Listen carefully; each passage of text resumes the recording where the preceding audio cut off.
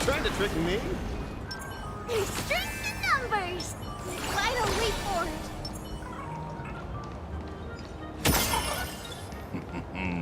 Are they here for it?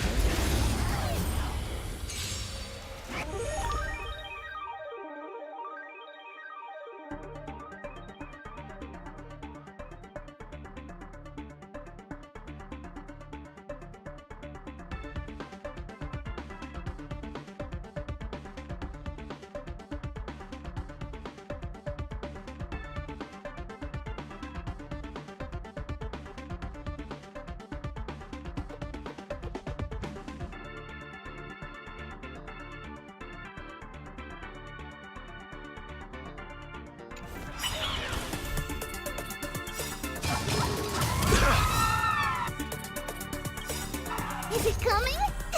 Fighting the West Wind! Away we go! Fight to the death! Tempered 1,000 times.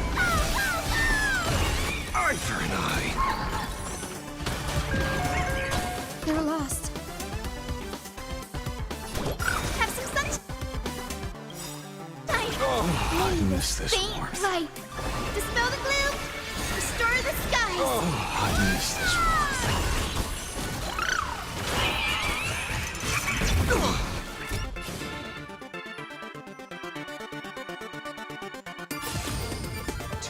Blades eternal! Gut says you're shady. I see. I offer my blood to consume this injustice. Beasts, come And slaughter each other! Things must be paid. eye for eye. Fight to the death.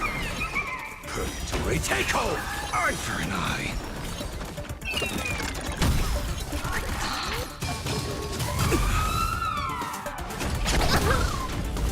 Guide with the rainbow bridge. So make it wait. No need. Fight to the death. It's coming. Fighting the West Wind. Away we go!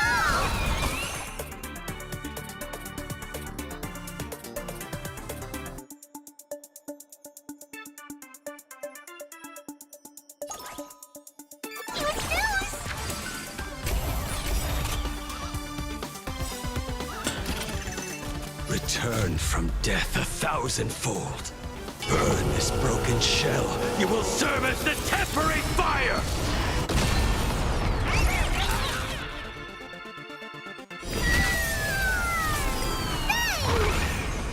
Tomb of Blades Eternal! Tomb of Blades Eternal! Return from death 1,000-fold. Burn this broken shell. You will serve as the tempering fire!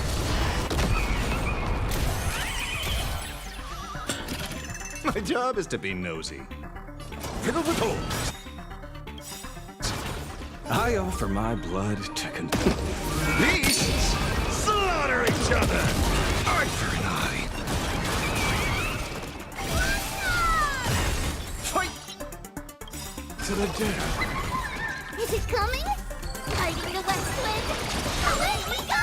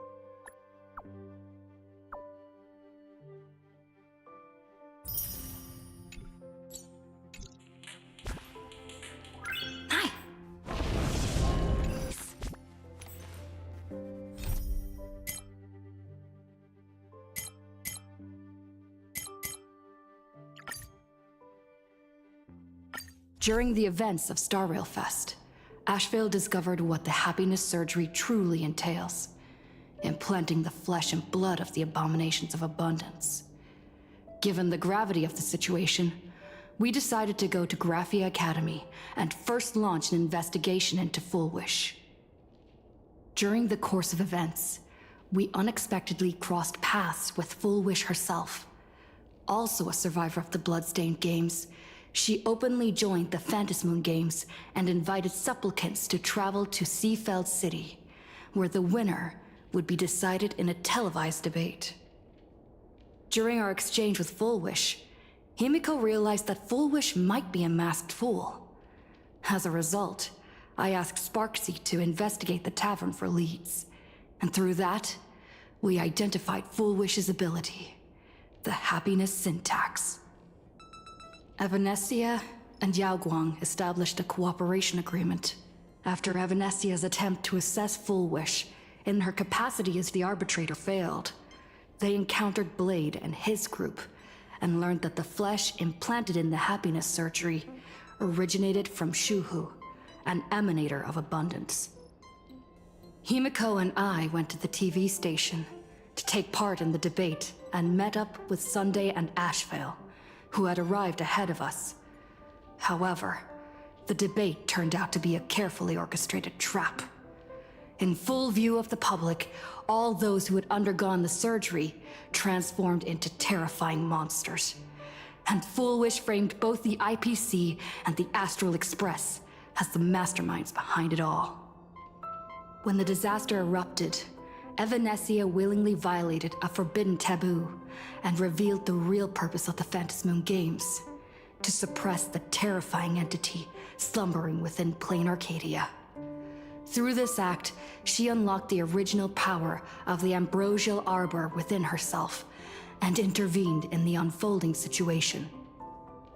At the same time, Silverwolf, entrusted by Pearl, set out to investigate the anomalous signal responsible for the monster's emergence, only to be obstructed by Mr. Meanie.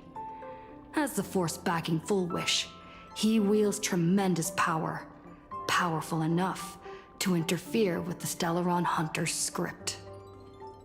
Meanwhile, Full Wish continued to livestream our movements in the TV tower, distorting the truth by every possible means.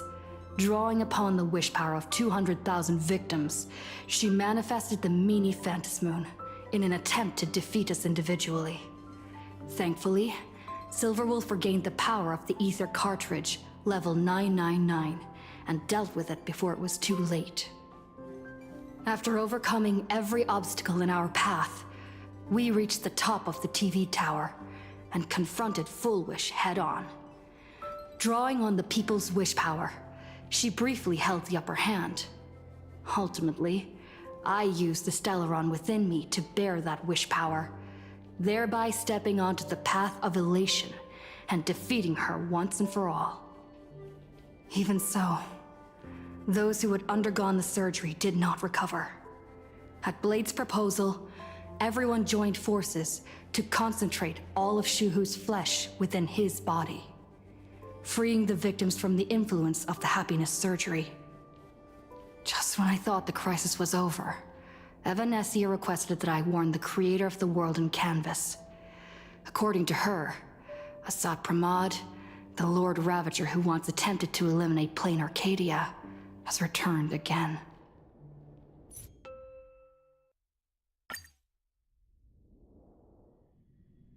City has been severely affected by the incident. Citizens are advised to remain patient and await assistance. Moving on to our special segment, the Phantasmoon Brief.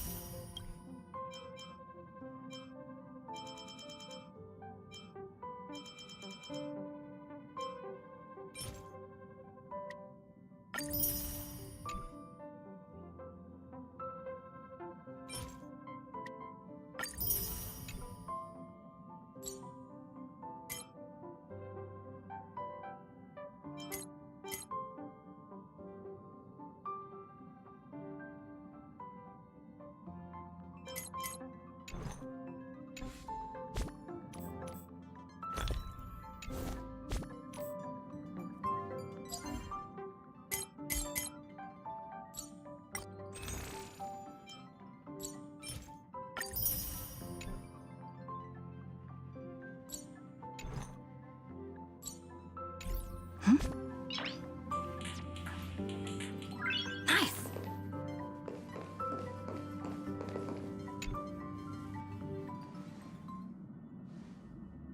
You're back. The incident that happened at Full Wish TV is causing a huge stir. Come watch the news.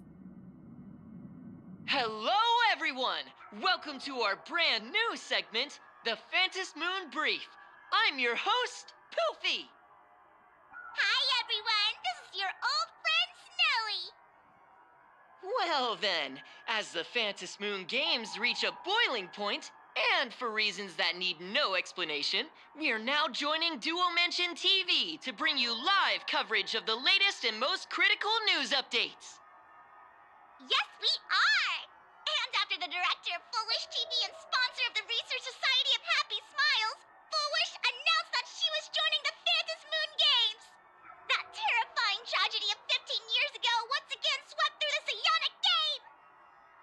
The supplicant debate, slated to take place at the Seafeld TV tower, was cut short when out-of-control Imaginee known as Joy Ascendants appeared suddenly and launched an attack.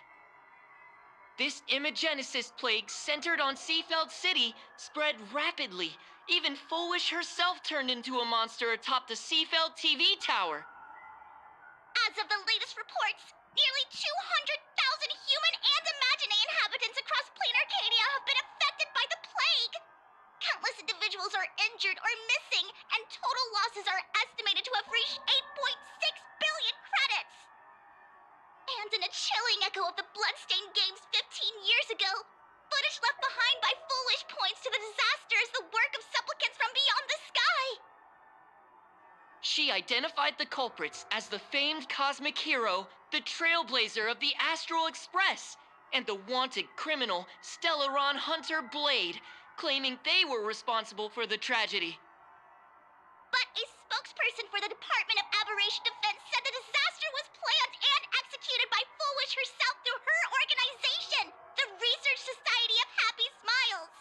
They added that the investigation will continue and the organization will be shut down. Oh, how familiar that sounds. 15 years ago, they made the same excuses. What is the real story behind this? The Phantom Moon Brief will continue to keep you updated. Over 500 years ago, a prophet made a prediction. In year 1999, a terrifying devil will descend from the sky. Will this prophecy come true? Can plain Arcadia safely make it through this crucial year? We will have to wait and see. Shame on them. How can they just say things like that on TV when it's not even confirmed? And the internet is flooded with fake news about you too. Also, those two hosts, weren't they from Full Wish TV? They were spreading nasty stories about you on the news before. And now look, they've immediately jumped ship after what happened to Full Wish.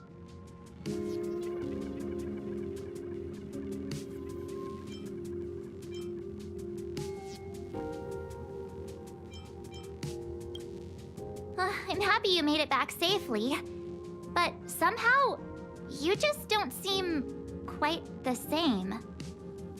Oh no. You're trying to grow up and leave me behind. Don't tell me you're becoming the next Don Hung. No. Is this what it takes to become a hero?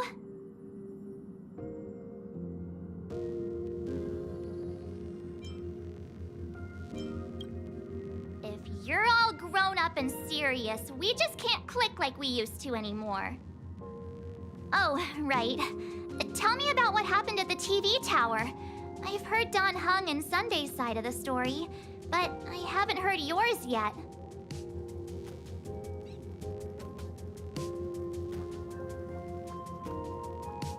So, Full Wish had people undergo the happiness surgery to implant Shuhu's flesh into their bodies, and that ended up causing this disaster? And you guys stopped the mutation from spreading, but all you managed to do was to temporarily seal Shuhu's flesh inside Blade?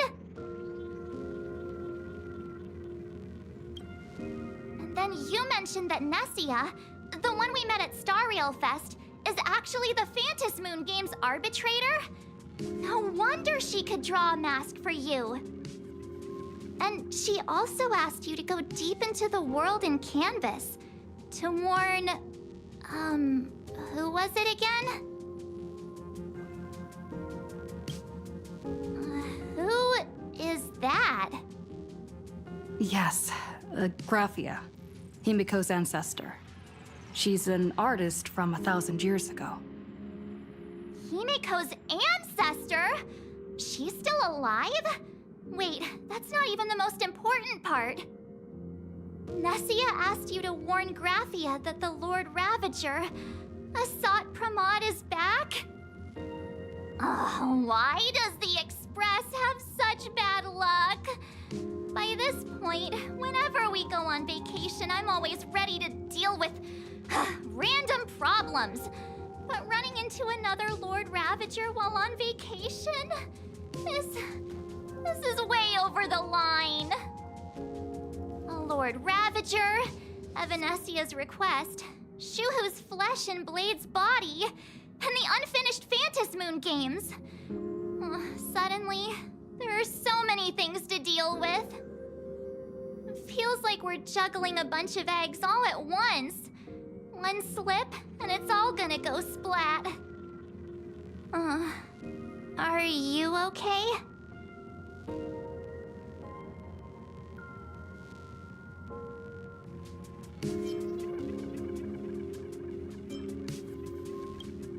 I wish I were as calm as you. I'm gonna go take a minute and collect myself. So many things to deal with right now. Oh, what should I do next? Nah, I've had a long day. I should just get some rest.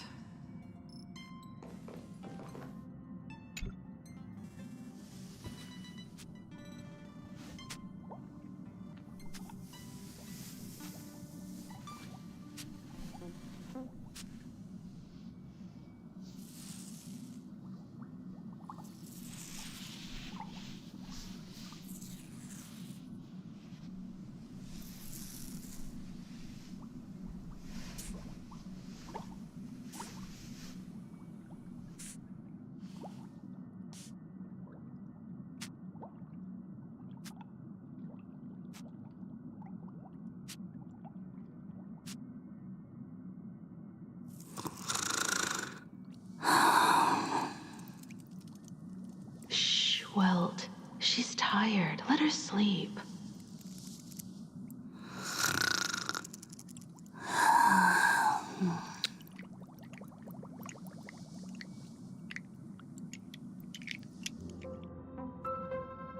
You're obviously tired. I never thought this vacation would become the prelude to yet another major war.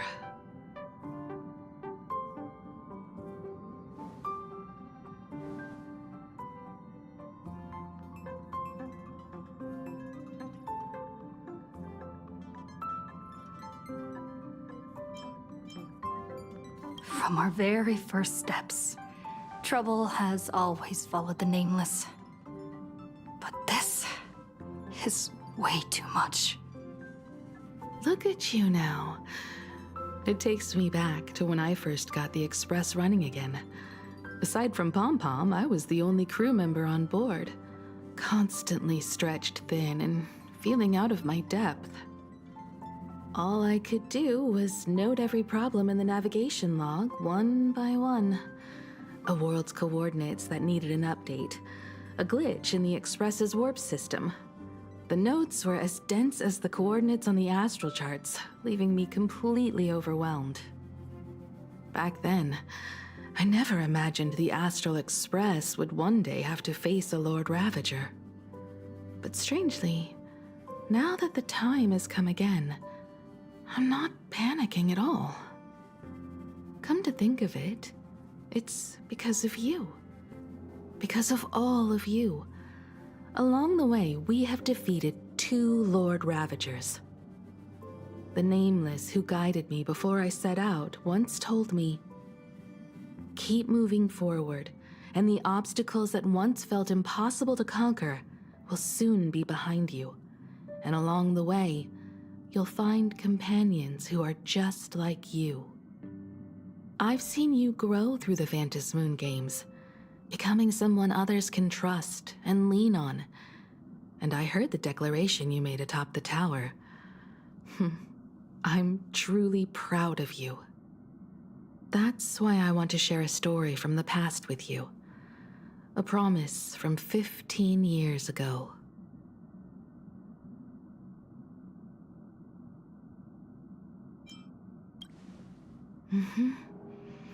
I promised someone that when the moon over my hometown was full again, I would go back to see her, to let her know I had made the most of this borrowed life, and found companions I could trust with all my heart. I want to share this story with you all. The story of how my journey began.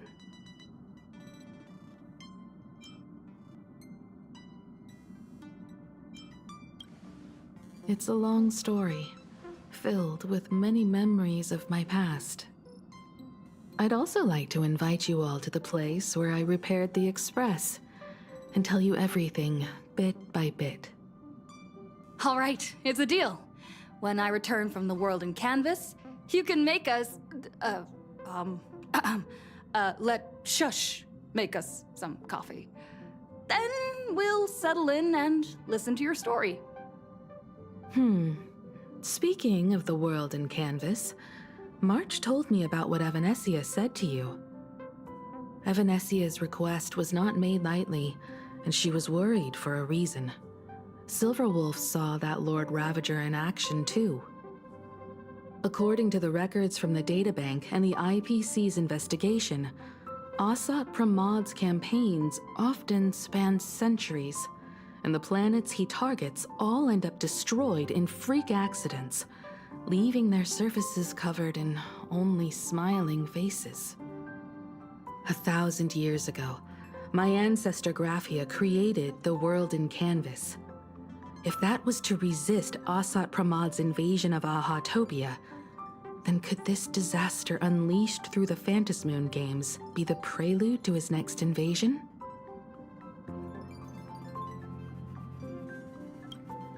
That's the first of many mysteries. Based on our family history, we are clearly not descendants of any long-lived species. Quite the opposite. The weathering curse has shortened my family's lifespan for generations. What could my ancestor have gone through to still exist today? That too leaves me deeply curious. There are far too many legends about her. It's hard to tell what's true and what's not. Only two things are beyond doubt. First, during the Cinderth Age, she created countless Imaginae and sent them into battle against the demon legions from beyond. Second, near the end of one of the Phantom Moon games, she created the world in canvas to shelter inside it what was left of civilization and life. Which means she is not only familiar with Asat Pramad, but has also witnessed the manifestation of the Eon of Elation.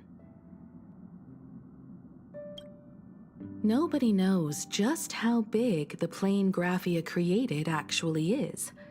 Over 140 years ago, the IPC tried to salvage the world in canvas, but they were only able to reconstruct part of it in the real world.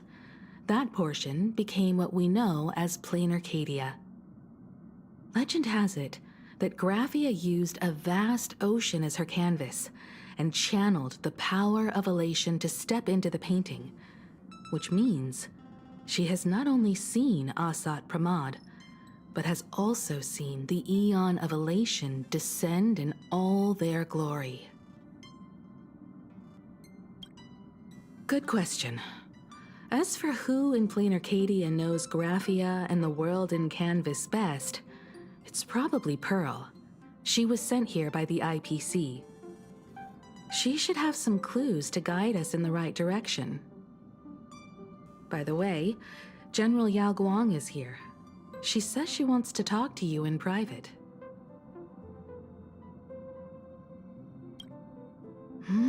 I'm not sure if she comes with good news or bad news. She brought a little gift from the Xianzhou, though. Mung bean soda. Go talk to General Yao Guang, then. Don't keep her waiting. After that, come to the party car and fill us in on your next move.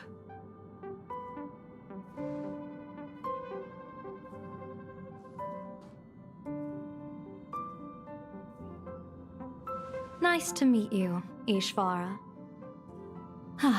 I always thought that the arbitrator, Evanessia, would step in and punish Fullwish for the disaster she caused. But, to my surprise, it was you who defeated Fullwish.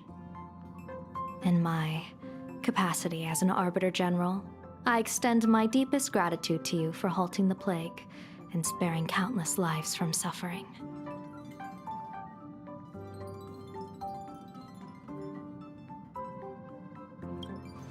What I am about to tell you is something Evanessia risked breaking the rules to share with me. Please keep it a secret. Not a word of this leaves the Express. Sealed within Ahatopia's core is Ouroboros, the Veracity.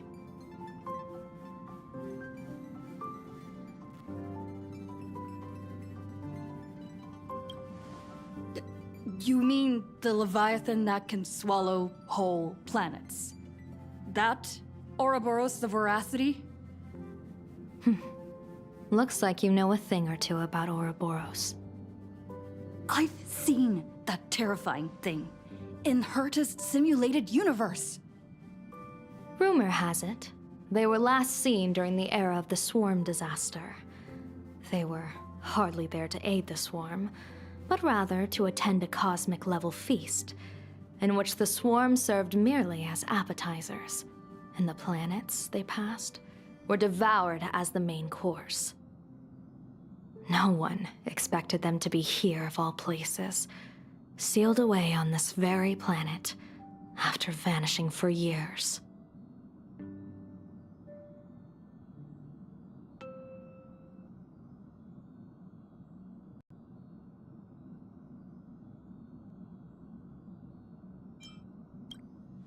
The true situation remains unknown. But with this information, we can understand why Asat Pramod set his sights on this world. Aren't you a little afraid, facing a huge disaster like this?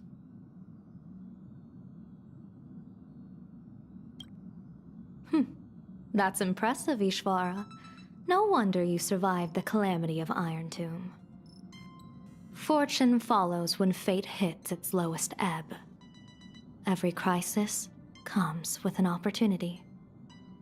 Now that we know a force capable of devouring stars is deep in slumber at this planet's core, perhaps we could make it devour the problem inside Blade's body. It might just be a risky path worth taking. Blade has agreed to my proposal and will venture into the world in Canvas to seek out the Veracity. From what I've heard, you are going there as well. I cast a divination, and the hexagram shifted between the marsh and fire trigrams, yielding the judgment.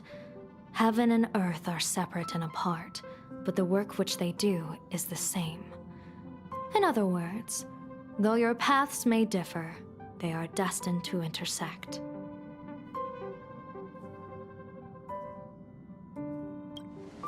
A funeral, or an adventure. Will it be a battle with only a 1 in 10 chance of survival to tear away Shuhu's flesh from his body and eliminate the Xianzhou's arch-enemy? Or will it be a journey in which he settles all grudges and never looks back? It all depends on how he perceives it. Blade agreed to my proposal, even though that little Stellaron hunter girl wouldn't stop objecting.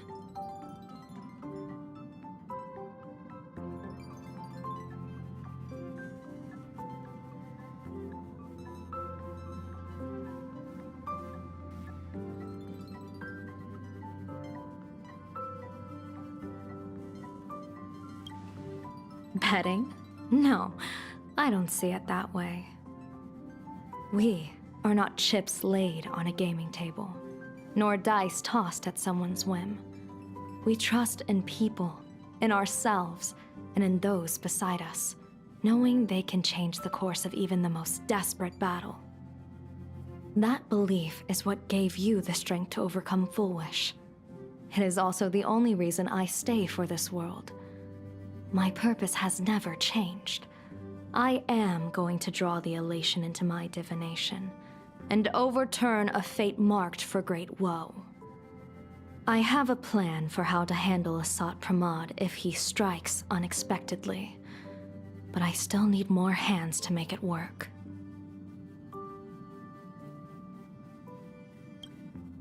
What miracle could cap off these games better than a finale that humbles a Lord Ravager? It will be a tribute to the elation. The shadow of the Lord Ravager looms, and from here on, everyone must carry their part of the burden. I will take my leave first. Before I set out, I still want to say a few words to everyone.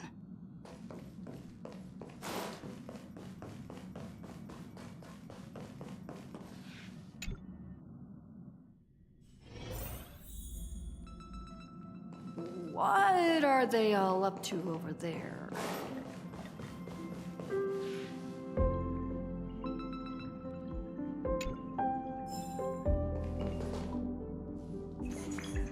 Oh, there you are. We were waiting for you. We're here to celebrate the Astral Express making it through another trial, of course. Pom-Pom's heard all about your latest adventure. It's a modest celebration, but a meaningful one.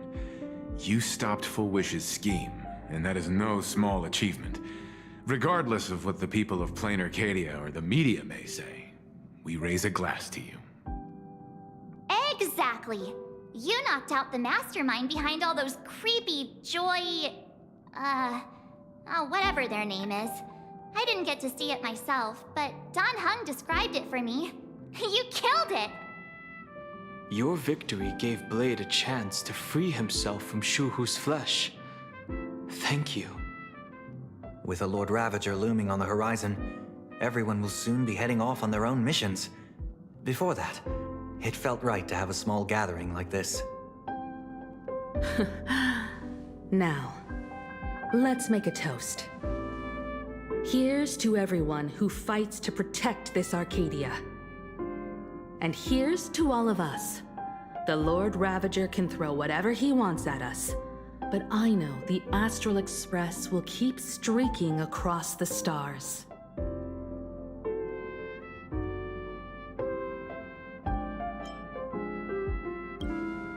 Thank you. All of you. Having you by my side is what gives me the courage to face the future. I'll carry this strength with me through the rest of this journey. Cheers!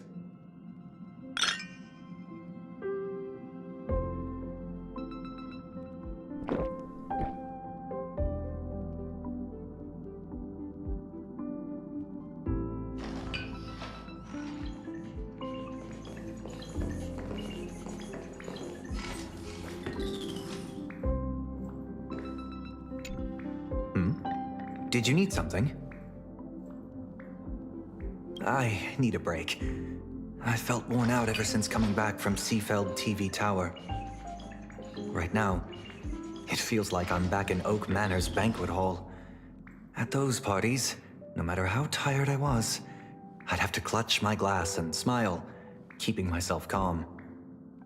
Mr. Yang insisted I should get a full day of sleep, but I didn't want to miss the chance to toast with you all.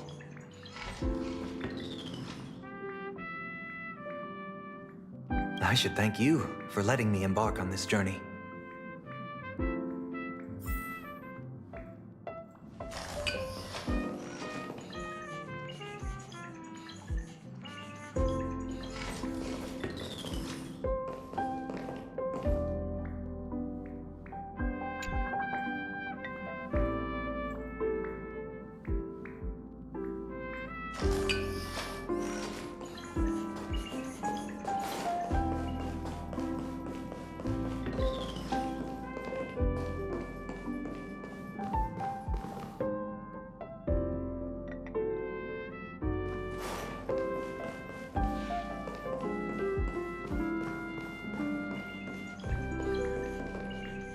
I heard from Sunday about how the televised debate went. We won this battle because of you.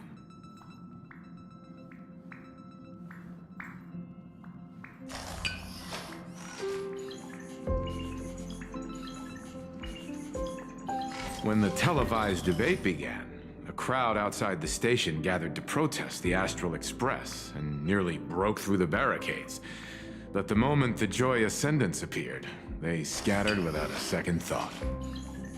I guess people know deep down which is more dangerous, a made-up villain or an actual threat. But I am more concerned about you.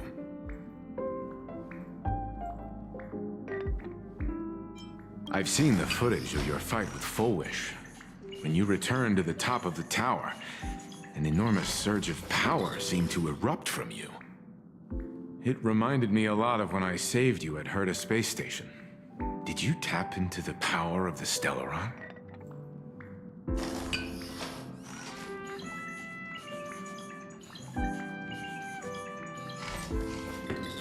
The Stellaron can be awakened by a wish, but its immense power always has a way of warping reality.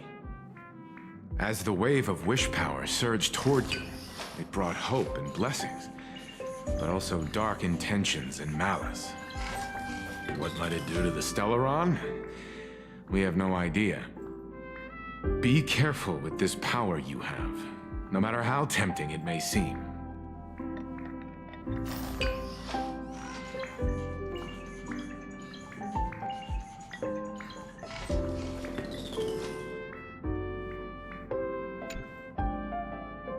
Oh, it's you!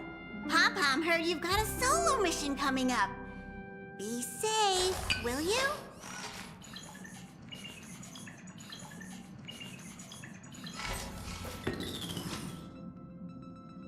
Sadly, Pom-Pom can't remember most of what happened right after the Express crashed onto this world. Pom-Pom's memory of those years is like a fogged-up Express window.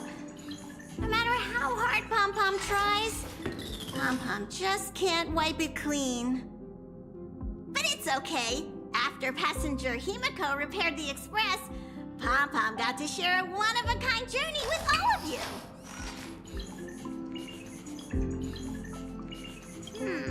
How did passenger Himiko appear? That's odd. Pom-Pom can't remember a thing. All Pom-Pom recalls Pom-Pom is long an and fuzzy imaginee, sleep being and woken this by a train knock at as the door. well. And just like Himiko that, created passenger it. She Himiko has was the on same board. power as her The ancestor. day passenger Himiko I can knocked, read it already. It felt like Pom-Pom was waking up from a dream.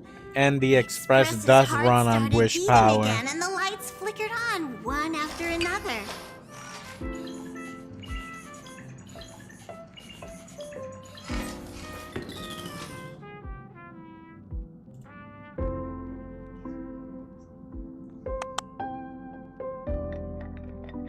Graphia? Pom-Pom hasn't.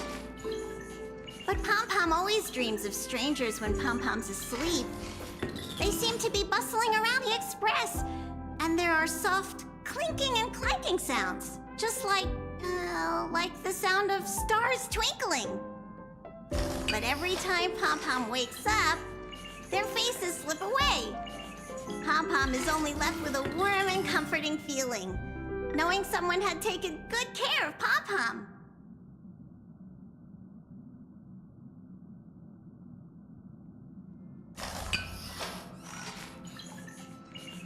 Safe trip! Pom-Pom will take good care of the Express while you're away.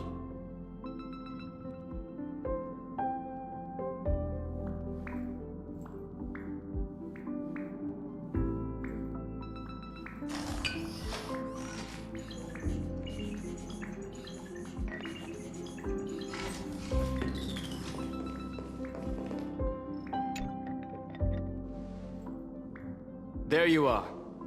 March and I were talking about you.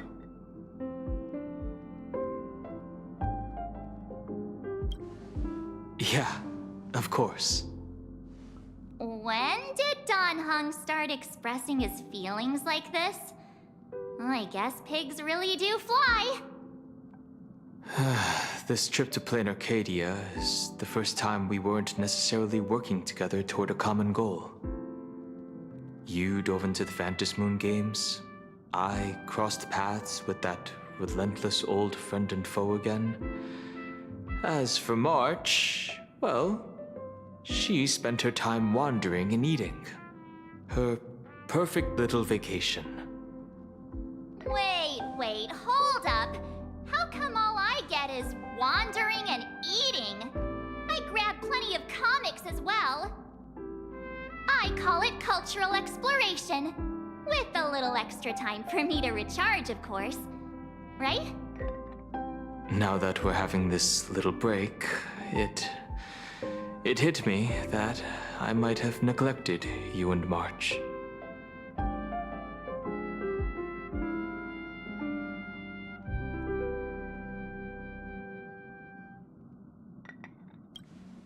Yeah, we are actually more concerned about your condition, Dan Heng. Blade has accepted General Yao Guang's proposal. Perhaps he has finally moved on from past grudges and that abundance curse, and is now ready to do something for himself. It's going to be a path fraught with danger, so I had hoped to accompany him for a bit longer, but he refused. From now on, I will turn my attention to this world.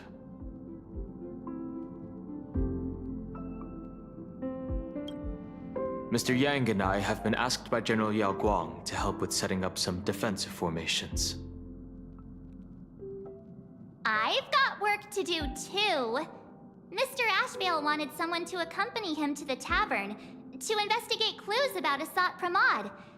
Yours truly figured she'd been resting long enough, and it was time to stretch her legs. So I volunteered.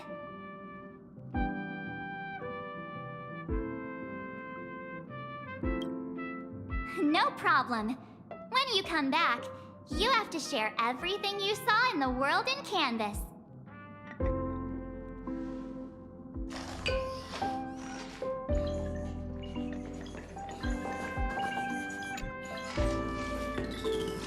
Just in time. I've talked to Madame Pearl. She will handle all the arrangements for your passage, so you can enter the world in Canvas to find my ancestor Graphia.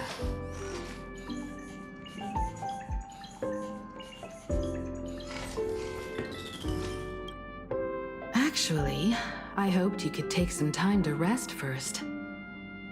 Once you've fully rested, you may make your way to the dock in Seafeld City. Madame Pearl has a special ship waiting for you there. It will take you to the border between this world and the world in Canvas, a place known as Inkford Hermitage. That's your final stop before entering the world in Canvas, a place to gather your supplies and rest up before you set out on the journey ahead. I know you'll have to go alone this time, but I don't think it'll be dangerous. After all, that realm was created by Graphia, my ancestor. The thought of it makes me feel calm, in a strange but comforting way. If you get to meet her, please give her my regards.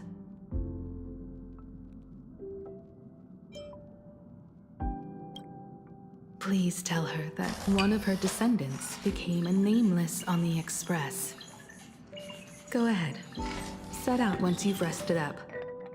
I'll be here with Welt and the others, awaiting good news from you.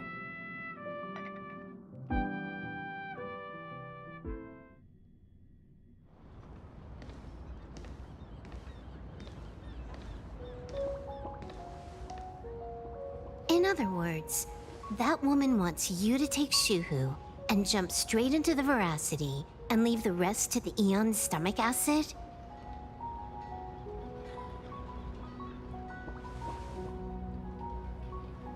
And this is between me and him, right? Why are you tagging along? Relax. I'll say my goodbyes and be gone. A dignified funeral, If you ask me, this ending is indeed grand enough. care about any of that. There's only one thing I care about. Does he have to die? Here's a piece of advice, little cub. Whether he lives or dies is his choice. That's the one thing you don't get to decide for him.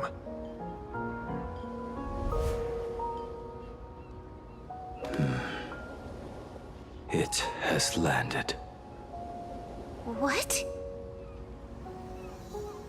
Nothing.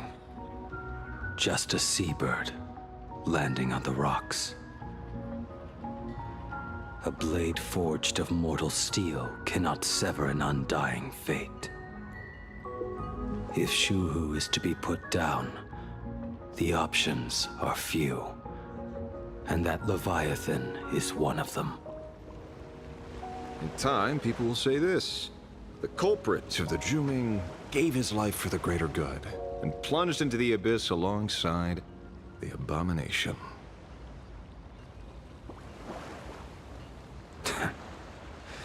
I'm not as noble as you make it sound.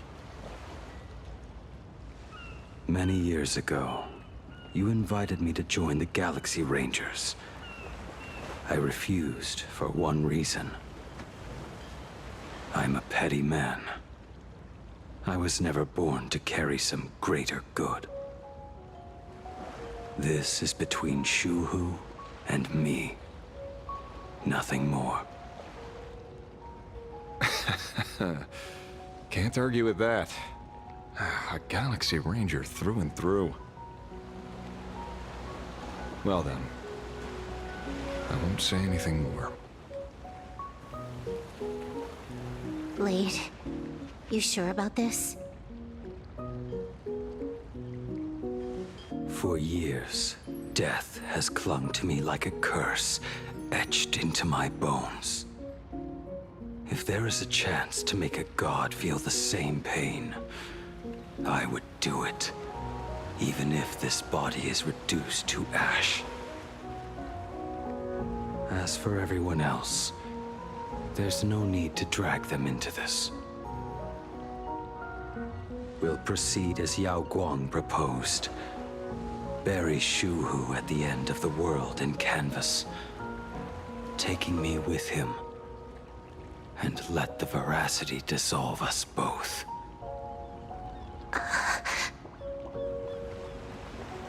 Take care.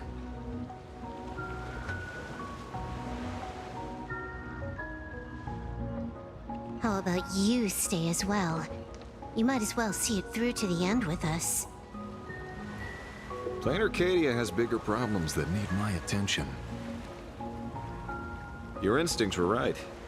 That meanie pulling strings from the shadows is none other than a Sat Pramod.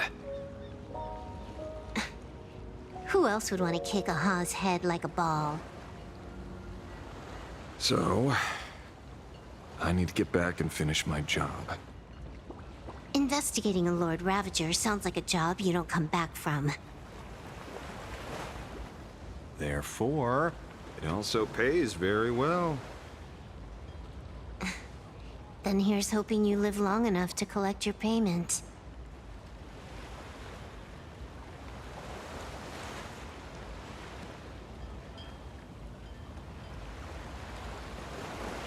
Huh.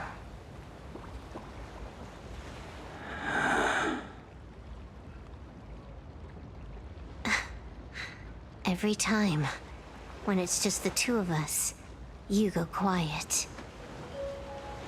You know what I'm going to say. The seabird's flown off. It's time for us to go too.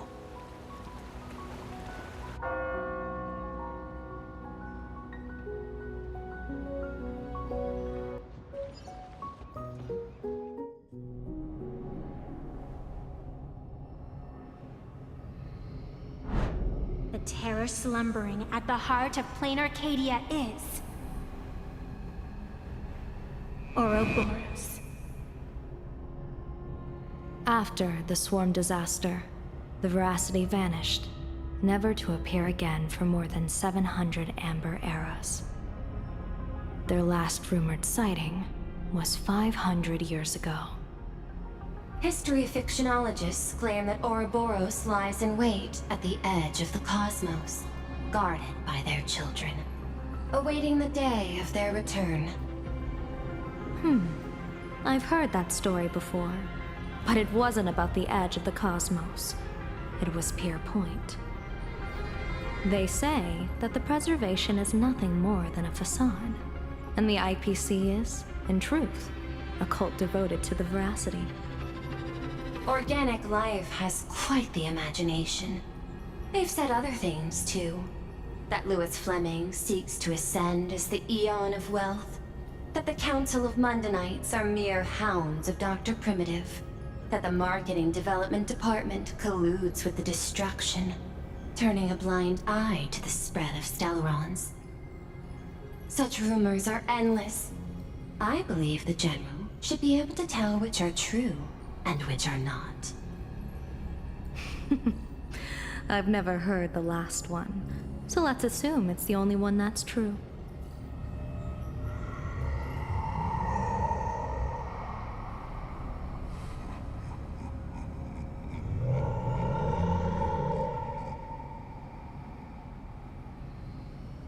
Such terrible breath. Once this Leviathan awakens, the Arcadia's destruction would be all but instantaneous. For now, this remains conjecture. The sealed remains appear to be a husk that Ouroboros once shed. Why it's here, and how it's connected to the elation, remain unknown. Yet even a fragmented remnant of an Eon is a threat that can't be ignored. The calamity of the Leviathan must not be allowed to re-emerge in this world. Naturally, that is why I'm here. And it's about time for the two Nameless to arrive. Oh, you're just on time. General Yao Guang, as instructed, warding talismans have been placed at over a dozen sites across Plain Arcadia. My thanks. It was Mr. Yang's talent of creation out of nothing that allowed us to reproduce dozens of plumes and complete the deployment with such speed. Now, with Yin and Yang aligned, and all four aspects in place, as long as we set up the last formation core, the Decalight reflection barrier will be complete. Using the divine eye of the Spiritus to weave a giant web, one that ensnares countless possible futures. General, have you truly made up your mind? Though Shuhu has been eradicated, the signs of doom have not faded. On the contrary, they grow ever clearer.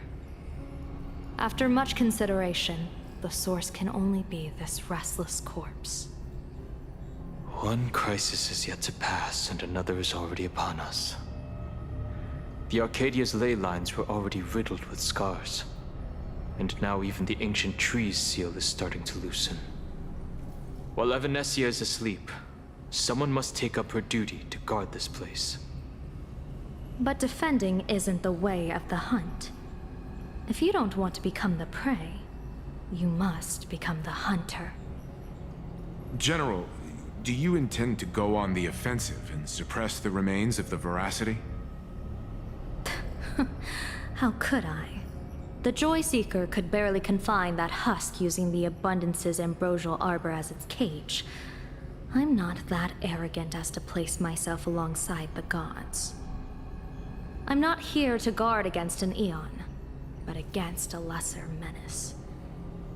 Lord Ravager sought Pramod. This barrier is prepared for him. Asat Pramod has been meddling with the game from the shadows. His intentions unclear. We know little about him or the veracity. By chance, however, a friendly citizen has provided us with intel. Ouroboros' remains are in Ahatopia, aren't they? Silence is an answer in itself. I've seen that reaction too many times. I'm not surprised that you were the first to discover it. You were in the Torn Scroll too. The probability of you noticing was 24%.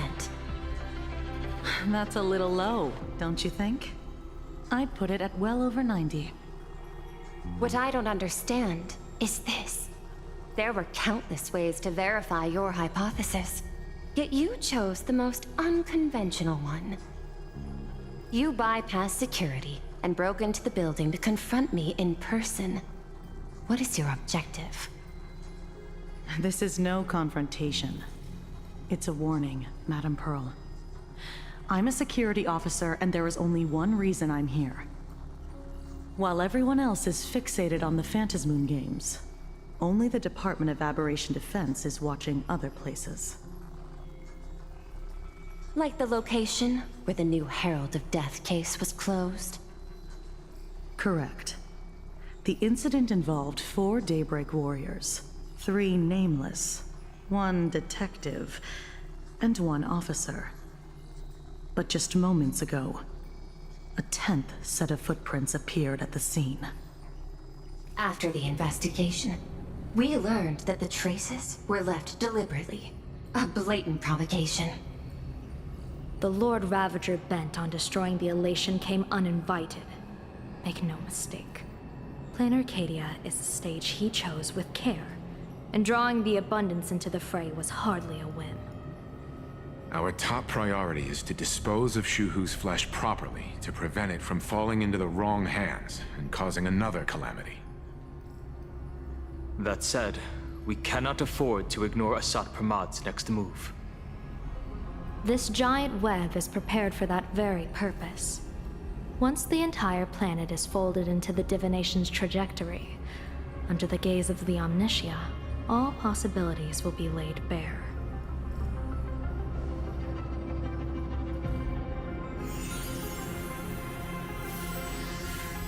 When that time comes, he won't wish to leave any footprints behind. One final question. Why did the Lord Ravager choose to visit this place? Does he have an ulterior motive? Or is this merely some twisted joke? That question should be left to the professionals. Don't forget, we have a detective who can't seem to rest. Let's hope the accumulation of variables can tip the scales in our favor.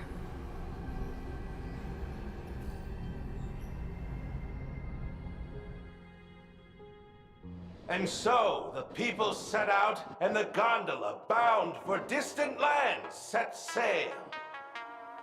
At the end of the world, the Elation once again declared war upon the Veracity. Hey, frail little humans! Ouroboros split their mouth wide open! Whoever can fill my whole mouth with but a single thing shall receive a reward, my tongue. The fool known as the Shepherd captured a comet, but it wasn't even enough to fill the gap between the Veracity's teeth. The bartender Braji opened the wine cellar, but they only grew drowsy, drifting off to sleep. And en route, he crept up to the Veracity's ear and told them a corny joke. The Veracity pondered it for 10 amber eras, then burst into laughter at their own amusement. En route spread his hands and said, "See? I filled your mouth with laughter." Then what happened? Then the Veracity said, "Are you kidding me?" And with that, they opened their gaping maw and tore en route to pieces. What kind of nonsense is that? Those are the facts, my inquisitive auditor. If you want to hear more stories, you're welcome to discuss with your classmates.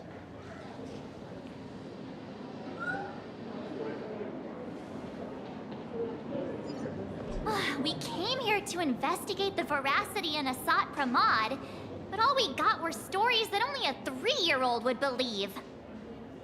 Rumors don't just appear out of thin air. It's just a matter of how much truth you think they hold.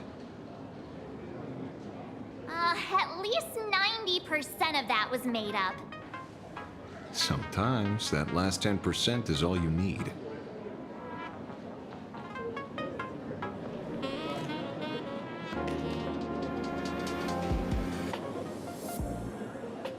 Oh, plenty of bystanders around. Let's hear what they have to say.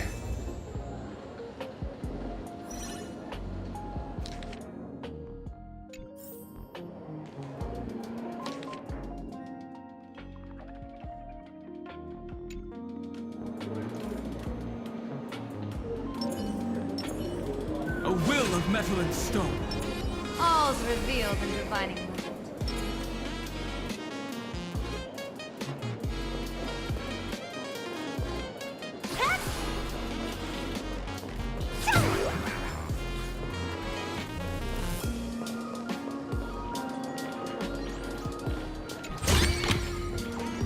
I get it now. You set up a surprise for me, didn't you?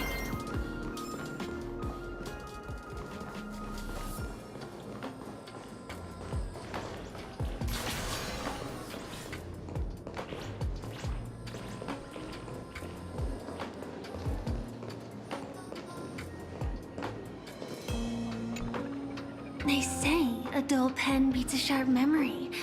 My memory's dull, and my pen's not much better. Then you must have a lot of stationery? A kindred spirit. Miss, it seems you're one of us as well. I've met far too many fools who can't even read. Oddly enough, those of us who truly love learning are the rare ones. Interested in studying the knowledge of the laughter? I have a reference book here. You can have it.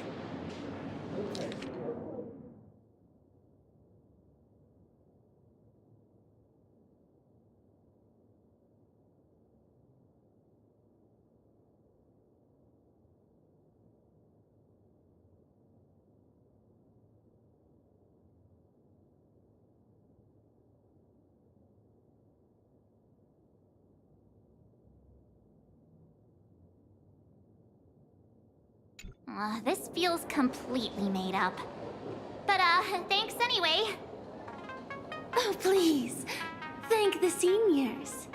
To compile this book, they offended every Eon they possibly could, and narrowly escaped death at the hands of each and every one of them.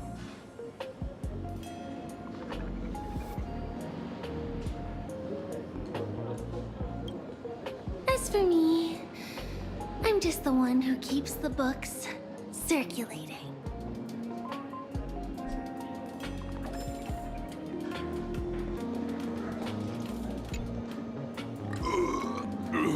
You two asking about the veracity? You think about walking that path?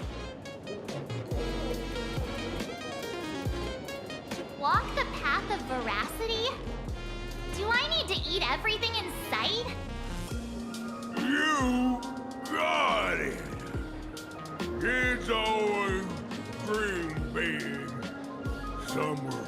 Oh, and I am on a board! Ugh, can you talk normal?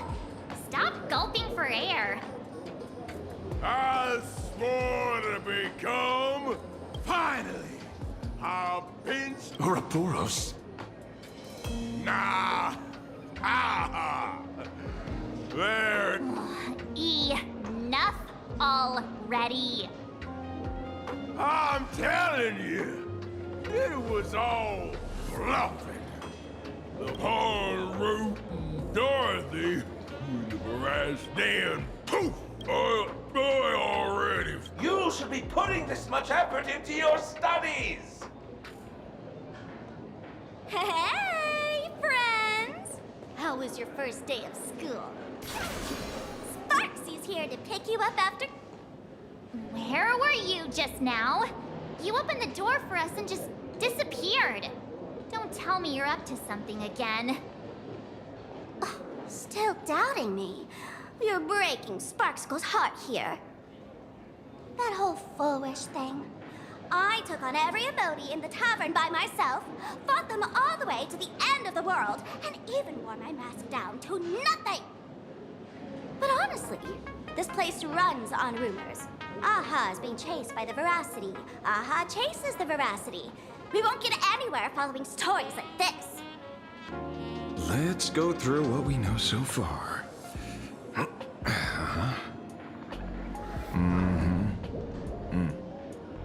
Ooh.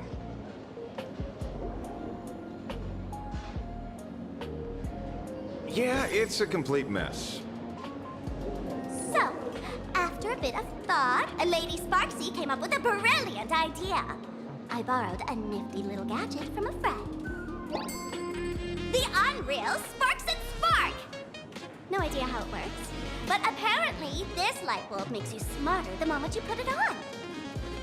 Does this friend know you borrowed it? The Supramod has a gun to our heads, and this is what you're worried about? He'll find out one day. Well then, I'll go first. It doesn't look very reliable. Are you sure about this? No worries. If anything goes wrong, the friend in my head will protect me.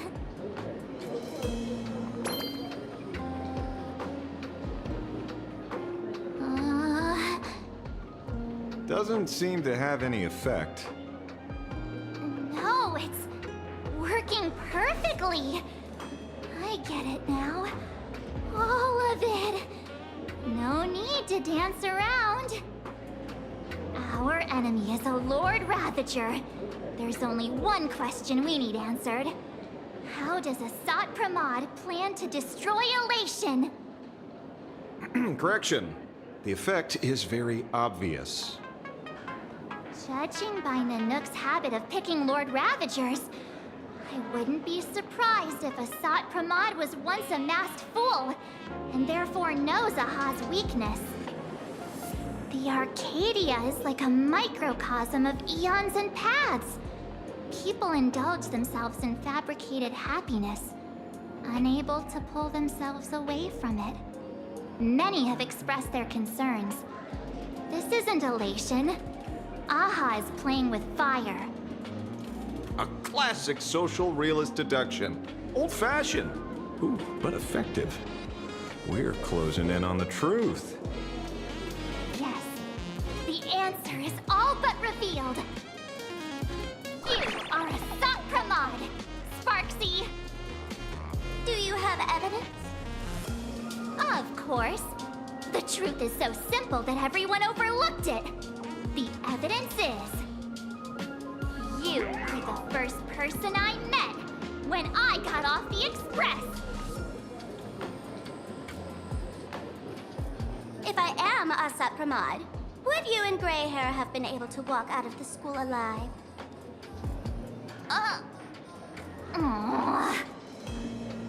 Yeah, fair point. Just take that thing off already. That's weird. I thought I was on the right track. Let me give you a lesson. Deduction isn't about people skills. It's about smart tricks and flawless logic.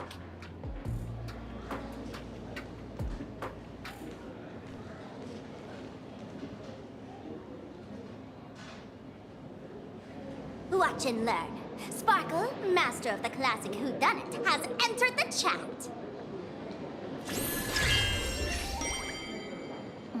You changed your clothes just for this? First of all, Ouroboros likes to eat. Secondly, whatever they eat disappears completely. Therefore, veracity is also a form of destruction. This is the classic mystery of one culprit, two identities. The one trying to kill Elation is... the Lord Ravager, Asat Pramod, played by the Veracity! me! What am I even saying? Classic whodunit. This is more like a classic Who's the Dummy. Ah, I get it now. All this thing does is make wild guesses sound reasonable. So far, that's the most accurate piece of information we've gotten. No need to be so serious, Detective. Why don't you show us what you've got? By the way, what type of detective are you? Me? I'm the tough guy type. I don't waste time on useless details. I aim straight at the heart of the problem. You're not wrong. Asat Pramod is Nanook's weapon to assassinate Aha. Whatever his plan may be, the target doesn't change. Remember, as far as humanity knows, there are only 3 ways an Aeon can fall. A broader path engulfs a narrower one. Divine warfare between eons, and the third one. What was it again? Forcing an Aeon to turn away from their own path. Whichever it is, none of it sounds remotely connected to Plain Arcadia.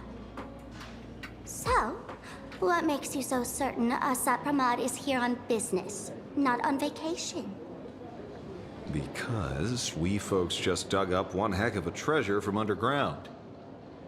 And in the stories tied to them, we've unearthed more than a few names worth paying attention to.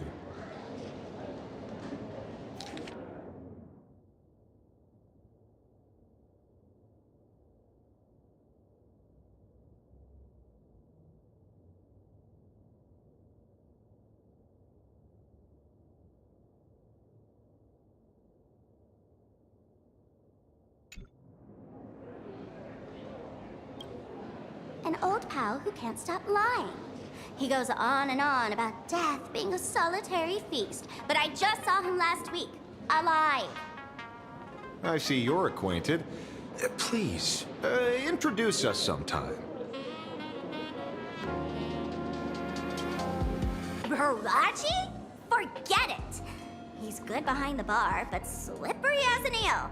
Ask him to work for Nanook, and he'd run away on the spot. The former bartender of the tavern, everyone knows him. Couldn't be him. That's just a title. Anyone with a girlish heart can call themselves Dorothy. Between you and me, Director Sparkle used that name once too. Guess when? Looks like this clue has little value to it.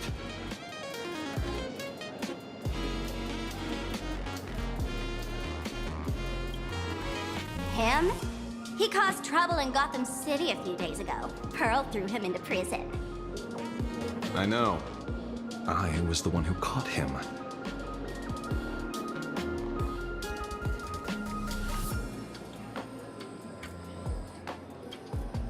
Right. He's the one I can't stop thinking about. The stories change every time, but they all circle back to the same logic.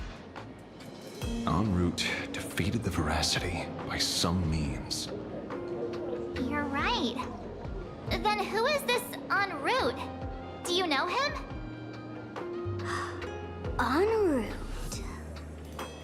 Of course she does! Everyone in the tavern knows that name. Long ago, its owner grew tired of jokes, cast aside his mask, and walked away. Some say he became a morning actor. Others say he jumped into IX's black hole. But none of that matters. What truly matters is that you have my unreal Sparks and Spark. I knew it. Give it back, give it back! That's a big order my client wants immediately. What do you mean, give it back? It just wandered off, and I happened to find it on the way, so I brought it home. You want it? Here, take it now. Absolutely not. Wait, right now? This doesn't sound like you at all. No. If it's a no, it's a no. Guess I'll keep it. Bye-bye.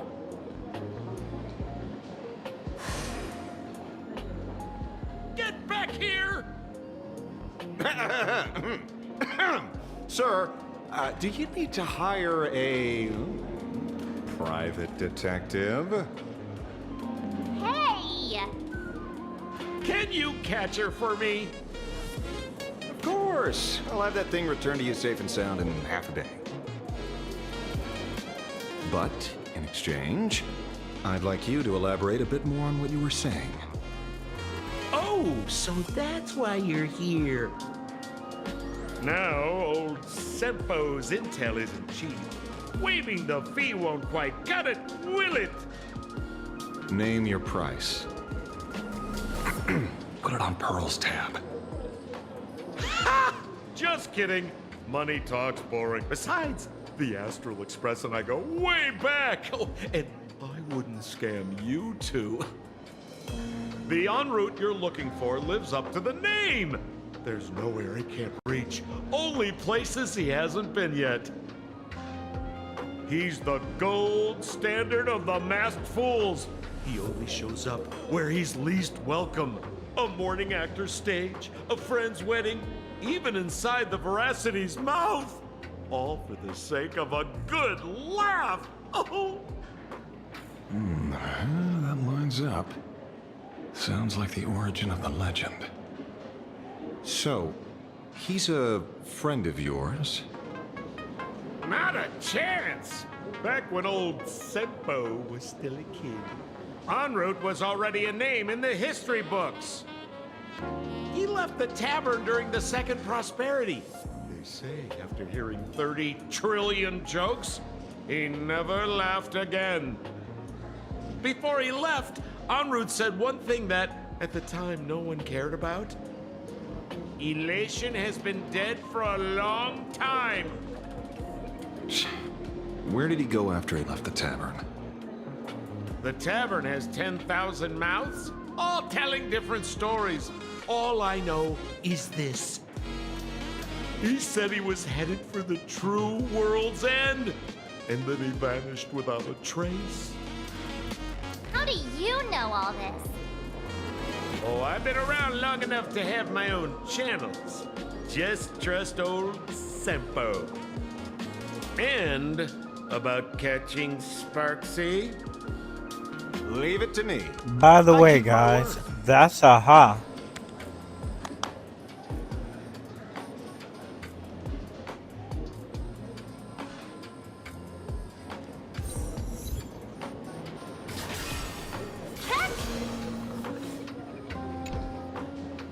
See?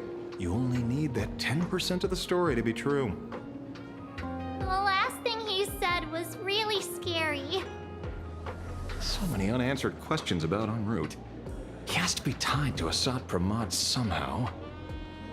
But our leads at the tavern have run their course.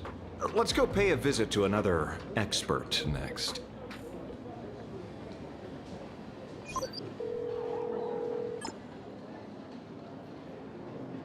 Oh, speak of the devil.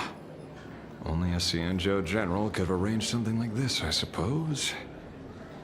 I'm surprised as well. You've only just left Amphorius, and already you've managed to draw the attention of another Lord Ravager. Miss Ron May? And Miss Ting Yun? We're here by General Yao Guang's request. It seems we arrived just in time. At first, I only came because the Shenzhou extended an invitation, and it seemed impolite to refuse. Now that I'm here, I see it was well worth the trip. So, let me get to the point. Ouroboros has long been dead. Their death was merely buried beneath layers of secrecy. Hardly surprising. They disappeared after the swarm disaster, and there are many different opinions on where they went. The Intelligentsia Guild claims the Veracity ate their fill and entered hibernation. I don't buy it. Those scholars are fond of post-meal naps themselves. likely just projecting their own habits. You seem surprisingly calm, which makes sense. After all, the shadow in your right hand is evidence as well. Why don't you tell everyone what happened to the Galaxy Rangers back on Von Walk? Von Walk? Sprightly Von Walk. I've heard there's a particular phenomenon that occurs on that rainforest planet. Plants multiply and grow and are then harvested like wild grass. A cycle repeating every few decades. Almost identical to the Phantom Moon games. But how are the two connected? When you hear plants and growth, shouldn't that make you think of abundance? Huh. Wait. It seems you figured it out. By coincidence, abundance is another thing the two worlds have in common. When coincidences pile up, they cease to be coincidences, Mr. Ashvale. No.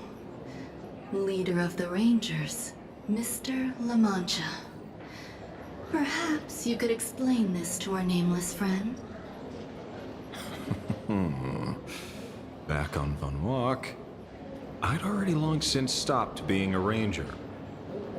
Your conjecture is basically correct, Miss Ron May. You're not the only genius to take life as a subject of study. By the time I arrived, the atavistic experiment was already approaching its final phase. Dr. Primitive had set his sights on an ancient Leviathan.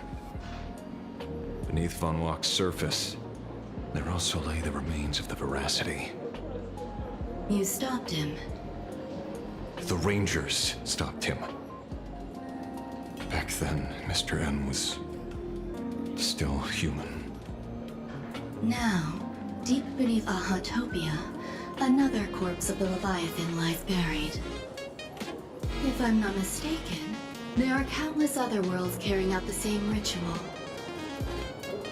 Aha sealed Ouroboros' body among the stars, suppressed it with abundance, siphoned the power of the Path of Veracity, and called it a game.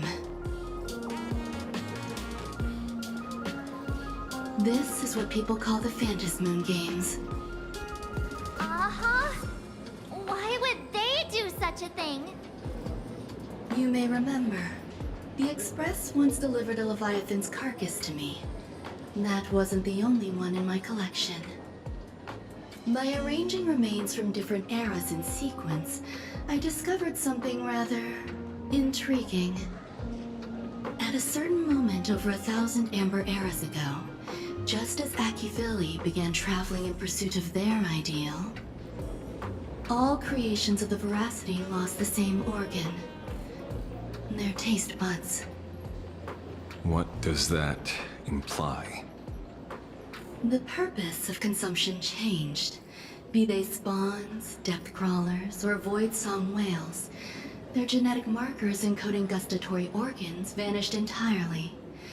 Creatures walking the path of Veracity became nothing more than biological black holes, consuming without discrimination. This was not natural evolution. Through the simulated universe, I identified the point of divergence in history. A concept had disappeared from the path of Veracity. Consider this. What do taste buds provide? Yummy flavors? Precisely. Savoring something's aftertaste is an act of elation.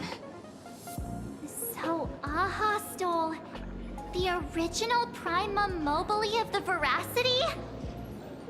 The simulated universe proves nothing on its own, but the primal desires of life have always been entangled.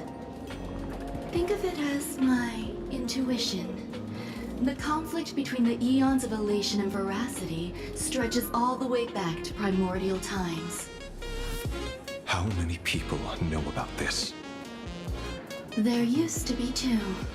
I only told Yu Qing to. Now, there are 5. After this, I can't be sure. Exploit the old conflict between Aha and Ouroboros to ignite a divine war, or allow intersecting paths to devour one another. Of the 3 known ways to kill an Eon, the Arcadia fulfills at least 2. Now who still thinks Asap Pramod is here on vacation? But you still haven't explained where it came from. You mean the shadow? It has nothing to do with Funwalk. Oh? Call it a twist of fate. This isn't my first encounter with the Astral Express, nor my first time dealing with a Lord Ravager.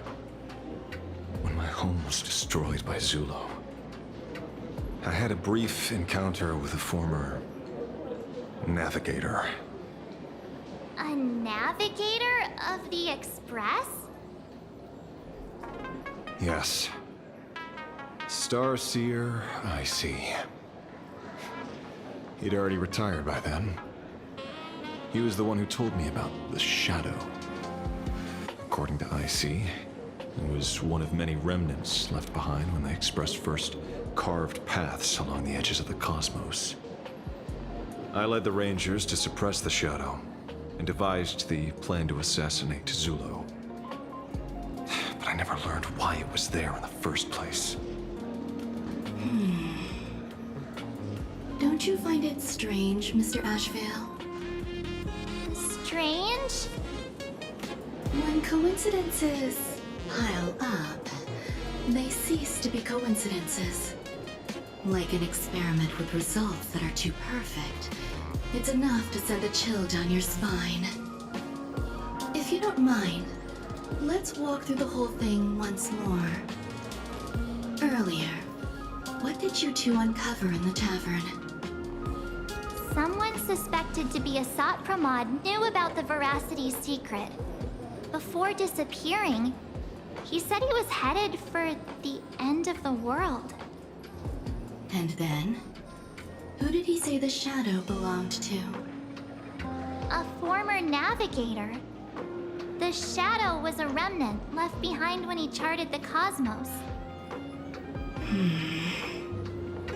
If the world's end isn't the tavern, then where is it? I don't know if anyone can answer that question. Not even Akivili. Wait. Don't tell me. En route only goes where he isn't welcome. After leaving the tavern, he went to the Astral Express. The detective game is over.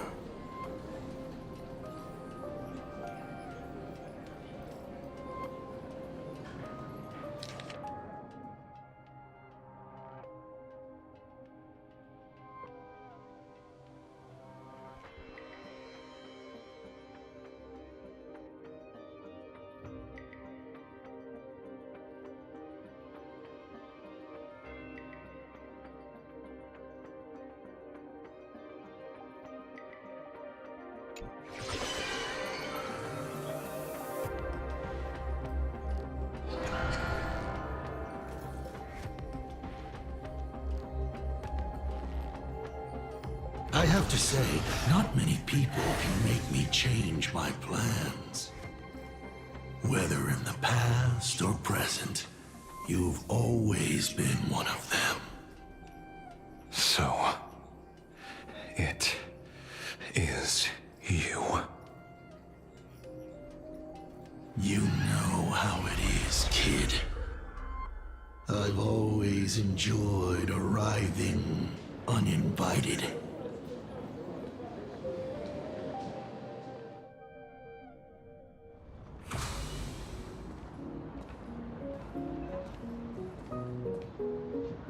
Pearl said she would arrange a ferry to pick us up at the Seafeld City dock. The place we're going to holds clues about Graphia. Really? Your own ticket before boarding and be a model passenger. We wish you a pleasant journey.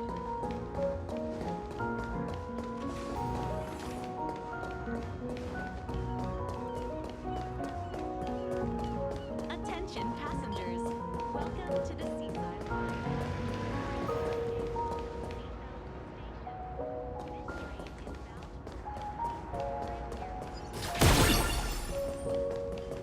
Haven't even...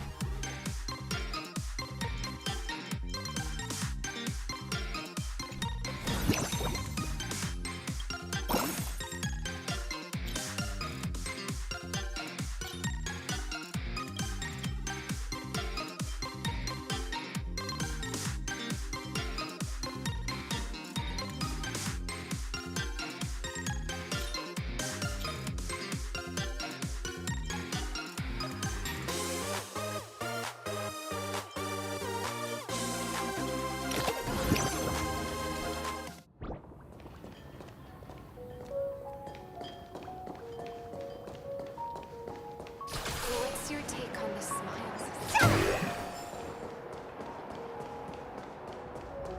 Yellow Ducky Nibble's flagship store. A childhood treat your childhood grew up on.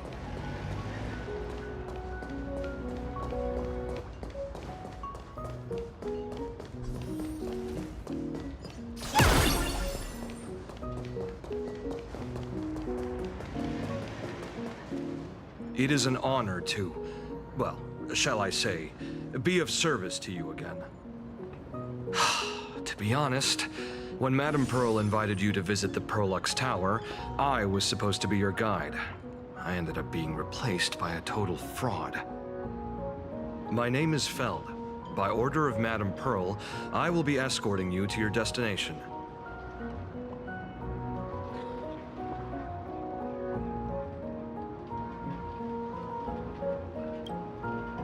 You are too kind. I followed the battle in Seafeld City very closely. Serving a hero such as yourself is a true privilege. I assume Madame Pearl has already briefed you on our destination?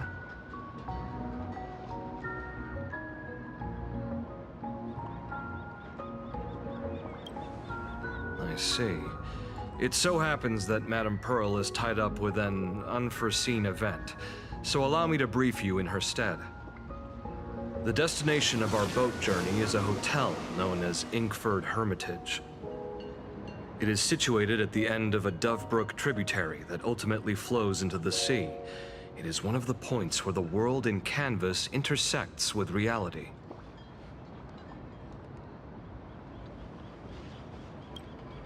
Well, Graffia's former residence was located there. Legend says the miraculous encanvassing of the mortal world happened there. Would Madame Pearl, a die-hard fan, pass up a sacred site like that?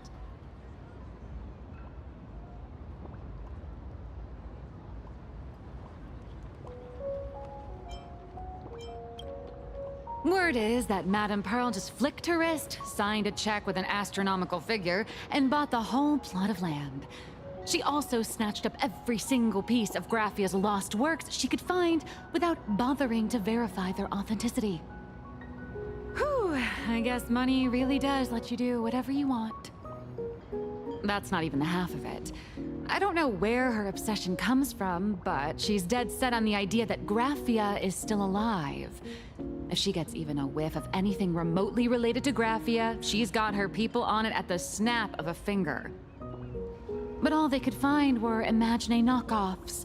Random, pretty redheads based on nothing but imagination. I bet her reaction went something like this. Objective. Locate the original. Error. Detecting excessive quantity of low-quality merchandise. You! I remember you! You're that fraudster from Prolux Tower! Perlux Tower? I've never set foot in that place in my life. Oh, I know it's you. I've seen the footage. You're wearing the exact same outfit. Oh, a slip up in an otherwise perfect plan. Relax. Your job is safe this time. Cut it out, you scoundrel. You can't talk your way out of this. Who exactly are you?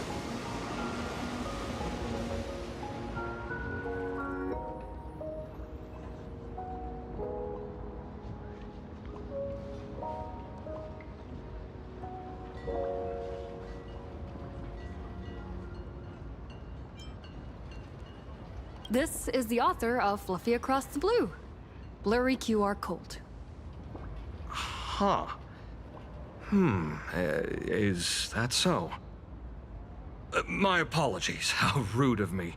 Miss Colt, it's an honor to finally see the face behind the work. Please pardon my yelling. I didn't know. No worries, no worries.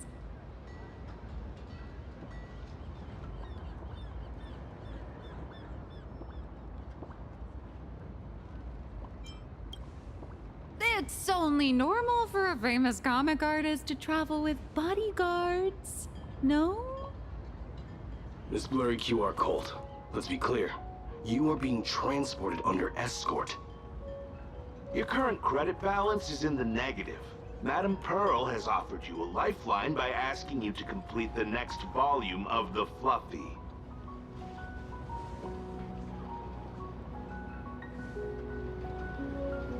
Whoa, this is not my fault. Remember Alloy King Pom Pom from Perlux Tower? I tried to put everything on Pearl's tab, but she found out and charged it back to me. Who knew a figurine could be so expensive? It cost me more than my entire savings.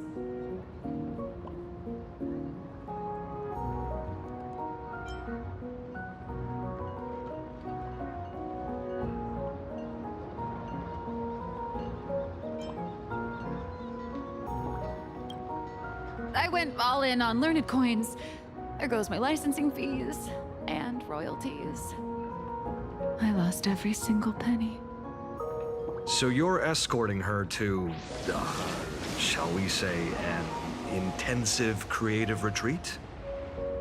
Correct. The objective is to deliver the manuscript and clear her debts. The estimated duration is 56 days. Hear that? It's not a hotel. It's hell, where you get whipped for not finishing your scripts on time.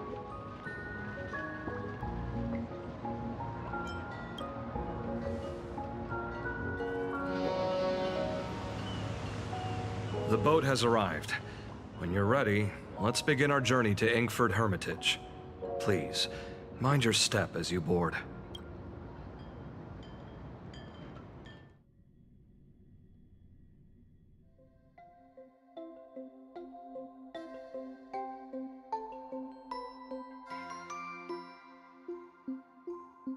We have arrived. This is the snowy shore of the canvas world, Inkford Hermitage. Oh. Are those Wispae floating on the water?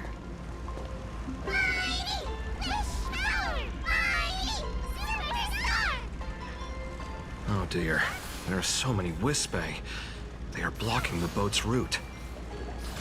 But no need to panic. Please follow my lead. Please make sure you have all of your belongings with you, and watch your step while disembarking. Thank you for traveling on this void liner.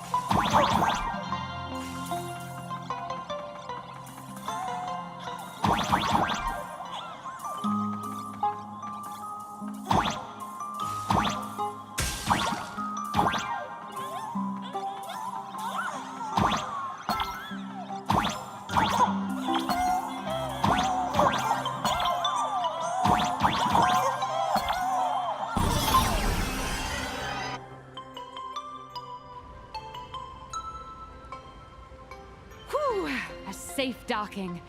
For a second, I thought we were going to hit an iceberg or something.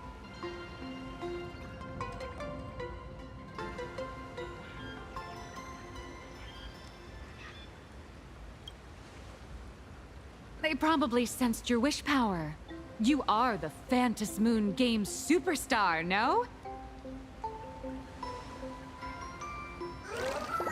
Look!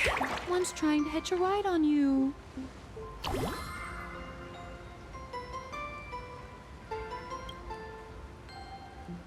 Must have been when we came ashore. Oh, what a devoted fan.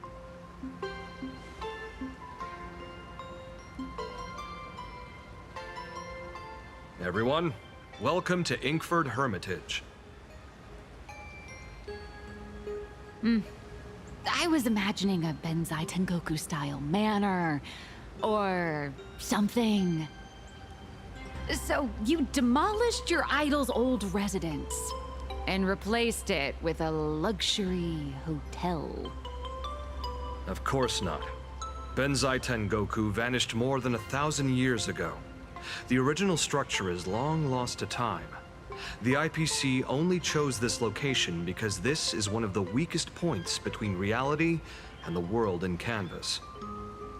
Many Imaginae are born every day, but just as many ancient lineages of Imaginae hide themselves away in the world in canvas once their wish power dry up, or as they grow weary of the mortal world.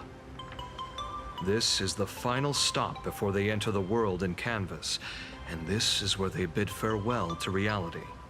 They rest here, organize memories spanning centuries, and then pass beyond the point of no return. Rumor has it that Graphia's soul appears from time to time to guide these weary Imaginae on their path. There's a sense of parting in the air. No wonder the soul of the mother of Imagenesis feels an attraction for a creator.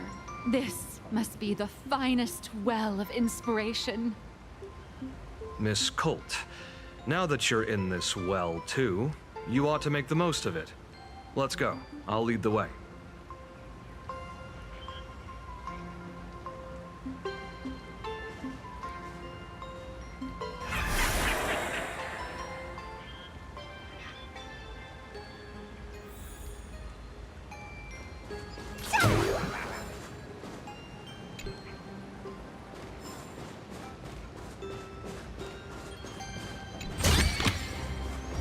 I get it now. You set up a surprise for me, didn't you?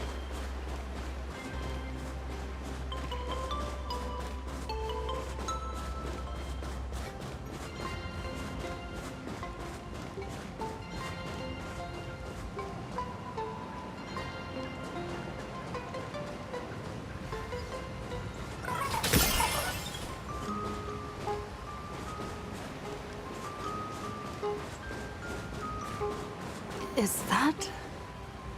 Ah, the golden tree in the distance.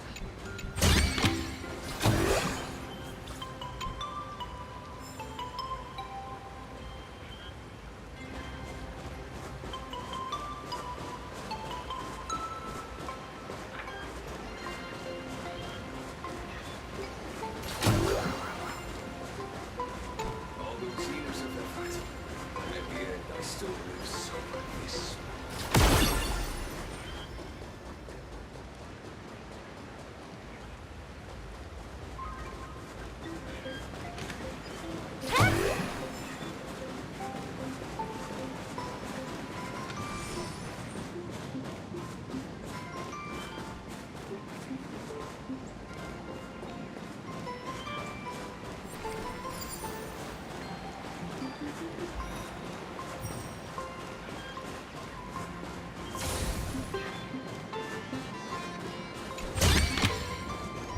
Could it be plot armor?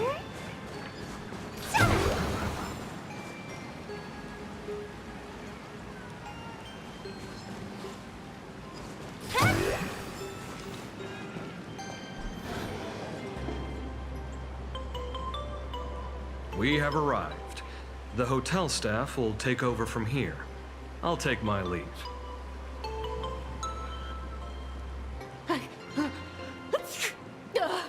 Oh, it's freezing. It's cold enough for a typical snowstorm mansion murder mystery. Anyone here? Here? Hello? Hello? Hello? Honored guests, my apologies for the late welcome.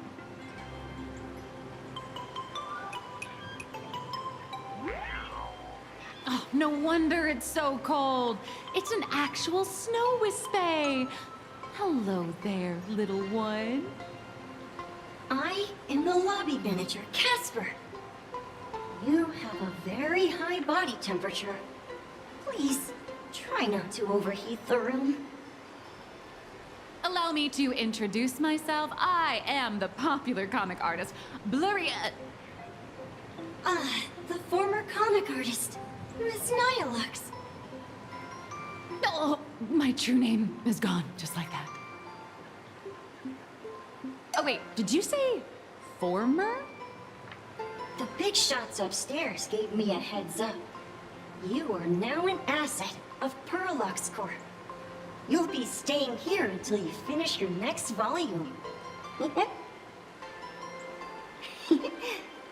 Every guest in this hotel is an Imaginé with quite a history. That Arcadian over there? That's a former superhero. Which one? Never heard of him. That one over there is one of the oldest strangelings. They're a former Kappa. These days, they work as the hot springs manager. A Kappa? Didn't that lineage of Imaginé go extinct when the IPC first arrived? There are still a few survivors that slipped through the net. As for Casper myself, I am a former frost giant.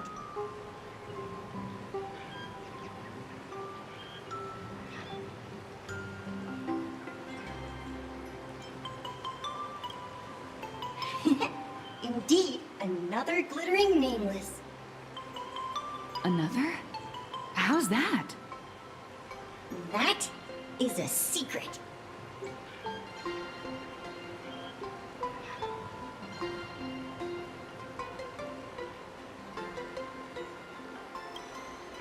Little old me was once a tall, mighty, and majestic giant. Of course, that was back in the Cinder Stage. So you're basically an antique who knows a bunch of old secrets. What corner did they dig you out of? From a block of ice. It is sad how a giant block of ice melts into tiny pieces over time. I have forgotten the names of most of my friends. And I have not tasted a crispy, charred Void Ranger in a long, long while now.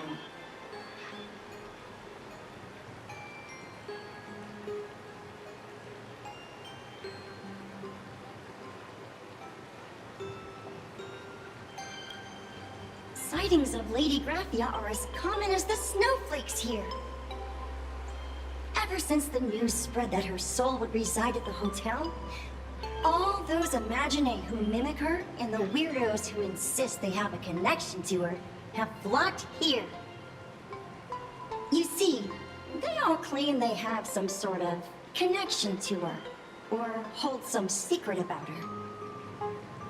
I bet they're just trying to scam people out of wish power and credits. Just like all those people who swear they're AHA. You're not wrong. But whenever the higher-ups ask for a report, little old Casper here can always pad it out and hand over a long list of names. Nameless, good luck with your inquiries. Bye now.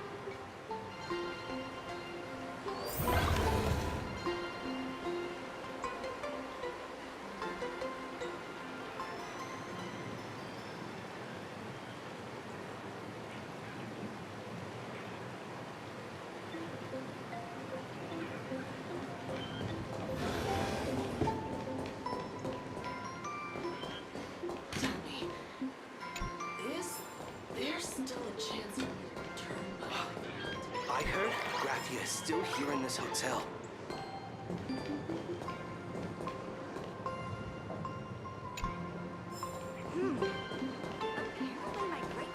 is still in this hotel too. You can see me, and I shall hide no longer. Indeed, I am Graphia, the sovereign of all paintings, the source of all schools, the mother who birthed all Imagine. Unfortunately, my wish power is spent, and I can no longer weave my imagination arts. But you and I share a fate, with just a few wish bays to aid me. I am Graphia. If you're giving away wish bays, you should give them to me. No, I am Graphia. Does this red armor not make it obvious?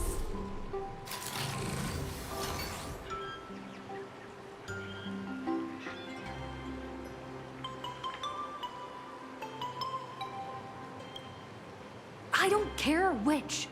One of you, come help me fight a Lord Ravager. The Lord Ravager? To be honest, we are Graphia, but we're not Graphia. Simply put, we are Imagine born from people's imaginations of Graphia. As for me, I was sketched by a rather unskilled illustrator for a history textbook, which explains why I look a bit rough. I am a wispy formed from the concentrated longing for Graphia in plain Arcadia. I am the armored goddess Graphia from the 52-episode animated series Apocalypse of Ashes, Mecha Wars. Care to witness my signature move? Dance of the Inkblade.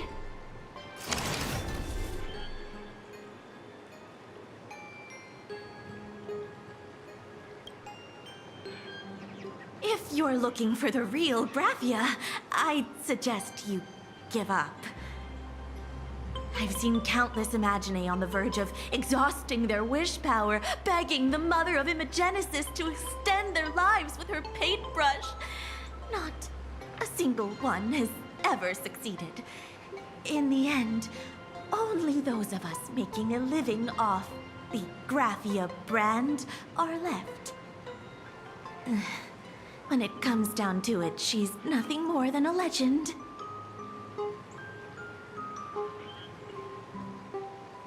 Who knows? Maybe the IPC made up some story to boost the hotel's revenue. I mean, the Cinnamon Age was over 1,000 years ago. Maybe the only thing left is the longing for Graphia.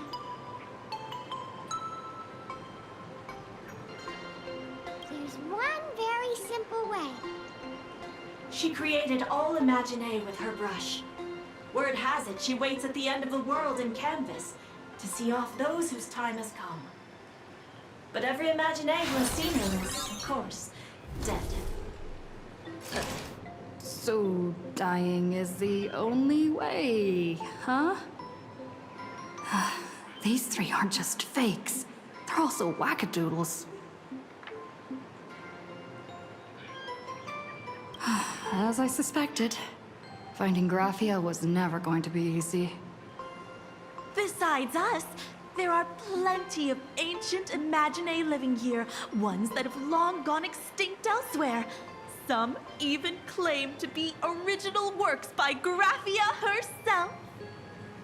If you're serious about finding Graphia, you should try asking them. I heard Graphia is still here in this hotel.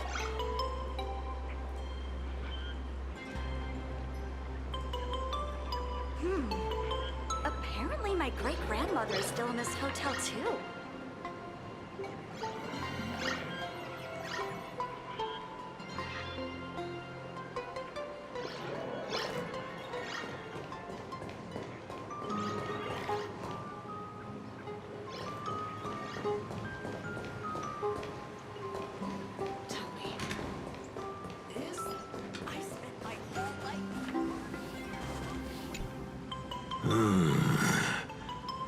I sense more stray thoughts and disturbance in the water.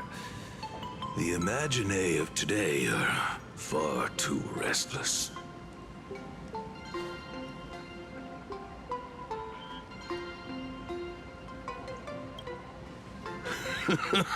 Yes, yes. This old soul is just scraping by with what little talent I have left. The humans here call me Sudscour, a filthy name, but fitting for this frail and wretched form. Are you here at the hot springs to wash away your stray thoughts? Or just to chat with the last kappa of Ahatopia?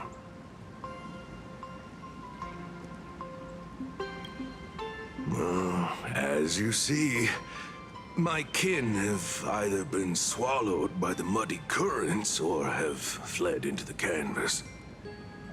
Long, long ago, my people lived in every river and pond in Ahatopia. We tended the crops for the artists, and in return, they painted our descendants into existence.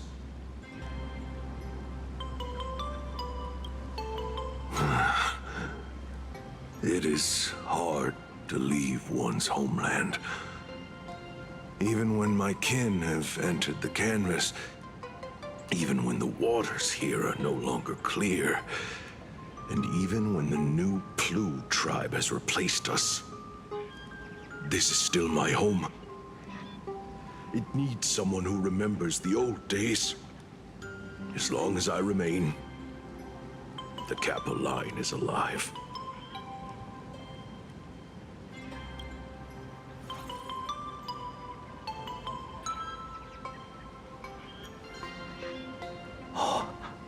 Lady Graphia is the one who guided all Imaginae. Her name shines like moonlight through my dimming memories. Back then, the demons from beyond swept in like a dark tide. The filth and flames they brought could turn even the clearest stream into a toxic swamp. We Kappa were weak and could only shiver at the bottom of the rivers. But it was Lady Graphia who found us. She encouraged us, saying that every drop of clean water held power against the darkness. She taught us how to use water to protect the displaced mortals and wash away those impure monsters. Though our impact was limited, that was the most heroic era for my kind.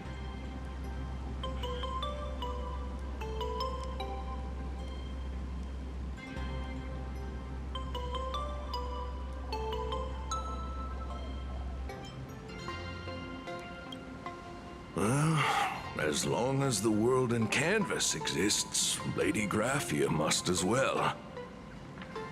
There is a saying that if one who is weary of the world prays to her with true devotion, she will arrive on a ferry to lead them into the canvas. If you seek clues regarding Lady Graphia, you should visit the mountain behind the hotel. There are atonement statues left by Imaginae there, filled with their prayers. It is also the site of Graphia's former residence. Casper likes to wander around there. He is a strangeling far older than I. Perhaps if you play in the snow with him, he might show you the way.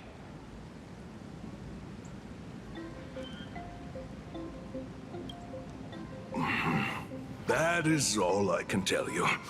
After all, I am just a stubborn old Kappa, trying to keep this one pool of water a little cleaner.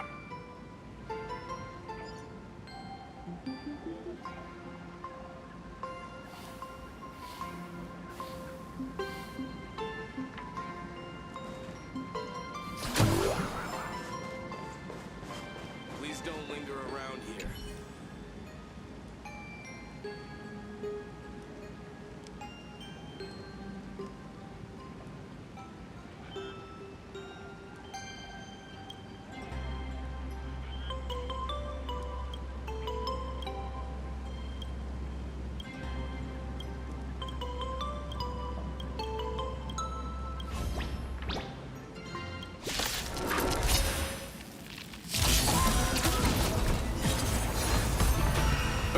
shatters, heaven trembles!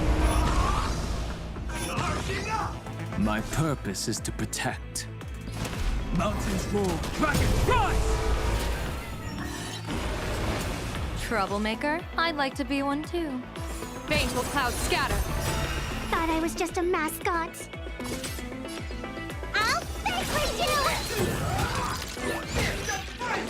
Blessing in disguise.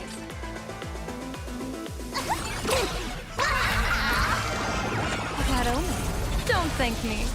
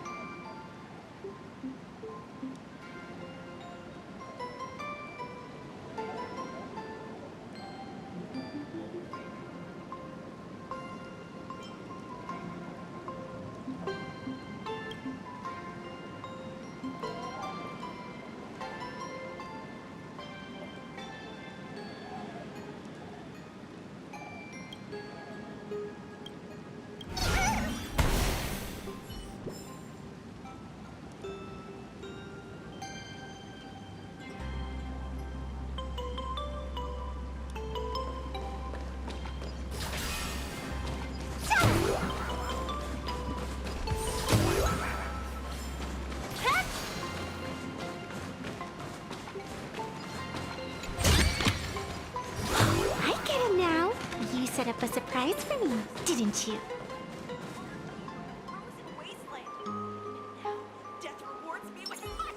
A will of metal and stone.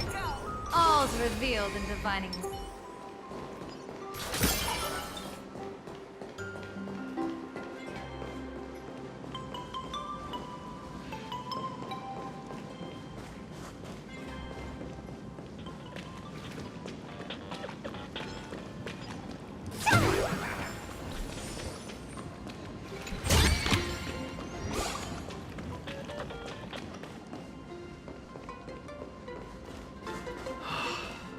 Glass of milk reminds me of my grandma.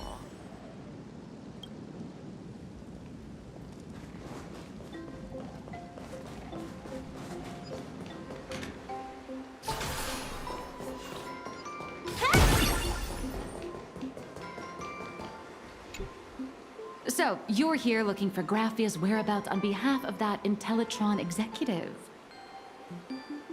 I think it's unlikely that the mother of Imogenesis will see her.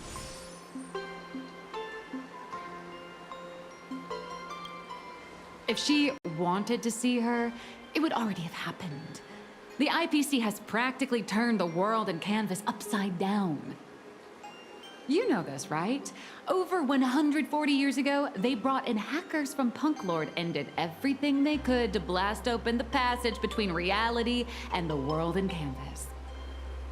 I think disturbing her world and canvas like that must have upset the mother of Imogenesis.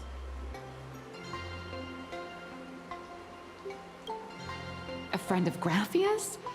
Just how long has that person been alive? So that friend wanted you to find Graphia, but they didn't tell you how.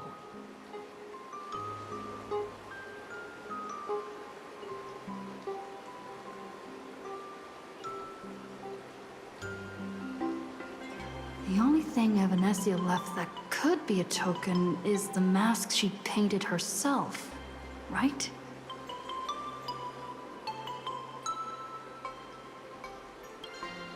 Normally, I'd suggest you play that little snow puff ball for info.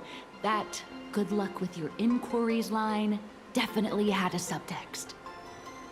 But since you're asking for a bright idea, you must have heard that in a certain corner of the universe, there's a mysterious ritual that can summon historical figures to the present day.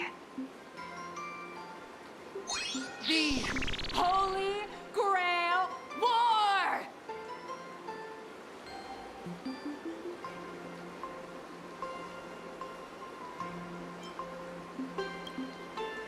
right! That was your big adventure in Penacony. Oh, how nice. I hope Plain Arcadia holds one too. Then I don't need to explain the method. First, we need a catalyst. Do you have Graphia's brush or palette? Doesn't look like it. No matter, Miss Colt has got you covered. We use ley line resonance. This hotel is built on Graphia's former home. It still has a connection to her, like that vibrant golden tree.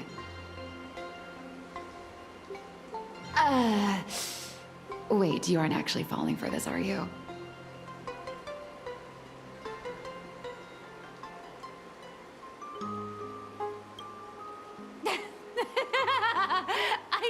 I was just kidding. Sorry. I was just trying to lift the mood. Oh, honestly, I'm a chronic deadline misser who can barely save her own skin. How am I supposed to help you?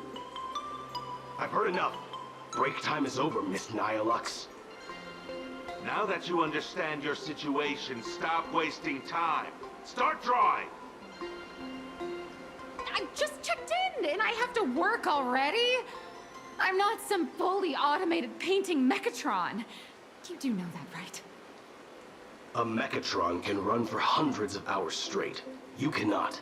That's exactly why every second counts. Now right this second, start increasing your value as a quality asset. Hey, wait! This is kidnapping! Little raccoon, help me!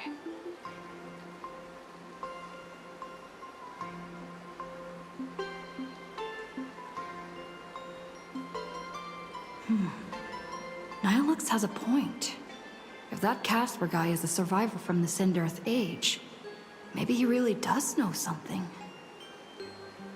Anyway, I'll start by asking around here.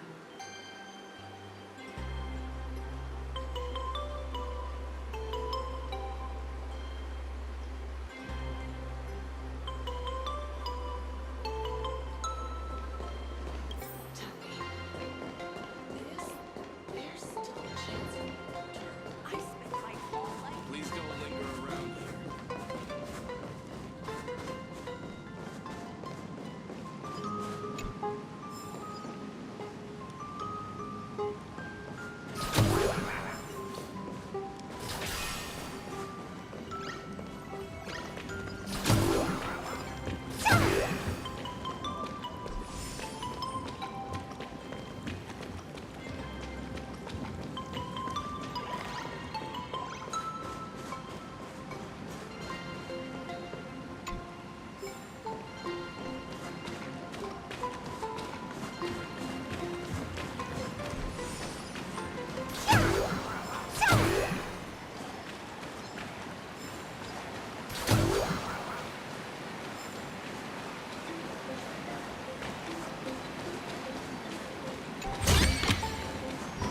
Could it be plot armor?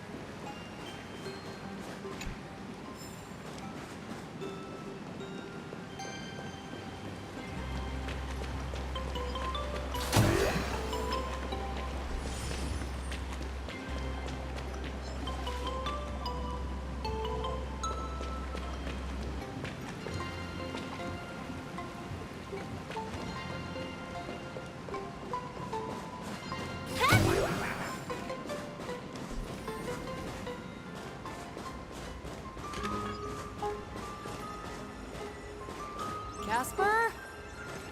Are you there? Nope. I'm not.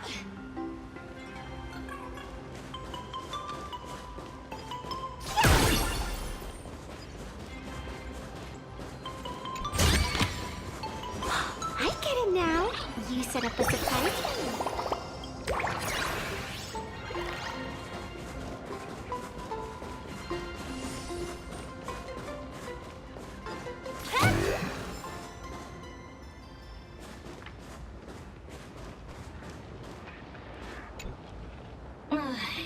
You found me, current nameless. I knew you'd come to ask about Lady Graphia. But if I tried too hard to remember things from such a long, long time ago, my soft, squishy head starts to throb, and then I start melting.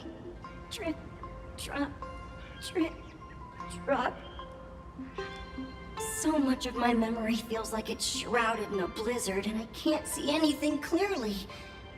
I'm sorry, but I don't think I can help you.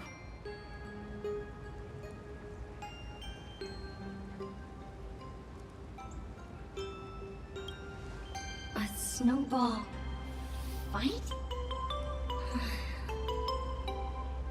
The game, the name, it feels so familiar. It feels like I had snowball fights every single day a long time ago. Shaping the snow into balls and flinging them at whatever strange intruders came barging in. Well then, come at me, Nameless. I'm a snowball fight veteran. I won't lose.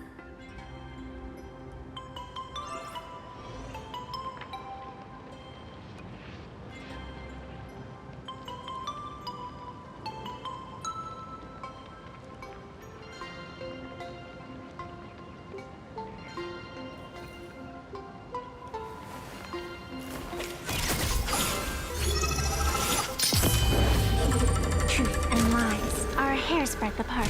Only the heart can judge.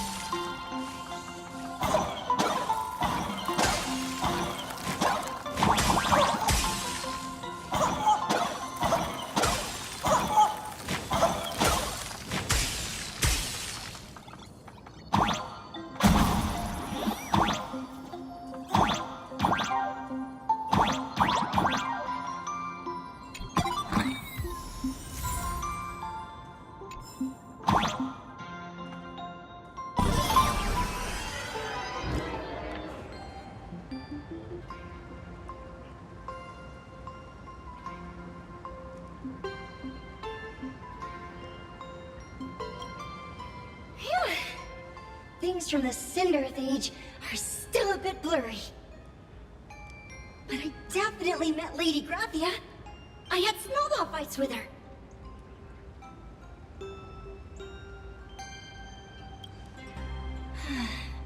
She was a great painter who led us in snowball fights. She'd even paint portraits for everyone. Back then, when we wanted to see her, we'd go to her doorstep, light the ground lamps, and shout, "Snowball fight!" Then Lady Graphia would poke her head out of the window upstairs, unfurl the scroll, and whoosh! Slide right down into the snow. Then we'd have snowball fights against the Void Rangers together, under the giant moon. If we won, I got to swallow the Void Rangers whole. They were so crispy and tasty.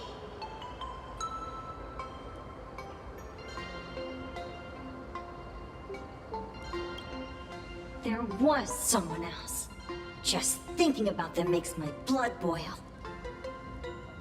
He was a snowball fight master. I remember one time, 8 of us teamed up to challenge him. But that guy knocked us all down with his snowballs like it was nothing. All from so far away. 6 of my friends were lying on the ground, feeling beat.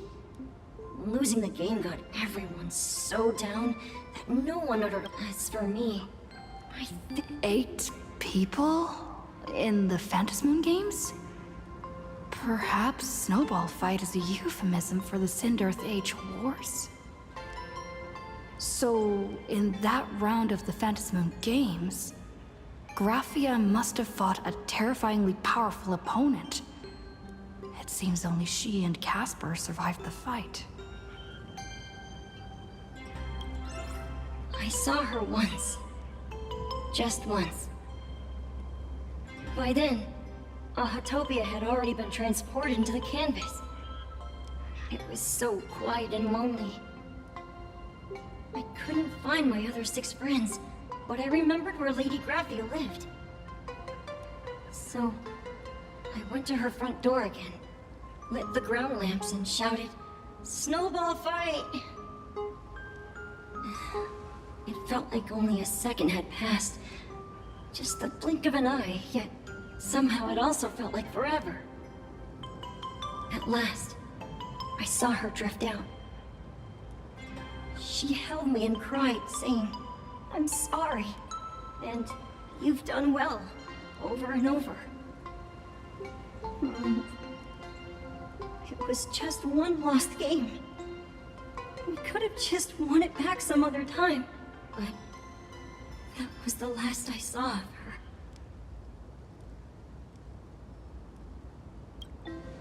I only shared some memories of a snowball fight. If it helped you, Nameless, then I'm happy. That's about all Casper can remember.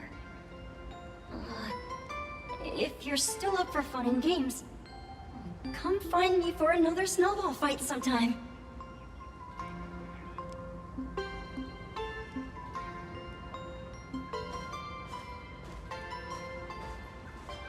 So, to summarize, Casper likes to light the ground lamps and call for her near Graphia's old home. Now, where can I find those ground lamps?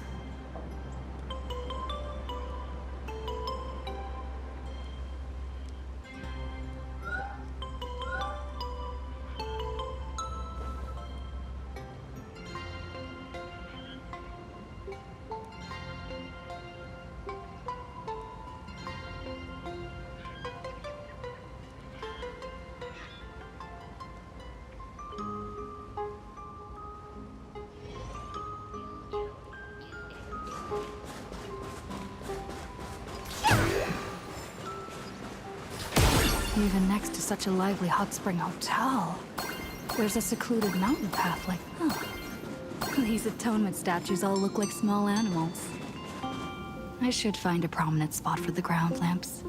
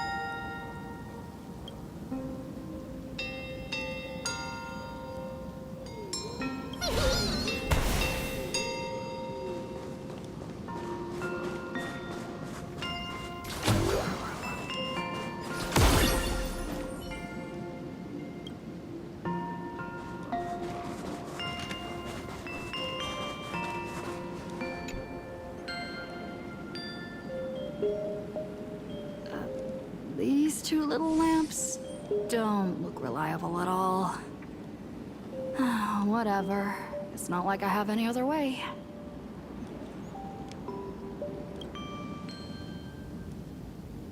Who dares disturb my 1,000-year slumber? Not only will I refuse to grant you 3 wishes, I shall also lock you in my canvas to suffer in my stead!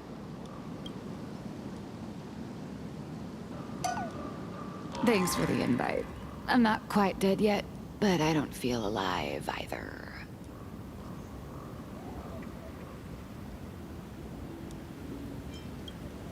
I'm testing the deadline.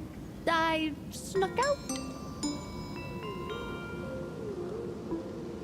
This mountain path is so quiet and secluded.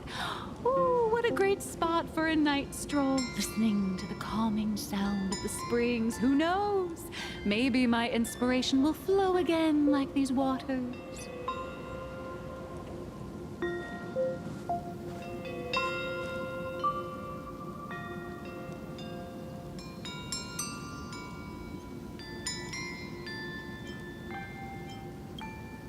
I was hoping to find some inspiration out here. With those 2 goons breathing down my neck, anyone would hit a complete creative block. Look at this old stone statue! Ooh, doesn't it look like Hemicat? I just reached the real versus fake Hemicat arc in my comic. Let me pay my respects. Maybe Graphia will bless me with enlightenment.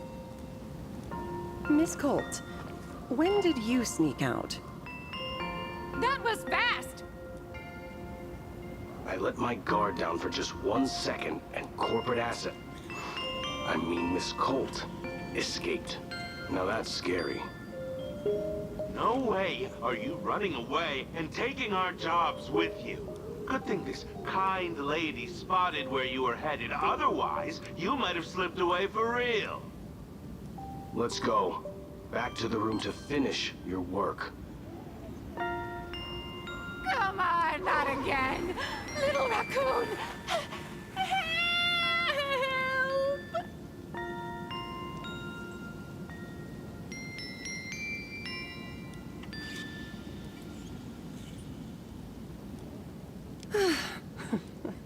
Being an artist sure is grueling.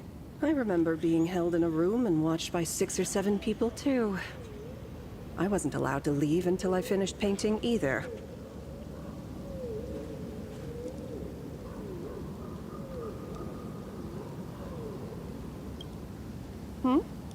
You're asking me? Weren't you the one searching so desperately for me? My name is Murata Graphia, guardian of the world in canvas. It is a pleasure to meet you, nameless of the Astral Express. You're saying you are Graphia? Huh. She really does look a lot like Himiko.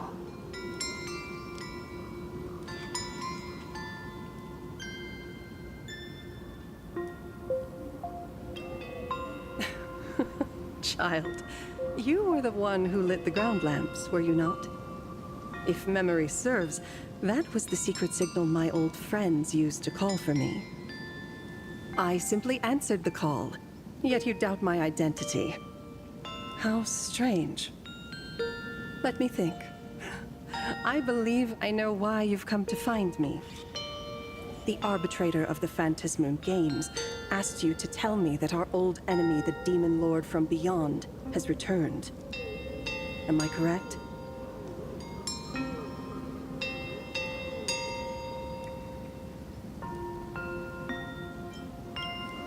Since Ahatopia's in canvassing, Evanescia and I agreed to guard reality and the world in canvas separately, never to meet again. But over the past 1,000 years, I often hoped we might reunite in some way.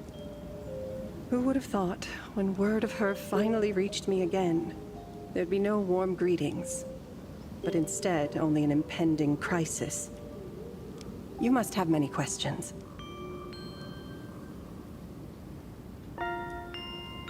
My, you certainly have a lot of questions. But before I enlighten you, during the Cinderth Age, that demon lord from beyond once took the form of a friend to infiltrate the Resistance, causing catastrophic casualties. I must confirm your identity, Nameless. Do you carry a token from Evanescia?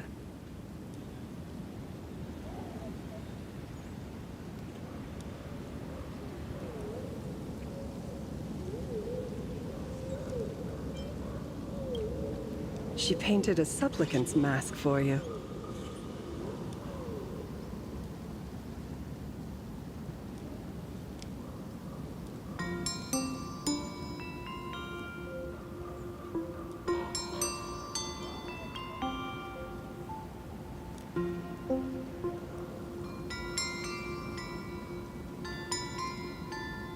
The secrets you seek are many and tangled.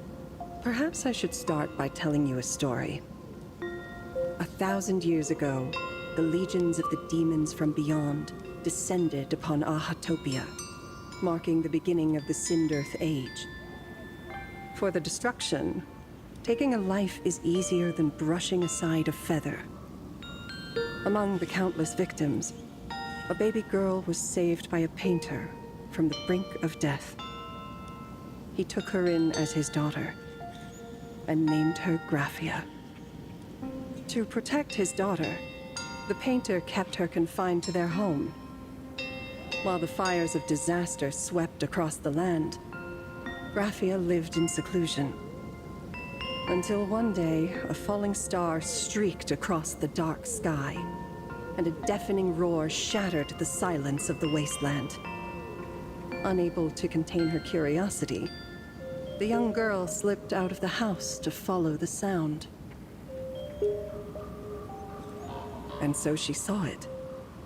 Beneath the cold Phantasmoon, a tower of infinity stood on the mountain range at the edge of the horizon. This tower had countless windows and rose section by section, slender and tall. More than an actual tower, it looked like a wounded iron dragon that had fallen to the earth.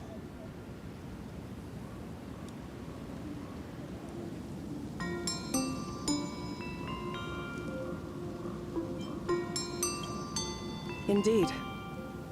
That tower, which stood only for a moment, was the crashed Astral Express. And Graphia's family name, Murata, came from the wondrous sight she saw. At the time, the wrecked train was surrounded by countless abominable monsters. Amidst these foul enemies, a few warriors in strange attire fought tirelessly. But they fell, one by one, unable to withstand the endless tide of monsters. It was only much later that Graphia understood that those who fought and died for Ahatopia shared a common name. The Nameless, who walked the path of the Trailblaze. That was the day that Graphia stepped into the mortal world. Her life as the mother of Imogenesis began. in a long, drawn-out war, fought at a severe disadvantage. She was forced to seek the aid of the Phantasmoon Games, attempting to use the mighty power of an Ionic ritual to lock the terrifying demon lord from beyond within a limited battlefield. This was also the first time in the history of the Phantasmoon Games that the 8 supplicants joined forces to confront a powerful enemy from beyond, the Lord Ravager, Asat Pramad. She lost. Graphia did not win the Phantasmoon Games, nor did she manage to kill Asat Pramad. In the final days of the Sindirth Age, she gathered every ounce of wish power to paint the world into a scroll. Using herself as a nail to steady the canvas, she sealed the Lord Ravager outside.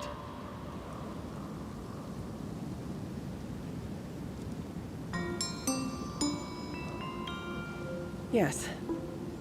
As long as the scroll still enshrouds reality, he won't be able to lay a finger on the Leviathan's remains buried deep within Ahatopia. The story is over. I have received Evanesia's message. I also have a token I'd like you to give her. Please, let us journey together to the other side.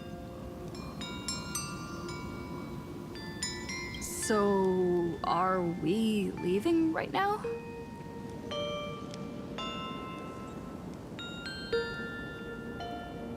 No, there is no need to rush. You have a friend here who is lingering with a heart full of farewells. You mean... Blade? Follow this path down to the riverbank of Myriad Wish Grove. You'll find many Wispe gathered there. When you are ready, choose a Wispe. Whisper Graphia's name and your wish to cross over to the other shore. Then release the Wispe into the river. When the time comes, I will bring the ferry to deliver you into the canvas. Graphia vanished? How elusive. Anyway, I should head to the riverbank of Myriad Wish Grove first.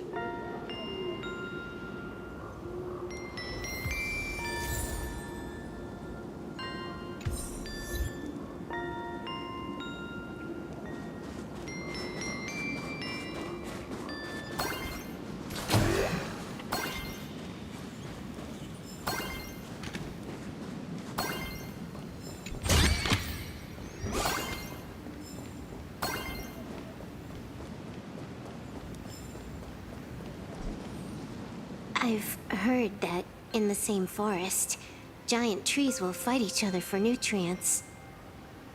How about this? We just feed Shuhu to that tree in the courtyard. It would save us a long trip. Say something. Didn't know you were a forestry expert. I'm not joking. I'm serious. If the Elwood absorbed another emanator of abundance, it would likely bring about an even greater catastrophe. Right now, there is no other option besides the Veracity Husk. If the abundance grows too strong, the Ambrosial Arbor loses control, and the Arcadia is doomed. If the abundance is too weak, the husk spirals out of control, and the Arcadia is doomed just the same. It's called an Arcadia, but the whole thing is built on a razor's edge. Does that mean the essence of the elation is just dark humor? You're afraid. I'm not. I respect your choice.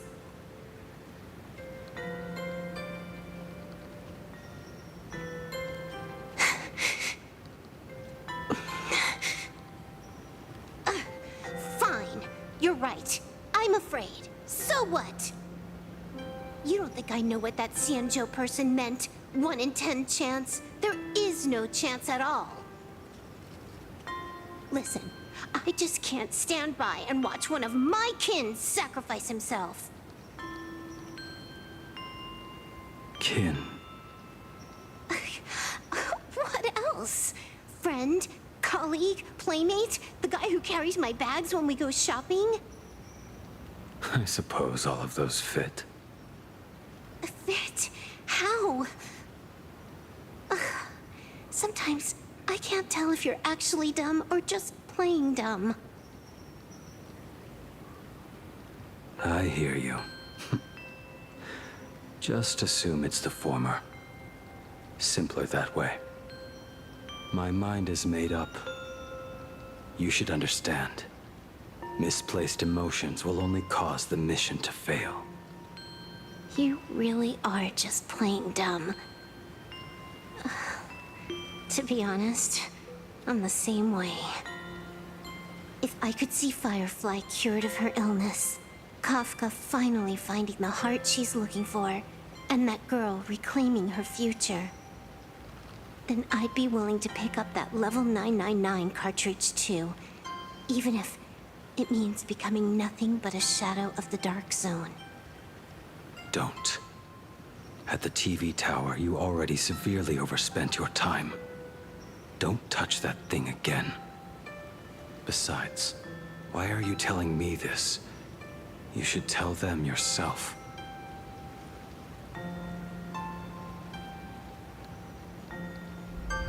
Because just like you, I'm a total, stuck-up softie. Happy now?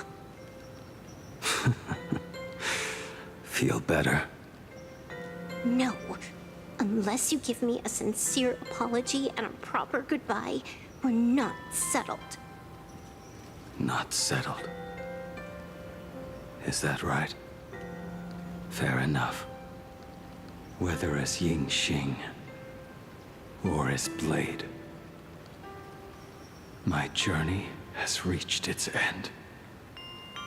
Before the final verdict, I should say a proper goodbye to my kin. Who's there?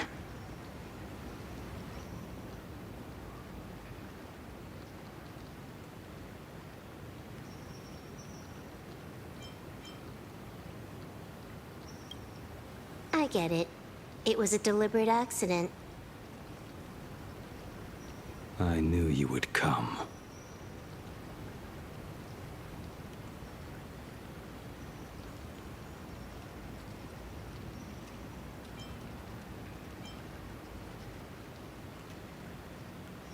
I met the legendary Graphia.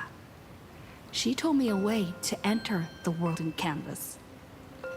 If we simply chant her name and release a Wispe into the river, she'll come to ferry us. A legend from 1,000 years ago. And she's actually still alive? It really makes sense. After all, you two are practically the same age. Knowing that gives me a bit more hope that you can actually make it back.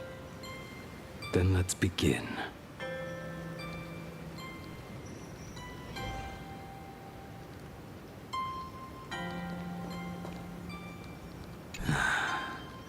You are unusually talkative today. Are you trying to buy time?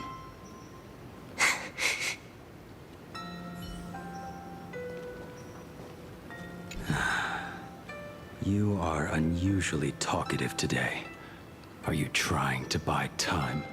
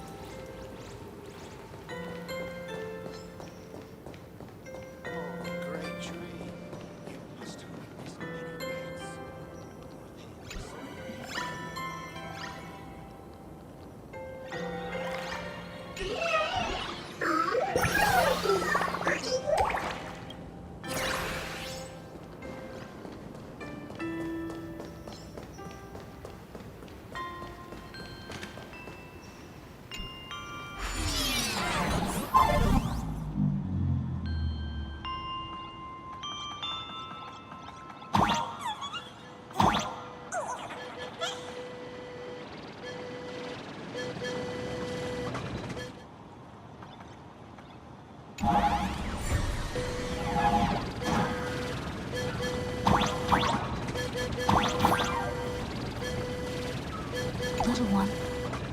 I choose you.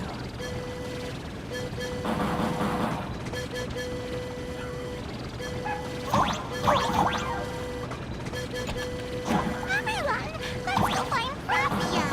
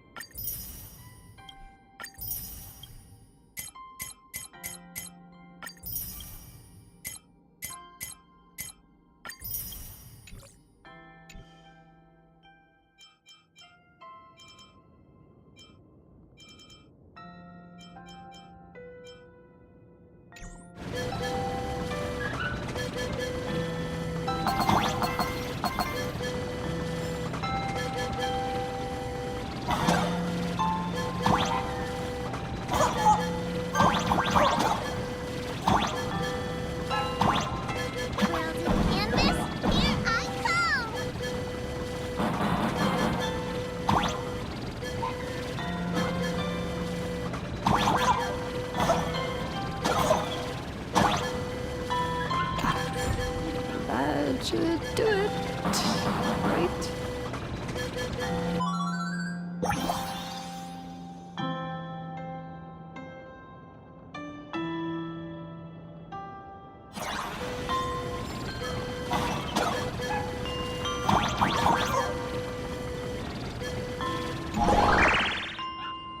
I summon Graphia, mother of Imagenesis. May she come forth and deliver us into the world in canvas. No wish they were harmed.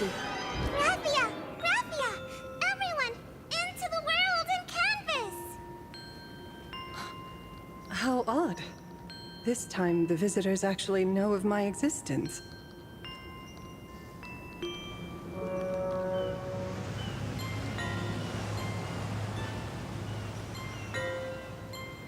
Strange.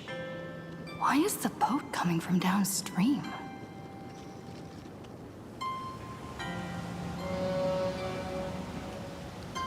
I heard your call, and have come by boat to guide you across. Greetings, travelers who seek to leave the mortal world behind. It is a pleasure to meet you. Oh? Not an Imagine, but someone here to settle the past and family members seeing them off? I guess so. The power of abundance. What a nostalgic scent. There is something terrifying slumbering within you. I've heard that something lies at the end of the world in canvas with the power to suppress it. Will you show us the way? Ah, I see. You are better informed than I thought. I understand. Time is of the essence. Please, step aboard. Thank you. The mountains lie distant. The waters still. And snow settles. A fine moment to bring this weary life to its end. Bring a weary life to its end. To my eyes, the power taking root within you is far from withering away. It's just a matter of time. The journey downstream is long. As is custom, I must collect your past stories as fare. I shall use them to paint the path forward, which will guide us to the other side. My past stories. I am not much of a storyteller. There is no need to weave your thoughts into a complete story. A single memory, a single breath. These too are parts of your past. Only by letting go of the past can you truly set forth with an open heart. Is that not so? Go ahead. Say something. I'm curious too.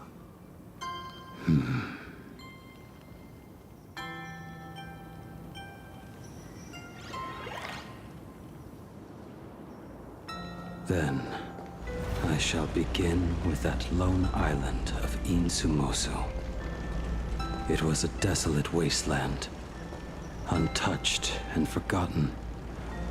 Desolate, cold, the perfect place to lay the dead to rest. I planted rusted, broken blades in the wasteland as a mark of my departure. Little did I know that even after joining the Stellaron Hunters, I would find myself returning there time and again, bringing along a few new swords with me. Their owners, some of them sought my life, only to fall by my hand. Others simply wished to see me one last time, as their own lives flickered out. I was once a craftsman, and those swords, they were all my own creations. I raised those wordless monuments for my old friends, one by one, until they became a forest of broken blades. And what about me and my sword? When will it finally join them in that forest?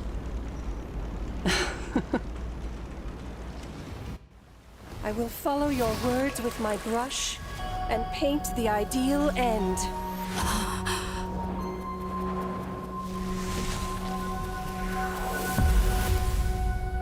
Sword barrier. We've reached the shore you've been seeking.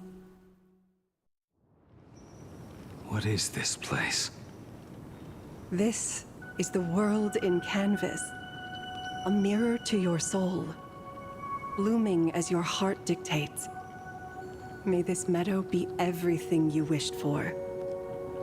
Superb artistry. And yet, I thought you would paint the desolation within me instead. Desolation? I saw no desolation in your story. Instead, I found the lingering regrets of a master craftsman. The fire that tempers black steel and shapes 100 blades does not burn upon the forge or anvil. It burns within your heart. That spark within you has yet to fade. It is why this plane has chosen to bloom into flowers. We've got no clue what you two are on about with all this cryptic talk. But you smiled just now, didn't you? No, I didn't. We should go.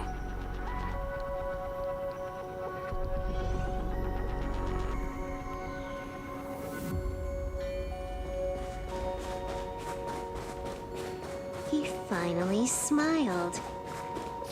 I'm actually the one who can't even smile. This sucks.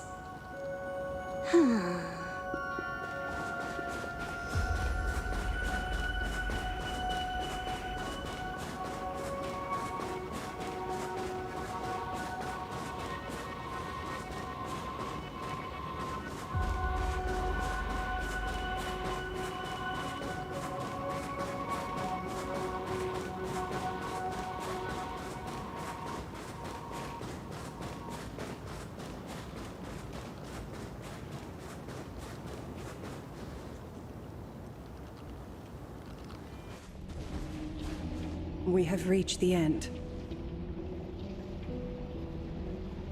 That blue maw. So, this is it. Correct.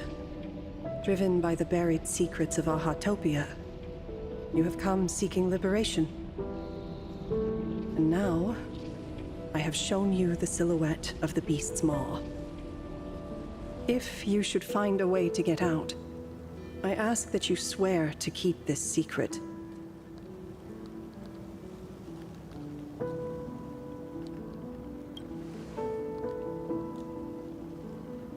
I will keep the secret. That blue maw, can it truly consume the abundance? Only a beast of insatiable hunger can end a plague of eternal growth. I have stood watch in this realm for a millennium, beholding the eternal conflict where the veracity and the abundance remain locked in strife. Oh, undying soul, the fate that awaits within those depths lies far beyond the reach of our conjecture. Perhaps you will vanish into nothingness in a mere heartbeat. Or perhaps you will endure a millennium of gnawing, constantly regenerating only to suffer once more, with liberation remaining an elusive dream. Beneath that calm of yours, I can feel an old friend lingering. Agony.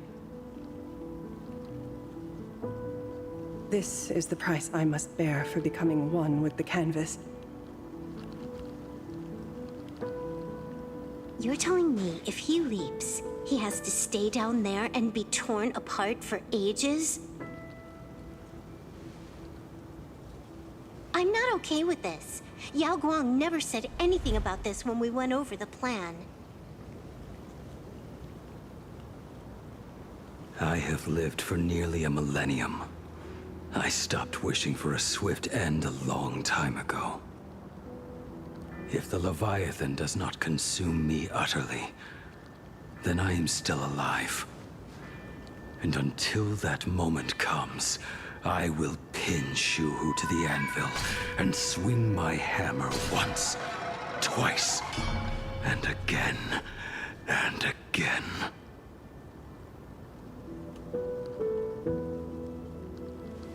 Is there really no other way?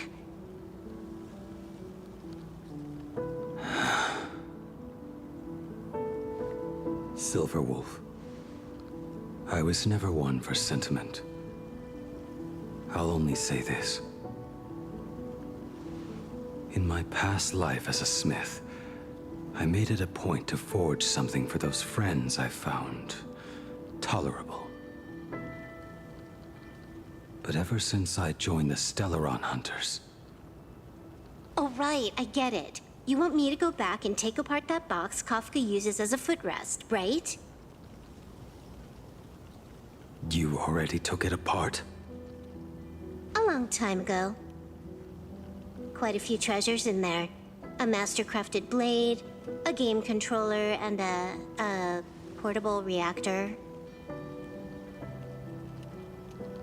That's the armor core, reforged from the remains of the Glamoth Queen. Oh, and a cat-scratching post. When did you find out about these items? You? You mean we.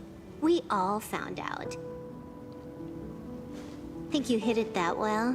Please, give me a break. We're a pro team, you know.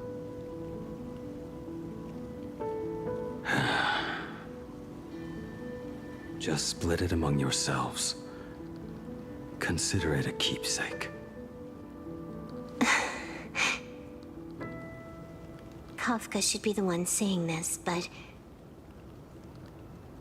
You are the most perfect blade the Stellaron Hunters could ever have.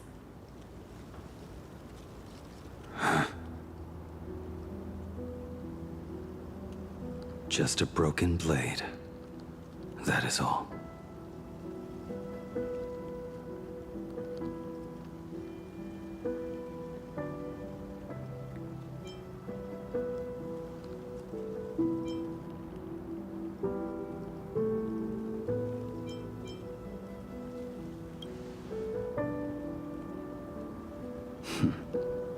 You talk too much.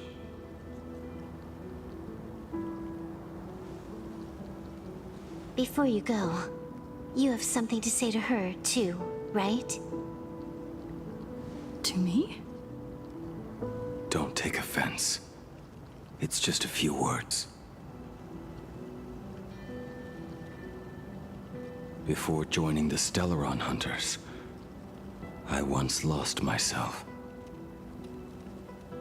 Unable to see the future, yet unable to reclaim the past. Just like you when you were first reborn. Whether we chose this path, or were forced onto it. Leave no room for regret. And never deny the path you've traveled.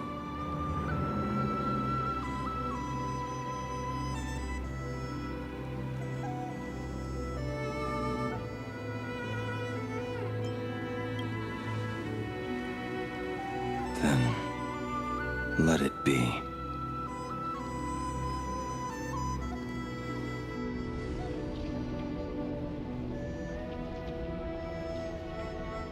It's time.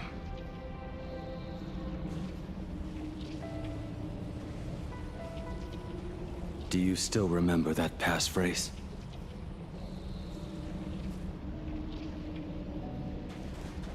No need to step forward. Just recite it in your head. 3 of a kind. 2 pair. Ace. Go.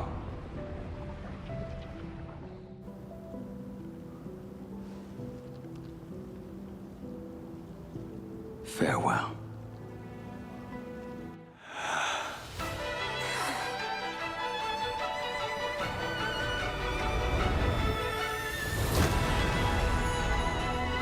Let everything end, or truly begin.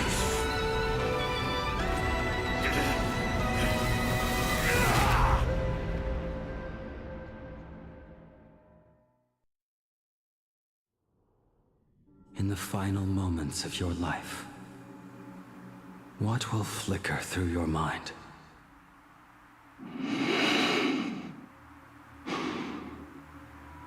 The devouring. Has it begun? How much time has passed?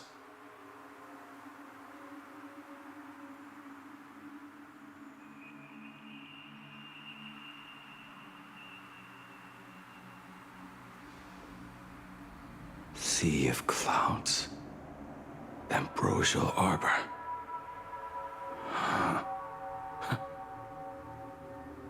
To think that with death so close, this is the scenery my dreams would conjure. My heartbeat.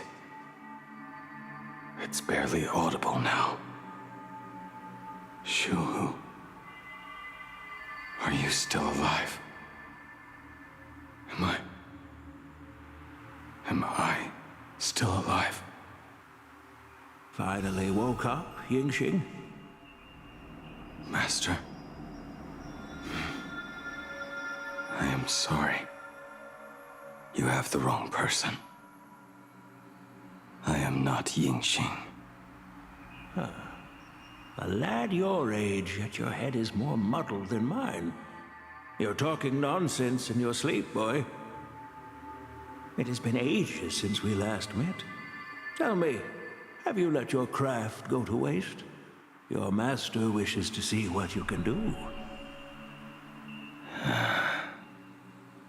Not a sweet dream of toasts and laughter, nor a nightmare of clashing steel.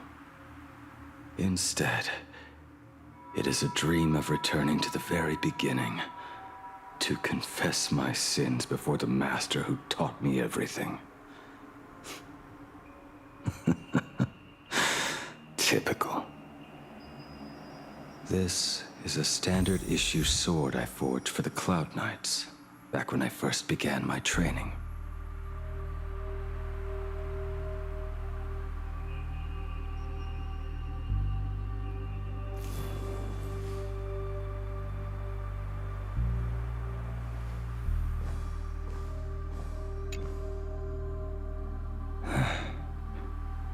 Looking at it now, it is a crude piece of work. Senior Frater, are you truly from a short-lived species? Why do you ask? I mean, no offense. I just wondered, why would you come all the way to the Xianzhou to learn the craft? My home became a grazing ground for those boars and beasts. My parents, they're fertilizer. Unlike you, I won't live to see them wiped out. But my blades will. Look at this blade. Fresh from the forge today. I made it. That is so cool! Stop flattering me. This is just a standard issue sword for the Cloud Knights. According to the template, its name should be New Blade 01.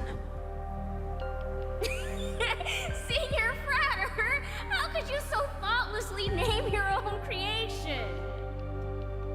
The very first assignment Elder Huayan gave his disciples is, what defines a blade? He always says a name carries the weapon's destiny. A lone cloud drifts. A crane departs the woods. Let's call it Departure, Junior Frater. Senior Frater, I thought you'd go with Lone Cloud or Guiyun.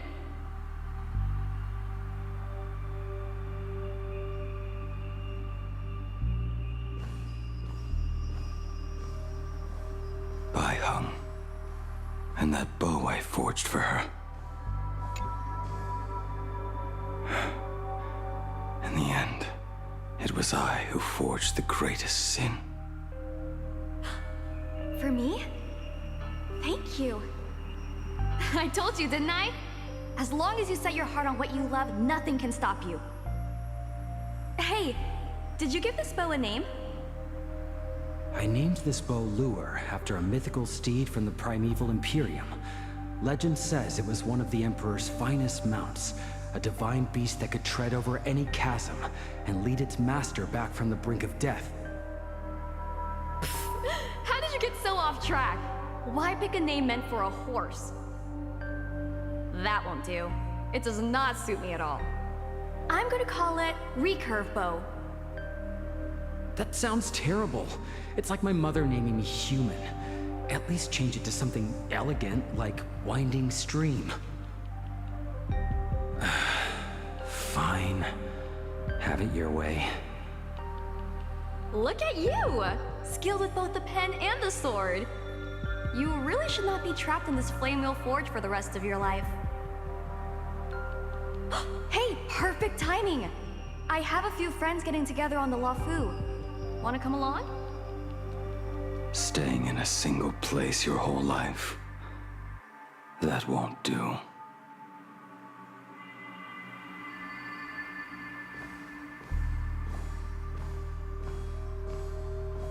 Jing Yuan's Devastator Glaive. The weapon I promised to forge for him all those...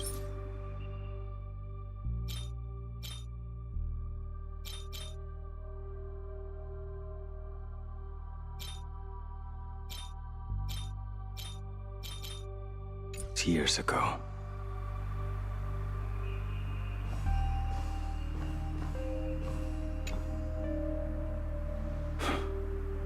Old friends have drifted across the stars, but he remains. A genius. I suppose Master Jingliu's swordplay should be no trouble for you then. You little rascal. Do not try to act like my senior just yet. I am from a short-lived species. Xianzhou swordplay takes hundreds, even thousands of years to master. I simply do not have the time. I heard your bold claim. I'd rather leave this world in a blaze than live until the end of time. It seems you think little of us Xianzhou people, then? My, the future sword champion has sharp ears. It was just drunken rambling. Don't take it to heart. It would be a waste to throw my skills away on the battlefield. You go to the front, and I will forge the divine weapons for you. It is a promise. All right, deal. Then I want a Devastator glaive, 4 meters long, decorated with green silk, and you should engrave the blade with cloud patterns. Or maybe lightning. Wait until you have grown a bit taller. Then it is settled. When the time comes, you shall arm each of us with a weapon of our own. Let us face the fires of war in your place, and handle all that tedious business on your behalf. Come, friends, drink up. We 5 come from all walks of life, but here and now, we are one. Together, we shall bring glory to the Cienjo, and peace to all who dwell beneath the stars. By the rainbow and the 10 lords, if I betray our bond, let all of existence hunt me down.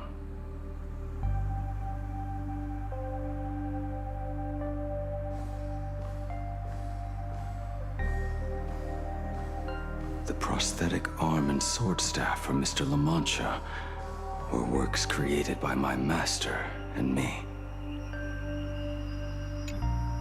He came to visit me even after I was cast into the shackling prison. Yingqing.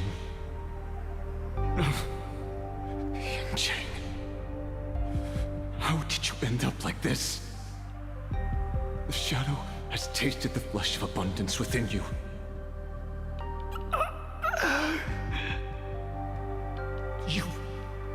You cannot even speak anymore. Yingqing, look at me. Lift your head. It was only thanks to you and your master that the shadow of veracity was sealed. I owe you both a debt of gratitude. So I have but one question. Do you want out? If so, just nod. There is always a way out. Just give the word, and I will carve a bloody path to get you out, right now.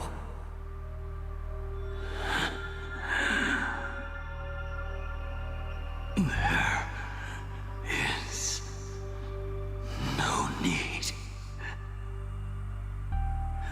I must atone for my sins. Perhaps if I had taken you away from Flamewheel Forge back then, your fate would have been entirely different. I respect your choice, just as I did all those years ago. Pity. So much in this world does not go as we wish.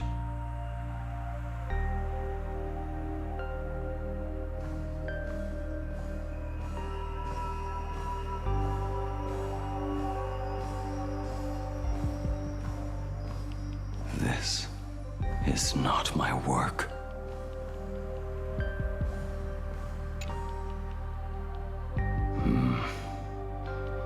This was where my life as Blade began.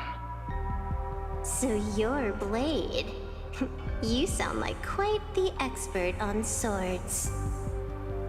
Oh, good timing.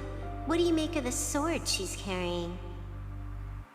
The blade itself is fine, but the technique is wrong.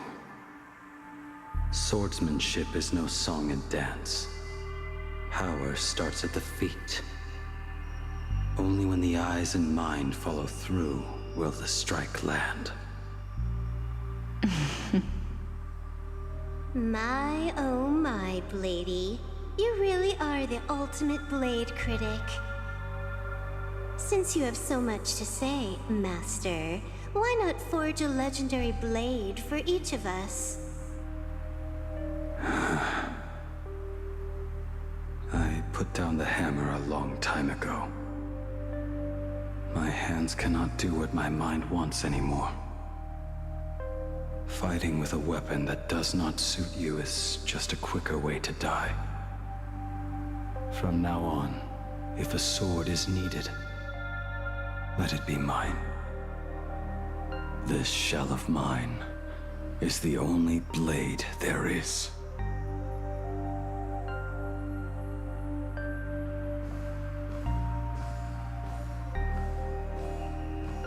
A weapon given by Ying Xing to an old friend.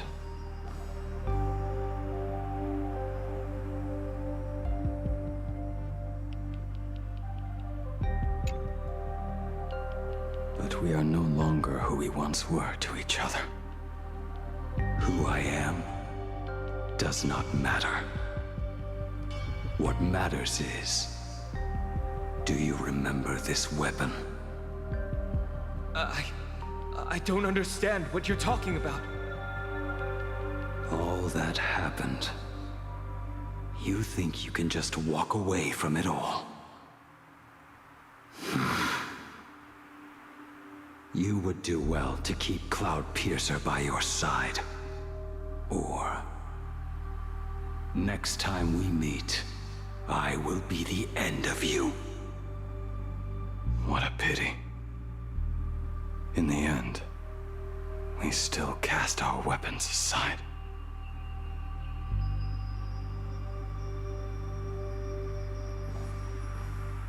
Apprentice, come here. Finally. Is the end in sight?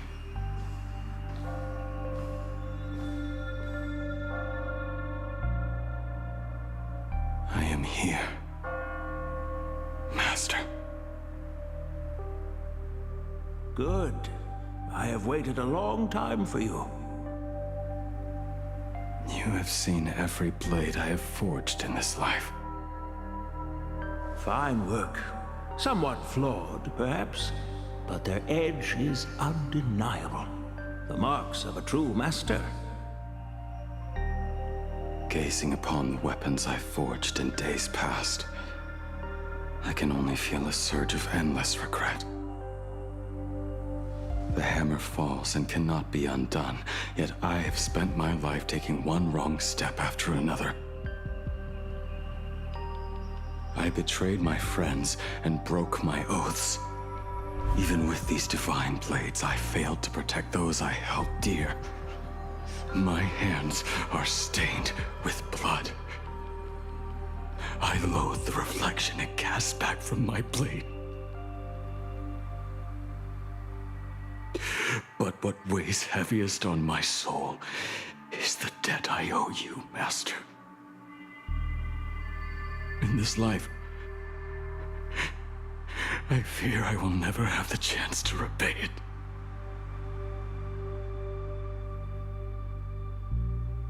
Let it all out. You feel a bit lighter now, don't you? But isn't there one last piece you've yet to show me?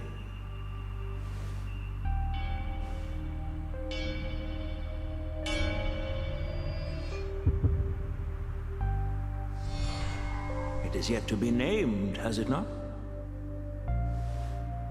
That is a mere scrap from the forging of Shard Sword. I hid it away, fearing it would bring shame upon our school. Master, how did you... Can a mere boy keep secrets from his master?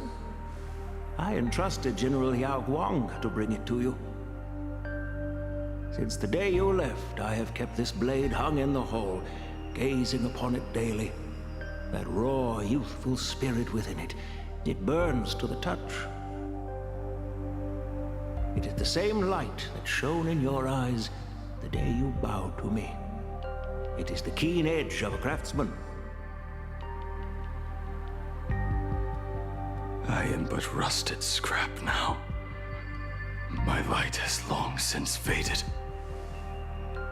This is where I belong. Buried.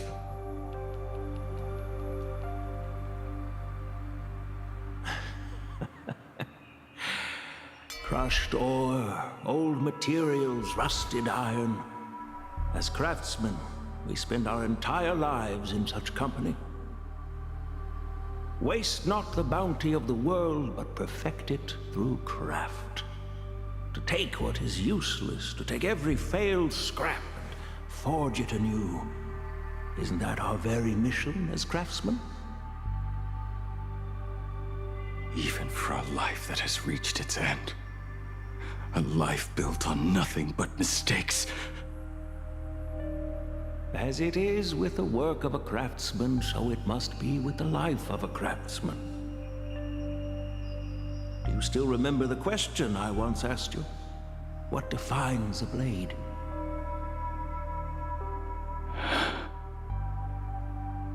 The answer already lies within you. Go now, and forge it anew.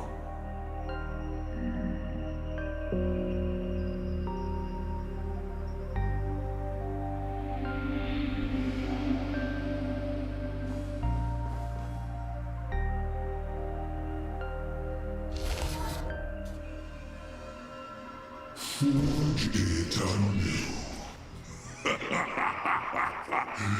Interesting. Now I wish more than anything that I could just live a bit longer. Ying Qi himself said that back when he was nearing his end.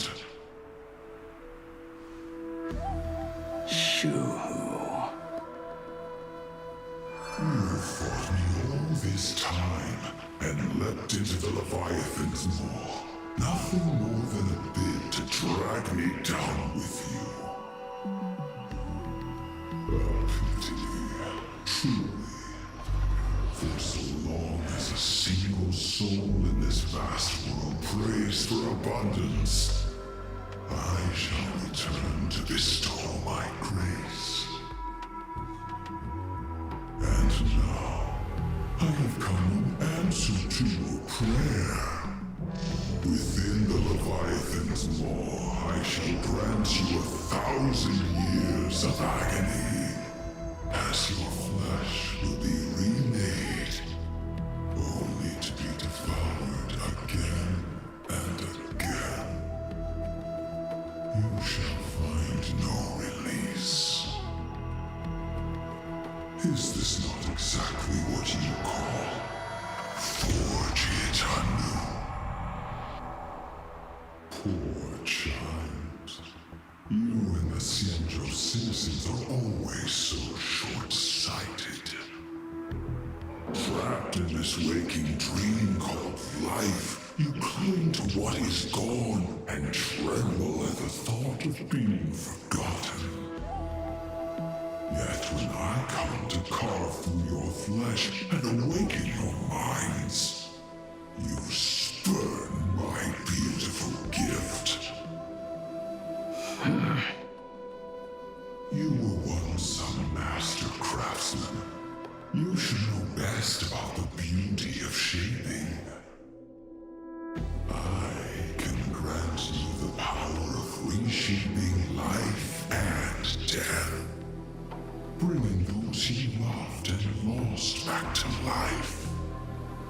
Let your friends return to this world again and again, giving you the chance to right every single wrong. Righting wrongs. You mean by carving out more walking husks like me? Things that crave an end they can never reach? That is but a fleeting pang, a necessary tempering on the path to eternity. If you persist in spurning this gift, this maw shall become your prison for all time. Your body will churn for millennia, caught between being digested and reborn. Every inch of your flesh will remember the agony of being ground to pulp, until your very will dissolves into nothing. that can cry out my name. Are you done talking? Do you truly believe that I am the only prisoner here, Shuhu? You are the one bound most tightly by your chains. For so long as a single soul in this vast world prays for abundance, I shall return to bestow my grace. You are nothing but an echo of them, a slave trapped within your mission of compassion. You mock our obsessions. You are Yao Shu's most pathetic prisoner. Are you trying to provoke me? No. I am pronouncing your sentence. I never dove into this abyss for the sake of a mutual end. I came for forging. As long as you cling to life, you must keep reshaping this body to fight back the gnawing from the veracity. And that struggle is exactly what I want. Let the maw of this Eon husk be the furnace. Let our undying flesh be the iron. And let death, 1,000 times over, be the hammer. Right here, I shall forge and recast you again and again. Not to destroy you, but to create a cage that can hold you prisoner for all eternity. And the thorns of this cage shall forever be aimed at that savior who branded you with your mission. Yao Shu. Are you ready? To turn your vengeance against your god.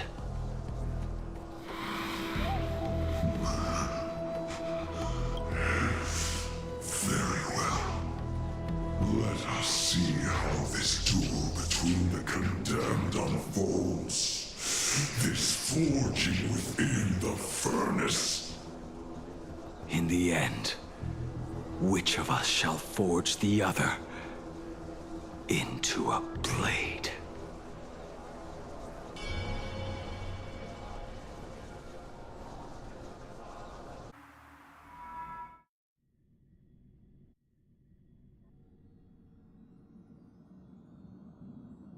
When reunited with family after a 15-year separation, 22% of organic life forms will weep and embrace, whereas 59% will exhibit indifference or outright rejection.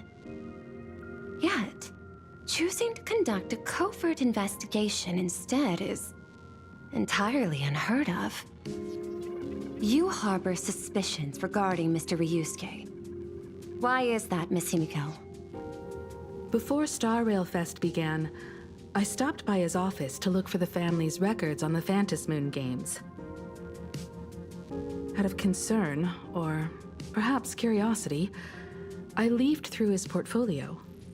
The artwork was magnificent, with each piece serving as a microcosm of a different planet. That was when it suddenly dawned on me.